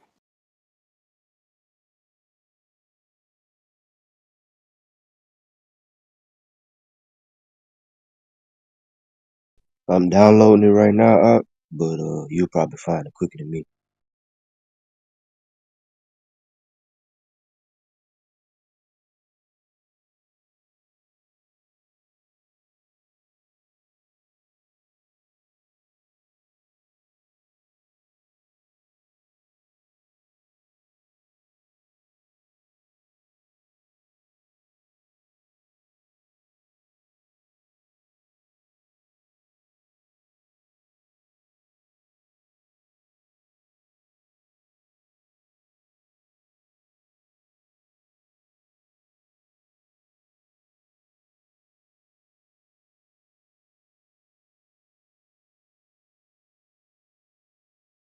Yeah, I got it. This is Quran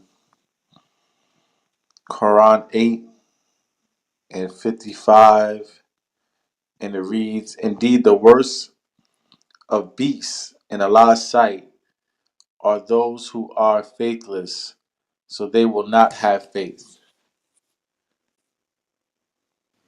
If you can read the other translation that's more clear, here you see they try to deceive again. Every time there's deception of them.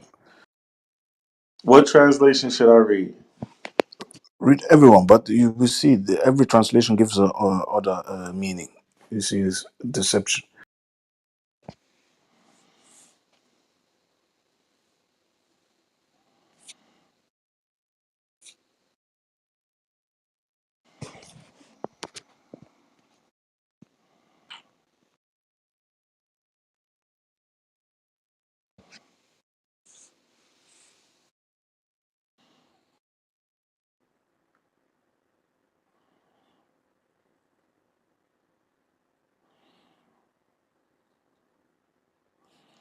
So I'm gonna read the.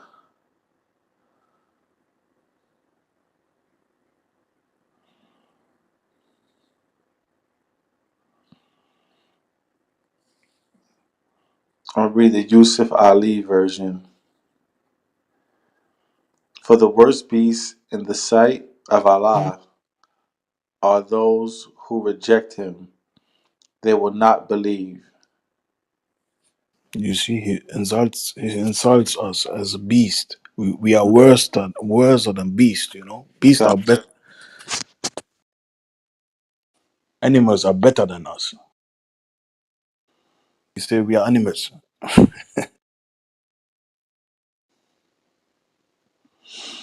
That's how you're supposed to treat any non believers, right? Like beasts.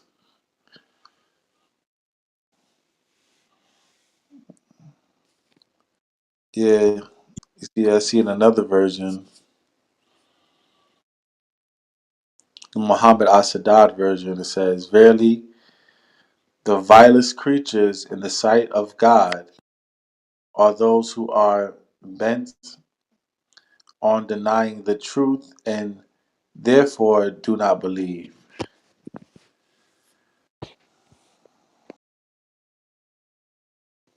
Hey, Ephraim, brother in the building. Shalom, shalom. Had a precept if for brothers, touching on the Quran thing and the Muslim. So Yeah, at first answer the question to the room. emphatically no, most definitely no. Right? Islam is not a black man or black woman's, or even a Hispanic man, Hispanic woman religion, because you see a lot of blacks and Hispanics joining that religion. So it's definitely not ours. And I got a precept for that. Give me 1 second. Yeah, the camp said they ran across an Ephraimite in the Bronx. Go hard for Islam. Huh? Yeah, but they be on it, man. Especially you go to Harlem. You know what I'm saying? You see a lot of Ephraimites with the kufi and all that. You know what I'm saying? It's like, come on, stop it, dog. You know what I mean? So yeah, this is the book of Psalm, chapter 96, verse 5. It says, for all the gods of the nations are idols. Right? So let's take a look at the definition of what idol means. It says a movie idol, also ideal sense, a representation or symbol of an object of worship broadly, a false god, a likeness of something, obsolete, pretender, imposter, a false conception, fallacy. So in the scriptures, we see the Most High calls Islam fallacy, false gods, and everything because, even from experience, right? I went to the grocery store one time in New York and, there was a Jake, he was ordering something. And, I was on the line listening and everything. He was, they were having an argument. And so the Arab man was like, at the end of the day, he was like, F you, nigga. You know what I'm saying? Like, show their true colors. So, these people don't love you, man. You know what I'm saying? So to try to get along with them and try to be, part of their religion, that's idolatry. So the Most High calls it false gods and false idols, right? They don't even consider you a real Muslim unless you go to Mecca and worship the Kaaba stone. So that's how they look at you or look at us. So just wanted to bring that out.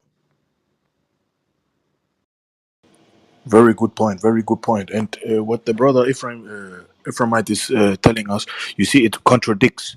If we look in the our scripture, in Leviticus 26. Wait, I think Leviticus 26:1. I think so. Leviticus 26 verse 1. If somebody can read, and then we compare what the Muslims are doing, they're doing this opposite what is written in Leviticus. If somebody can read Leviticus 26, and then we go into the Quran, then we see they are idol worshipping, what is forbidden in Leviticus, and that's why we say it's not the same, and they are a pagan cult. They are a pagan cult, and it's very, very dangerous to deal with them because it's demonic culture. But if somebody can read Leviticus 26, and then I give you the Quranic verse, that according to the Quran, Abraham built this stone they are praying, the stone named Kaaba. It's very crazy. They are doing everything in the opposite of what the Holy Scripture is saying. It's very, very crazy.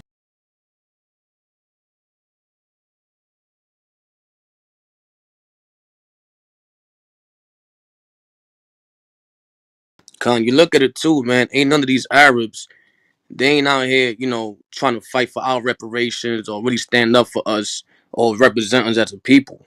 Like if you conversate with them, I noticed something, right? They respect you more when you know that they're your enemy, right? When you show them, like, you have a cordial conversation, but let them know, like, yo, I ain't really cool with you like that. We just having a cordial conversation. They actually respect you more. You know what I'm saying? Because I've been in those situations. I go to the stores sometimes and, yo, what's up? I key. I'm like, yo, what up, man? Let me just get this order. Let me get that order. I have a cordial conversation sometimes or dealing with history, but when you come with that, hey, what's good, Aki, and what's good, they don't respect you off the back. Like, look at this cool nigga or whatever.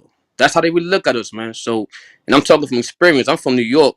In New York, there's a deli store in every corner owned by Arabs.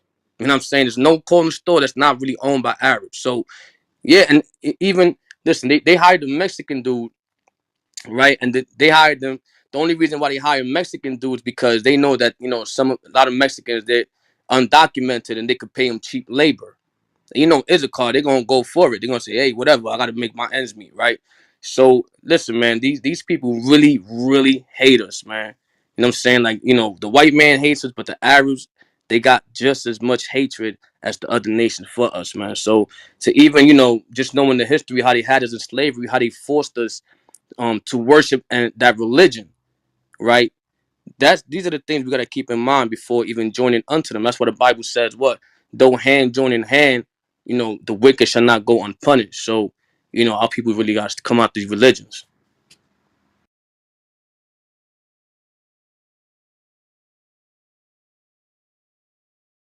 Khan, a good point the brother brings forth because, like the brother brought it before, he said that Islam is a universal religion. The brother Virgil that was on stage, he said Islam is a universal religion. So if the Arabs truly felt like Islam was the truth and they hold it for themselves, like they look at you with enmity and they hold Islam to themselves because they know that their forefathers created Islam.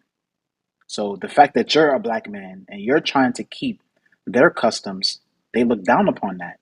And they don't want to bring you to if they believe the Quran was the truth, they don't want to bring you to that. They rather sell you cigarettes in the bodegas and pork in the bodegas. And they're devout Muslims outside of when they're working on the bodega, man. So just what the brother Ephraim going into, especially in New York, man. In New York, they got the utmost hatred and they trying to talk to your sisters, man. For real. They really trying to talk to your sisters when you bring them to the bodegas and the shops. Hey, brother, that's listen, man. I forgot that point, man. Salak, just one more point. You damn right about that, man. Because I done seen some sisters, in the grocery stores in New York, waiting for some eggs and some milk for their babies, and they waiting in the back, and you know what that means. You know what I'm saying? So you got a point on that, brother. Khan. Con. Yeah, So I wanted to add to that too. I mean, you guys are right about that. When I was doing my SWAT training in Texas, I was in Grapevine in 2008.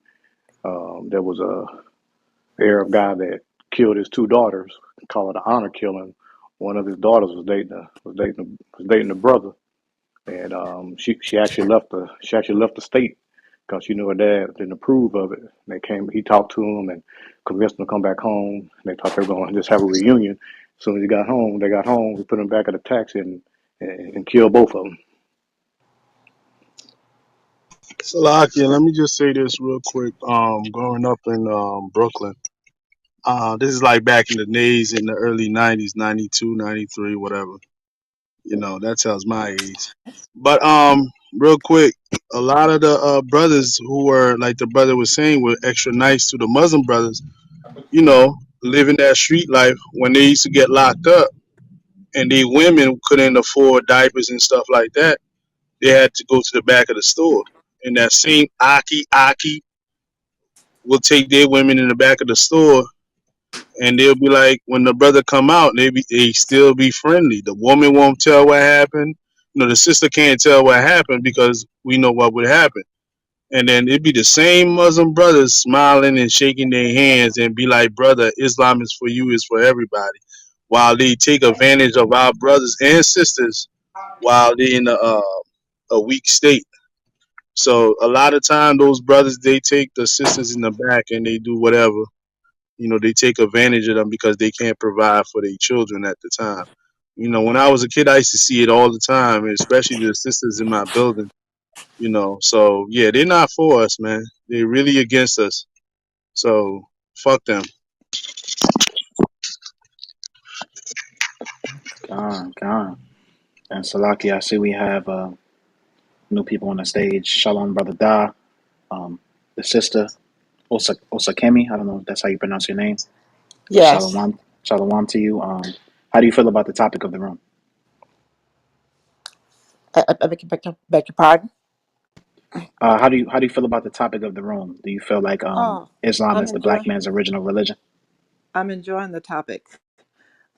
My son, my youngest son, uh, started listening to the Hebrew Israelites, and he started studying. We started researching. I had already started researching, but he was the key. I'm so glad. I know he came. God sent him to me to push me to where I should be. I love your topic. I listen to you. I read, uh, and I already done a lot of research. But I want to say, a lot of African Americans are so into Africa. We just Islam. We just grab everything because we are so confused, and they're caught up into Ephi, and so many of them are going into Ephi, and it's just not the right way. It's not the right religion. In fact, I invited some Ephi priests here, and I looked at them and I studied what they were doing. To me, it's an evil thing because they can look into your life and see what's happening. And once someone tell you, well, this is going on or this is happening, and people get excited about it, especially us. But what they do, then they have control over you, and they tell you, oh, you got to pay for this. You got to give a goat to this. You got to give a sheep to this. You got to give a chicken and a hen, and it's always a constant draw of money. So I didn't invite him back here anymore. He ruined a lot of people's lives, and we have a lot of problem with Africans because they're very arrogant, and for some reason they want to try and look down on us. It seems like the rest of the world and nations respect us better than they do. And we've contributed so much to this country. I mean, the inventions and everything that we have done. There are no people on the planet Earth like the black people here in America. I've studied our history and all the inventions that we've done, all the great people, Greenwood, Greenville, uh, uh, uh, it's a book called Buried in Bitter Waters. It shows how many towns we had. We had over this man, he was a research um, journalist, and he went and researched. And he said that he found over 250 towns that black people had built. And people burned them down, destroyed them. They're underwater now. He named all of them. It's so much we have done. There are no people on this planet, you know. People have light bulbs, have light in their house all across the world because of Latimer, because of what we did. Everywhere, all over the world, what we have done. And the Africans who haven't done anything, who still got open sewage, and come here. I was listening to a clubhouse the other night, and how arrogant they were. And I said, we need to stop talking so much about slavery and just start talking about our invention. Let the world know when the people come here, let them know you're here because we are here. You're here because of what we've done. We fought for Africans' independence in the 60s.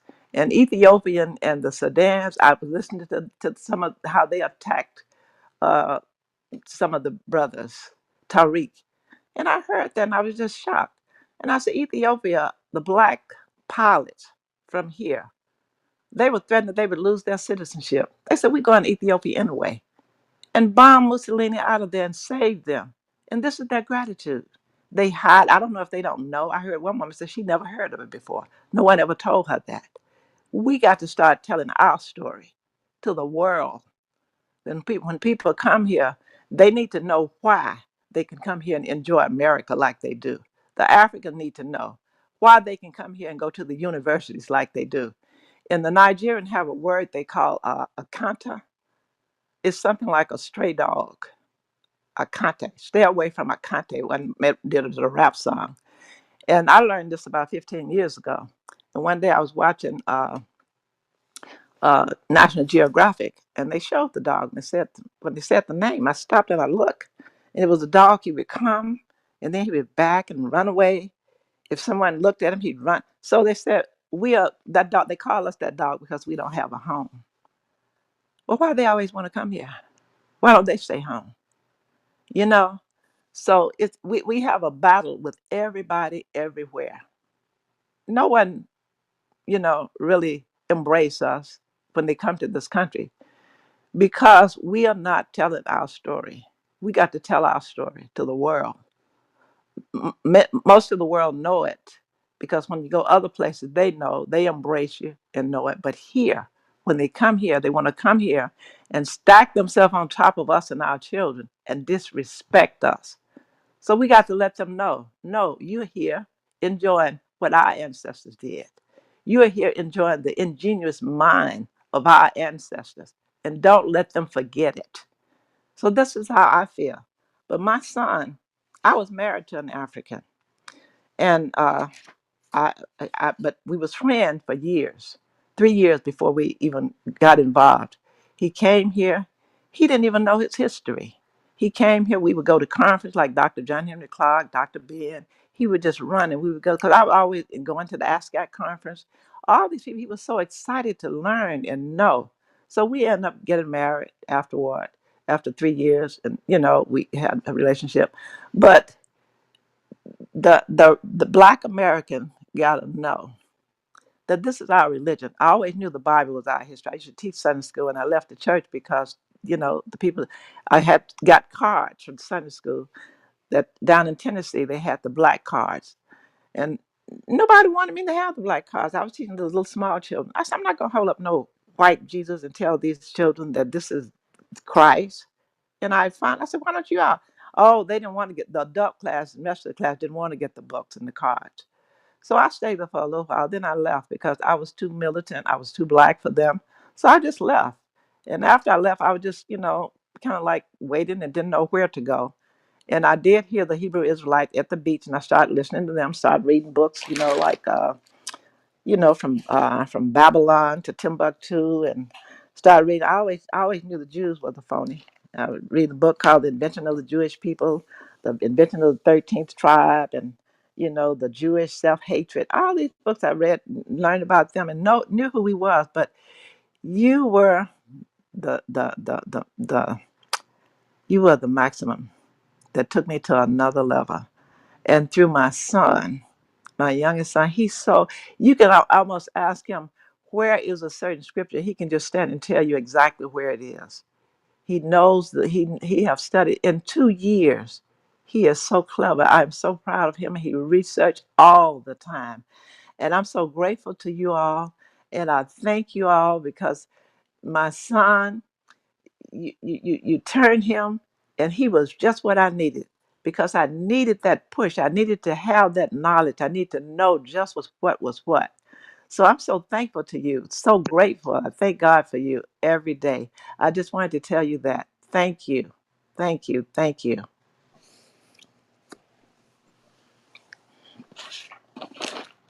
All praises to the Most High. Khan, all praises to the Most High, sister, and it's really not us. We just vessels of the Most Hmm. High. The scriptures let us know that, we plant. I'm gonna read it. It's First Corinthians chapter 3, verse 8. It says, "Now he that planteth and he that watereth are one, and every man shall receive his own reward according to his labor. For we are laborers together with Hmm. Yahweh. Ye Hmm. are God's husbandry, ye are God's building." Right. So we just all laboring together in this truth. Each Yes. each each one teach one, and the Most Hmm. High is the one that's giving that spiritual increase to your son.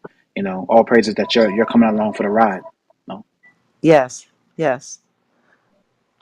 Yes. Thank you. But I'm a teacher too. I used to teach. So now in the church that I used to go, I filled the church up because I invited people. I have a lot of influence. So when people hear me, I guess I used to be in sales and I was number one salesperson, but I can sell people, not really trying to sell, but I can. persuade people to listen to me. And so I've talked to a lot of people, and it's about 5 people now that are also listening to Ifa. So I know what you mean. You say we're vessels. We are. That's true. Con sister. What do you teach, if you don't mind me asking? I teach. I teach sociology, and I teach English. Mm, okay, all praises. All praises. Con. Well, sister, yeah, if you still want to build, yeah, just chip in the conversation as we go forward. And I'm pretty sure we're going to bring out some more points in the Quran, some more points in history that further disprove why Islam is not the so-called black man's original religion.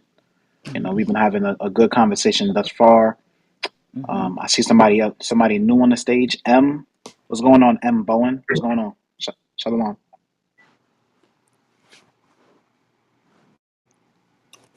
Real And quick, Salakia, go ahead, King.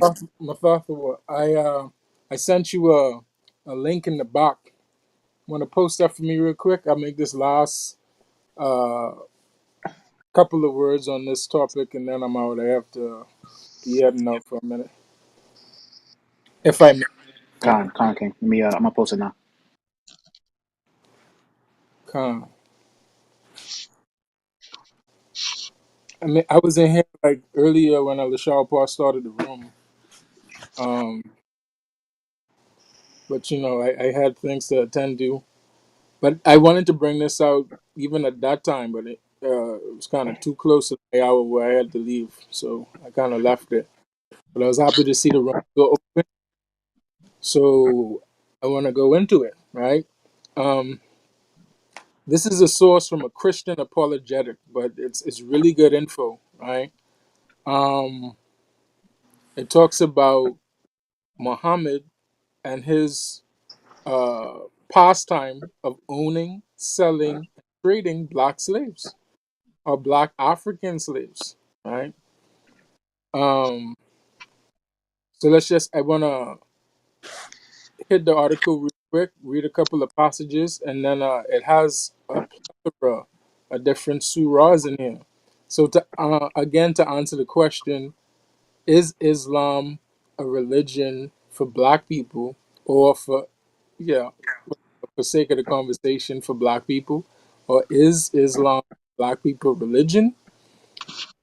The answer is La to the highest, right? But let's get into it. It says, um, where do I want to start?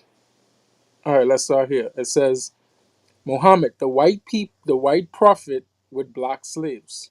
All right. So if people thought that they they tell us a lot when we bring up the Bible and say it's our heritage, that it's it's the white man's book.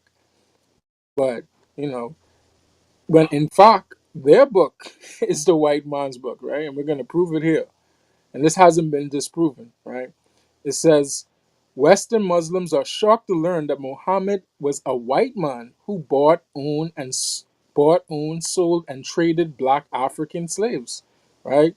Many people who don't read the Muslim sources assume that Muhammad was dark skinned. However, according to Islam's most trusted sources, Muhammad was white. These same sources show that Muhammad also owned black slaves, right? And then we're gonna bring out a couple of surahs from different uh, hadiths, and it says, okay, so the topic of discussion here is Muhammad is a white man, and this is from Sunan An Sanai 2092. I know I'm butchering up that pronunciation, but bear with me. It says, while we were sitting in the masjid, and a man came on a camel who made it kneel in the masjid. Then he hobbled it and said to them, which of you is Muhammad? The messenger of Allah was reclining amid his companions. And we said, this white man who is reclining, right? That's Sunan. I'm going to just spell it out so y'all could check it out for yourselves. It's Sunan and then space an dash NASA uh, apostrophe I, right? So the next one says, Suhai Muslim 2343. I saw Allah's messenger that he had a white complexion and had white hair, right? Again, that's Sahai Muslim 2343. This is Sahai Muslim 2340. I said to Abu Dafal, did you see Allah's messenger? He said, yes. He had a white, handsome face, right? Now it's going back into the article itself, right? It says, in fact, if you lived in the Middle East and assumed that Muhammad was black, Muslims will kill you for that, right? So, our people is touting this religion as saying, oh, it's for us. You won't, you know, in America, you have the freedom to say, well, oh, I want to join this and, I'm a Muslim now. But even the Minister Farrakhan himself and was denied from being, involved, right? Adawan Joel paints the story very clear because he knows of the event when Farrakhan went over and he was surrounded by what he thought to be Muslim peers, right? And he wasn't greeted with the same level of service and hospitality as his Muslim counterparts, right? And then, that left its sour taste in his mouth, and he came back and formed NOI. I'm sure it's more detail that goes into that, but y'all get the gist of the story. He was not accepted amongst his so called Muslim brethren, right? Uh, it says this is a quotation from Ash-Shafa, one of Islam's most popular and respected books on Muhammad's life and teachings, right? So it's Ash-Shafa of Qadai Yaid. Ahmad ibn Sumal, the companion of Sinan, said, anyone who says that the Prophet was black should be killed. Muhammad owned black slaves. The source is Shahai Muslim 1039:04. Muhammad had a black slave called Marim. He got killed by an arrow by Muslims were congratulating Muhammad while Muslims were congratulating Muhammad. Muhammad called Ethiopian people raisin heads. I'm gonna read it. And you can find in Sahih al-Bukhari 7142, right?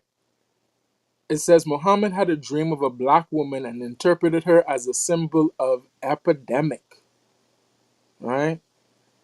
Islam teaches that Satan looks like a black man, and that's in Ibn Ashak 243. Muhammad mentions that black people are for hell and doesn't and he doesn't mind, right? And that's in Al Tirmidhi, the sources Al Tirmidhi Hadith 38. Muslim told Allah to destroy black troops and slaves, and that's in Ibn Ashak 34 37:4, right? This is the last one. It says, Islam teaches that hell is the black slaves' meeting place. Yo, for anybody that's still touting around Islam as their religion, cut it. Just stop, right? You're embarrassing yourself with this. These people do not love you, right? They won't accept you, no matter what they say. Their most elevated and exalted scholars on the subject of the Quran, right? This is the things that they say, right? Because this article is quoting, and y'all can read it for yourself. The link is there. This article is quoting from the Hadiths, right? One more, and then I'm gonna end it here, right? It says this is Sunan Al-Sanai 38:27. We were with the Messenger of Allah in the year of Kilbah, and we did not get any spoils of war except for wealth, goods, and clothes. Then a man of Bunai Abu Dhabi, who was called Raif bin Zaid, gave the messenger of Allah a black slave who was called Marim. The messenger of Allah set out for Wadi al Qura. When he heard that Wadi al Qura, while Marid was unloading the luggage of the messenger of Allah, an arrow came and killed him. The people said, "Congratulations, you will go back, you will go to paradise." But the messenger of Allah said, "No, by one in whose hand is my soul, the cloak that he took from the spoils of war on the day of Kaaba is burning him with fire." When the people heard that, a man brought one or two shoelaces to the messenger of Allah, and the messenger of Allah said, "One or two shoelaces of fire." Right? Just to clarify, Muhammad had sex with a 9-year-old girl, robbed caravans, and beheaded hundreds of Jews, but he is good. His black slaves, by contrast, grabbed a cloak before the spoils were divided, so he's headed to hell. Welcome to Islam, right? So I'll end it there. You could do with that information as you may. I would say, just based on everything that was brought out here today, that Islam is emphatically, like the brother said, not a religion for our people. These people detest you to the highest order, right? If they're gonna call Ethiopians raising heads, judge us, right? Just to make that clear. But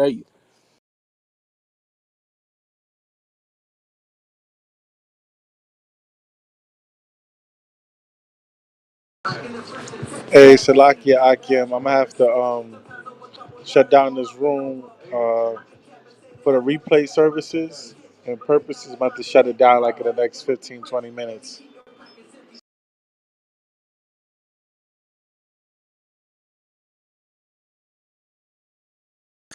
Khan, if I could add just 2 points as well, before you shut it down.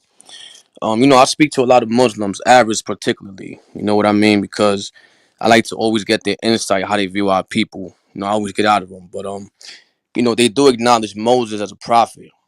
You know what I mean? So Moses being acknowledged in Islam, Moses don't acknowledge Islam, right?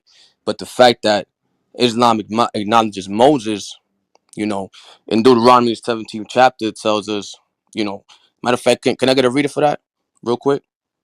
Come on. Deuteronomy chapter 17, verse 15.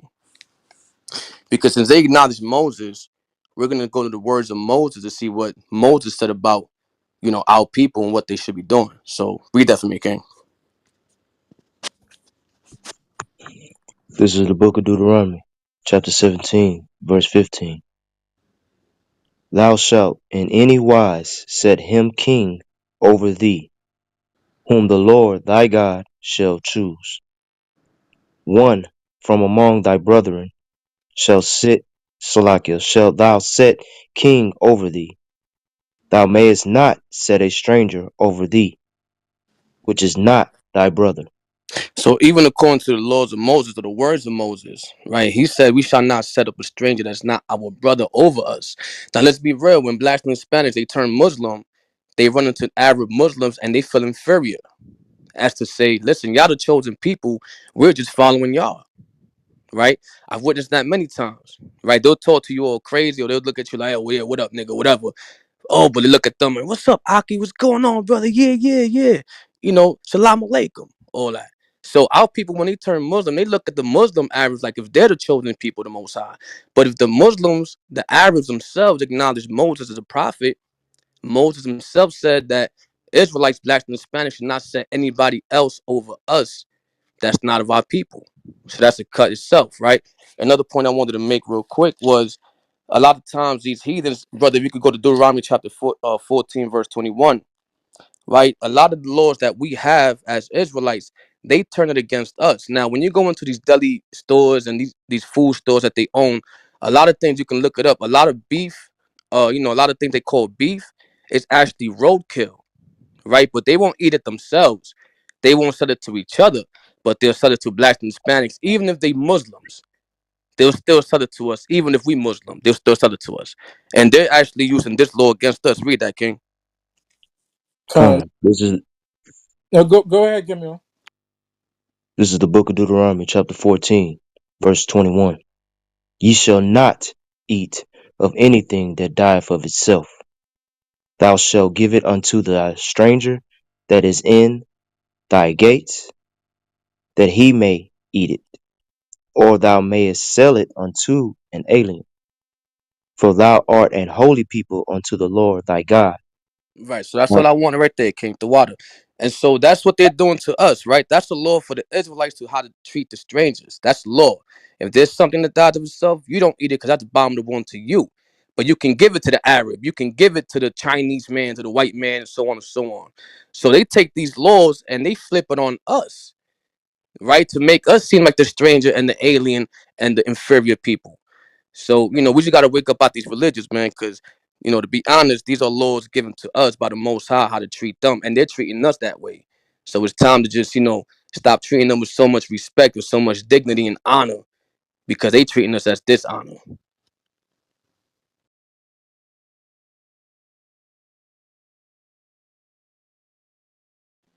Con. Hey, you made some good points too, brother. Like you made the point that they reverence Moses as a prophet in Islam, but Moses doesn't acknowledge Islam at all, right? Matter of fact, let me read this real quick. I'm gonna go to Numbers chapter 11, verse 29. Because not only did Moses say who to set king over us, he also told us who the prophets were. So if I don't really don't understand the logic behind that. How you believe in the writings of Moses and how you believe in Moses to be a prophet and all of the words he said, but then you read that Moses said the prophets are only Israel. I don't understand. So I'm gonna read it. Numbers 11 and verse 29. It says, "And Moses said unto him, Envious thou for my sake? Would God that all the Lord's people were prophets, and that the Lord would put his spirit upon them." So not only did Moses say that the children of Israel, all the Lord's people, were prophets, he also said that the Lord has put his spirit upon us. So if they truly believe uh, Moses to be a prophet, they would acknowledge us as the prophets of the Lord only. But we see that that's not the case. I yield.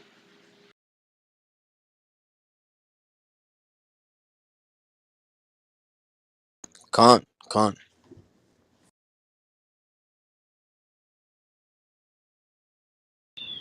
Hey, Shalom. May I say something? Hi, everyone.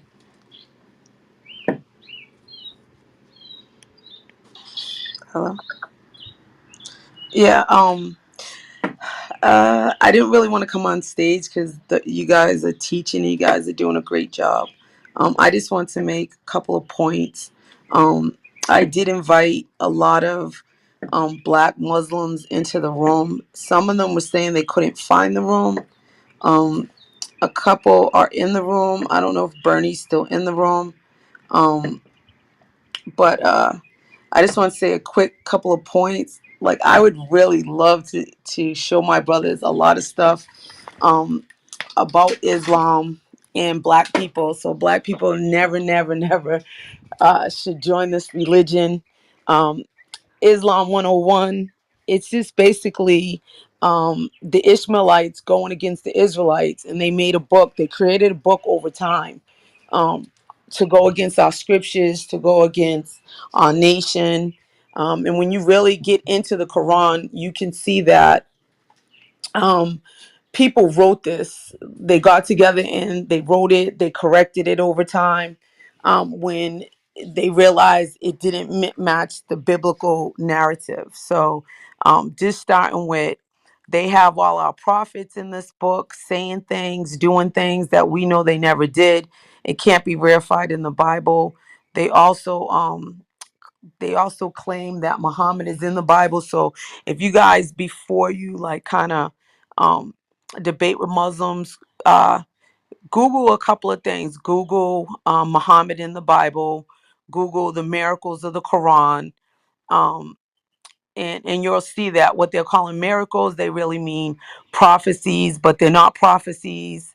Um, they're actually, um, sorry, there's a couple of Muslims saying kind of stuff in my back chat. But anyway, so there are no prophecies in the Quran. What they're calling miracles is already in the Bible, or they're corrupted. They're not scientifically fact.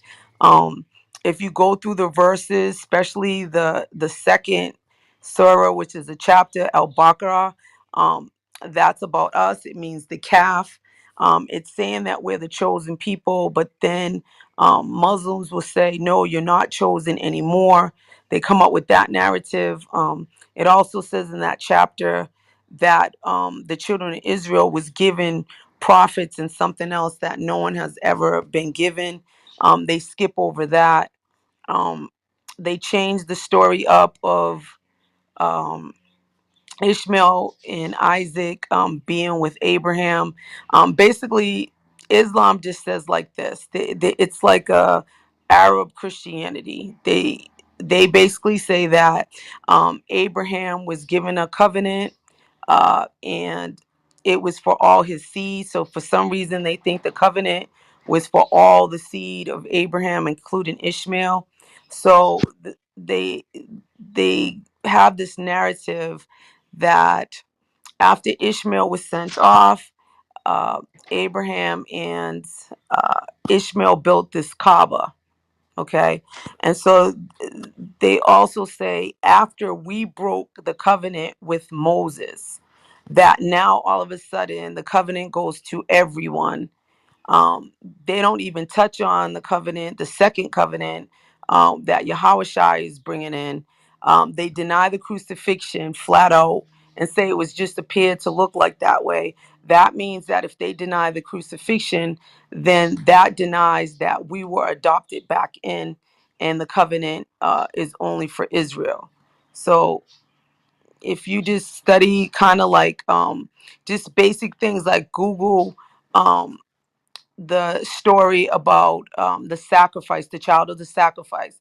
I mean, they flat out lie, and they have been doing this for centuries, taking our scriptures, lying on them. Muhammad is nowhere in the Bible. They use Isaiah, they use Deuteronomy, and they use the book of John. They don't understand what the Holy Ghost is. They consider the Holy Ghost the angel Gabriel or the Holy Spirit. um, I can go on and on all day just talking about this filthy religion. And also um all the black brothers, especially the black brothers that are in Islam, they know it's racist. They know when they go to these masjids that you're supposed to pray shoulder to shoulder, foot to foot. The Arab Muslims will move their feet from the brothers. During Ramadan, they don't want to eat the African Americans food, because they feel like we cook with pork. um in Florida, I live in Florida, like all the little corner stores are owned by Palestinian and Pakistani Muslims. They have the Quran playing in the background while they have crucifixes, they have lottery, they have liquor, they have pork, selling it out of their stores to our people. Um, and then also too, when you're in those mosques, like if anything happens in the black community, they'll say a little prayer for us. But if it happens in like one of those Arab or Asian countries, they take up thousands and thousands of dollars in donations. um it's just, you could go on and on. So when you pick apart this Quran, um if you go we're going actually like verse by verse in some of these rooms, and we're just demolishing these Muslims on what they think, whether they're Nation of Islam, whether they're Sunni Muslims, Shiite Muslims. And the last thing I'll just say about the brothers that come in here from the NOI, okay, they're coming to defend Elijah Muhammad.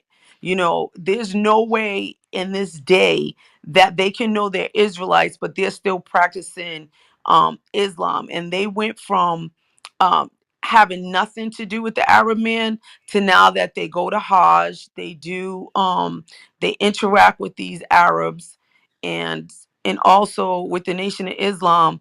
They consider themselves pre-Islamic Islam. Okay, so what their meaning is, this group called the Sabians, the ones that I guess Solomon used to deal with when he dealt with the strange women, what Eve was learning in the Garden of Eden, all that stuff, that's astrology type of religion. That's what they dealt with, and they mixed it with Kemetic sciences, and they mixed it with masonry. So that is pre-Islamic Islam. That's what the nation was going by. Now um, they're in our platforms and they're trying to say, well, we don't really follow that, we don't really follow this, but they do. They're starting to follow that mainstream Islam too as well. So I just want to say my husband gave me permission to come on the stage and talk to you guys. If anybody ever wants to open like a private room, and I'll give you all the hadiths that show Muhammad was trading slaves. Muhammad was not white, he was brown. The hadiths talk about his color, but when you read the Arabic, you know it doesn't mean the color white with red through the veins. Um, I can give you all the hadiths about how they really are praying to that black stone, which is different than what the Kaaba is, the history on it, how Muhammad was doing it. I have all the hadiths. I also have all the Quranic verses that mention Jews, and also mention the children of Israel. And the last thing, if anybody can read this surah, you don't have to read it right now, but it's surah 61:6, and it's lying on Yahushua saying that he's going to send a prophet after him, and his name is going to be Ahmad, which is a nickname for Muhammad. When you ask Muslims just to break that down, they'll say, oh, well, it's in the Bible. And like I said, they use John and they use Deuteronomy. I mean, there's so much to go on and on about this religion. Our people need to just come out of it. They're disrespecting the Lord. They're throwing in the Lord's face the blessings that the Lord gave us of being Israelites and being chosen. They're throwing that away for some Arab religion. So that's all I want to say.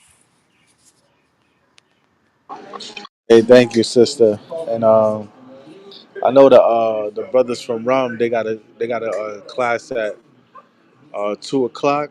So if y'all want to get down with that, y'all can stay tuned. I'll open up a shalom and chill, but I gotta shut this one down, y'all.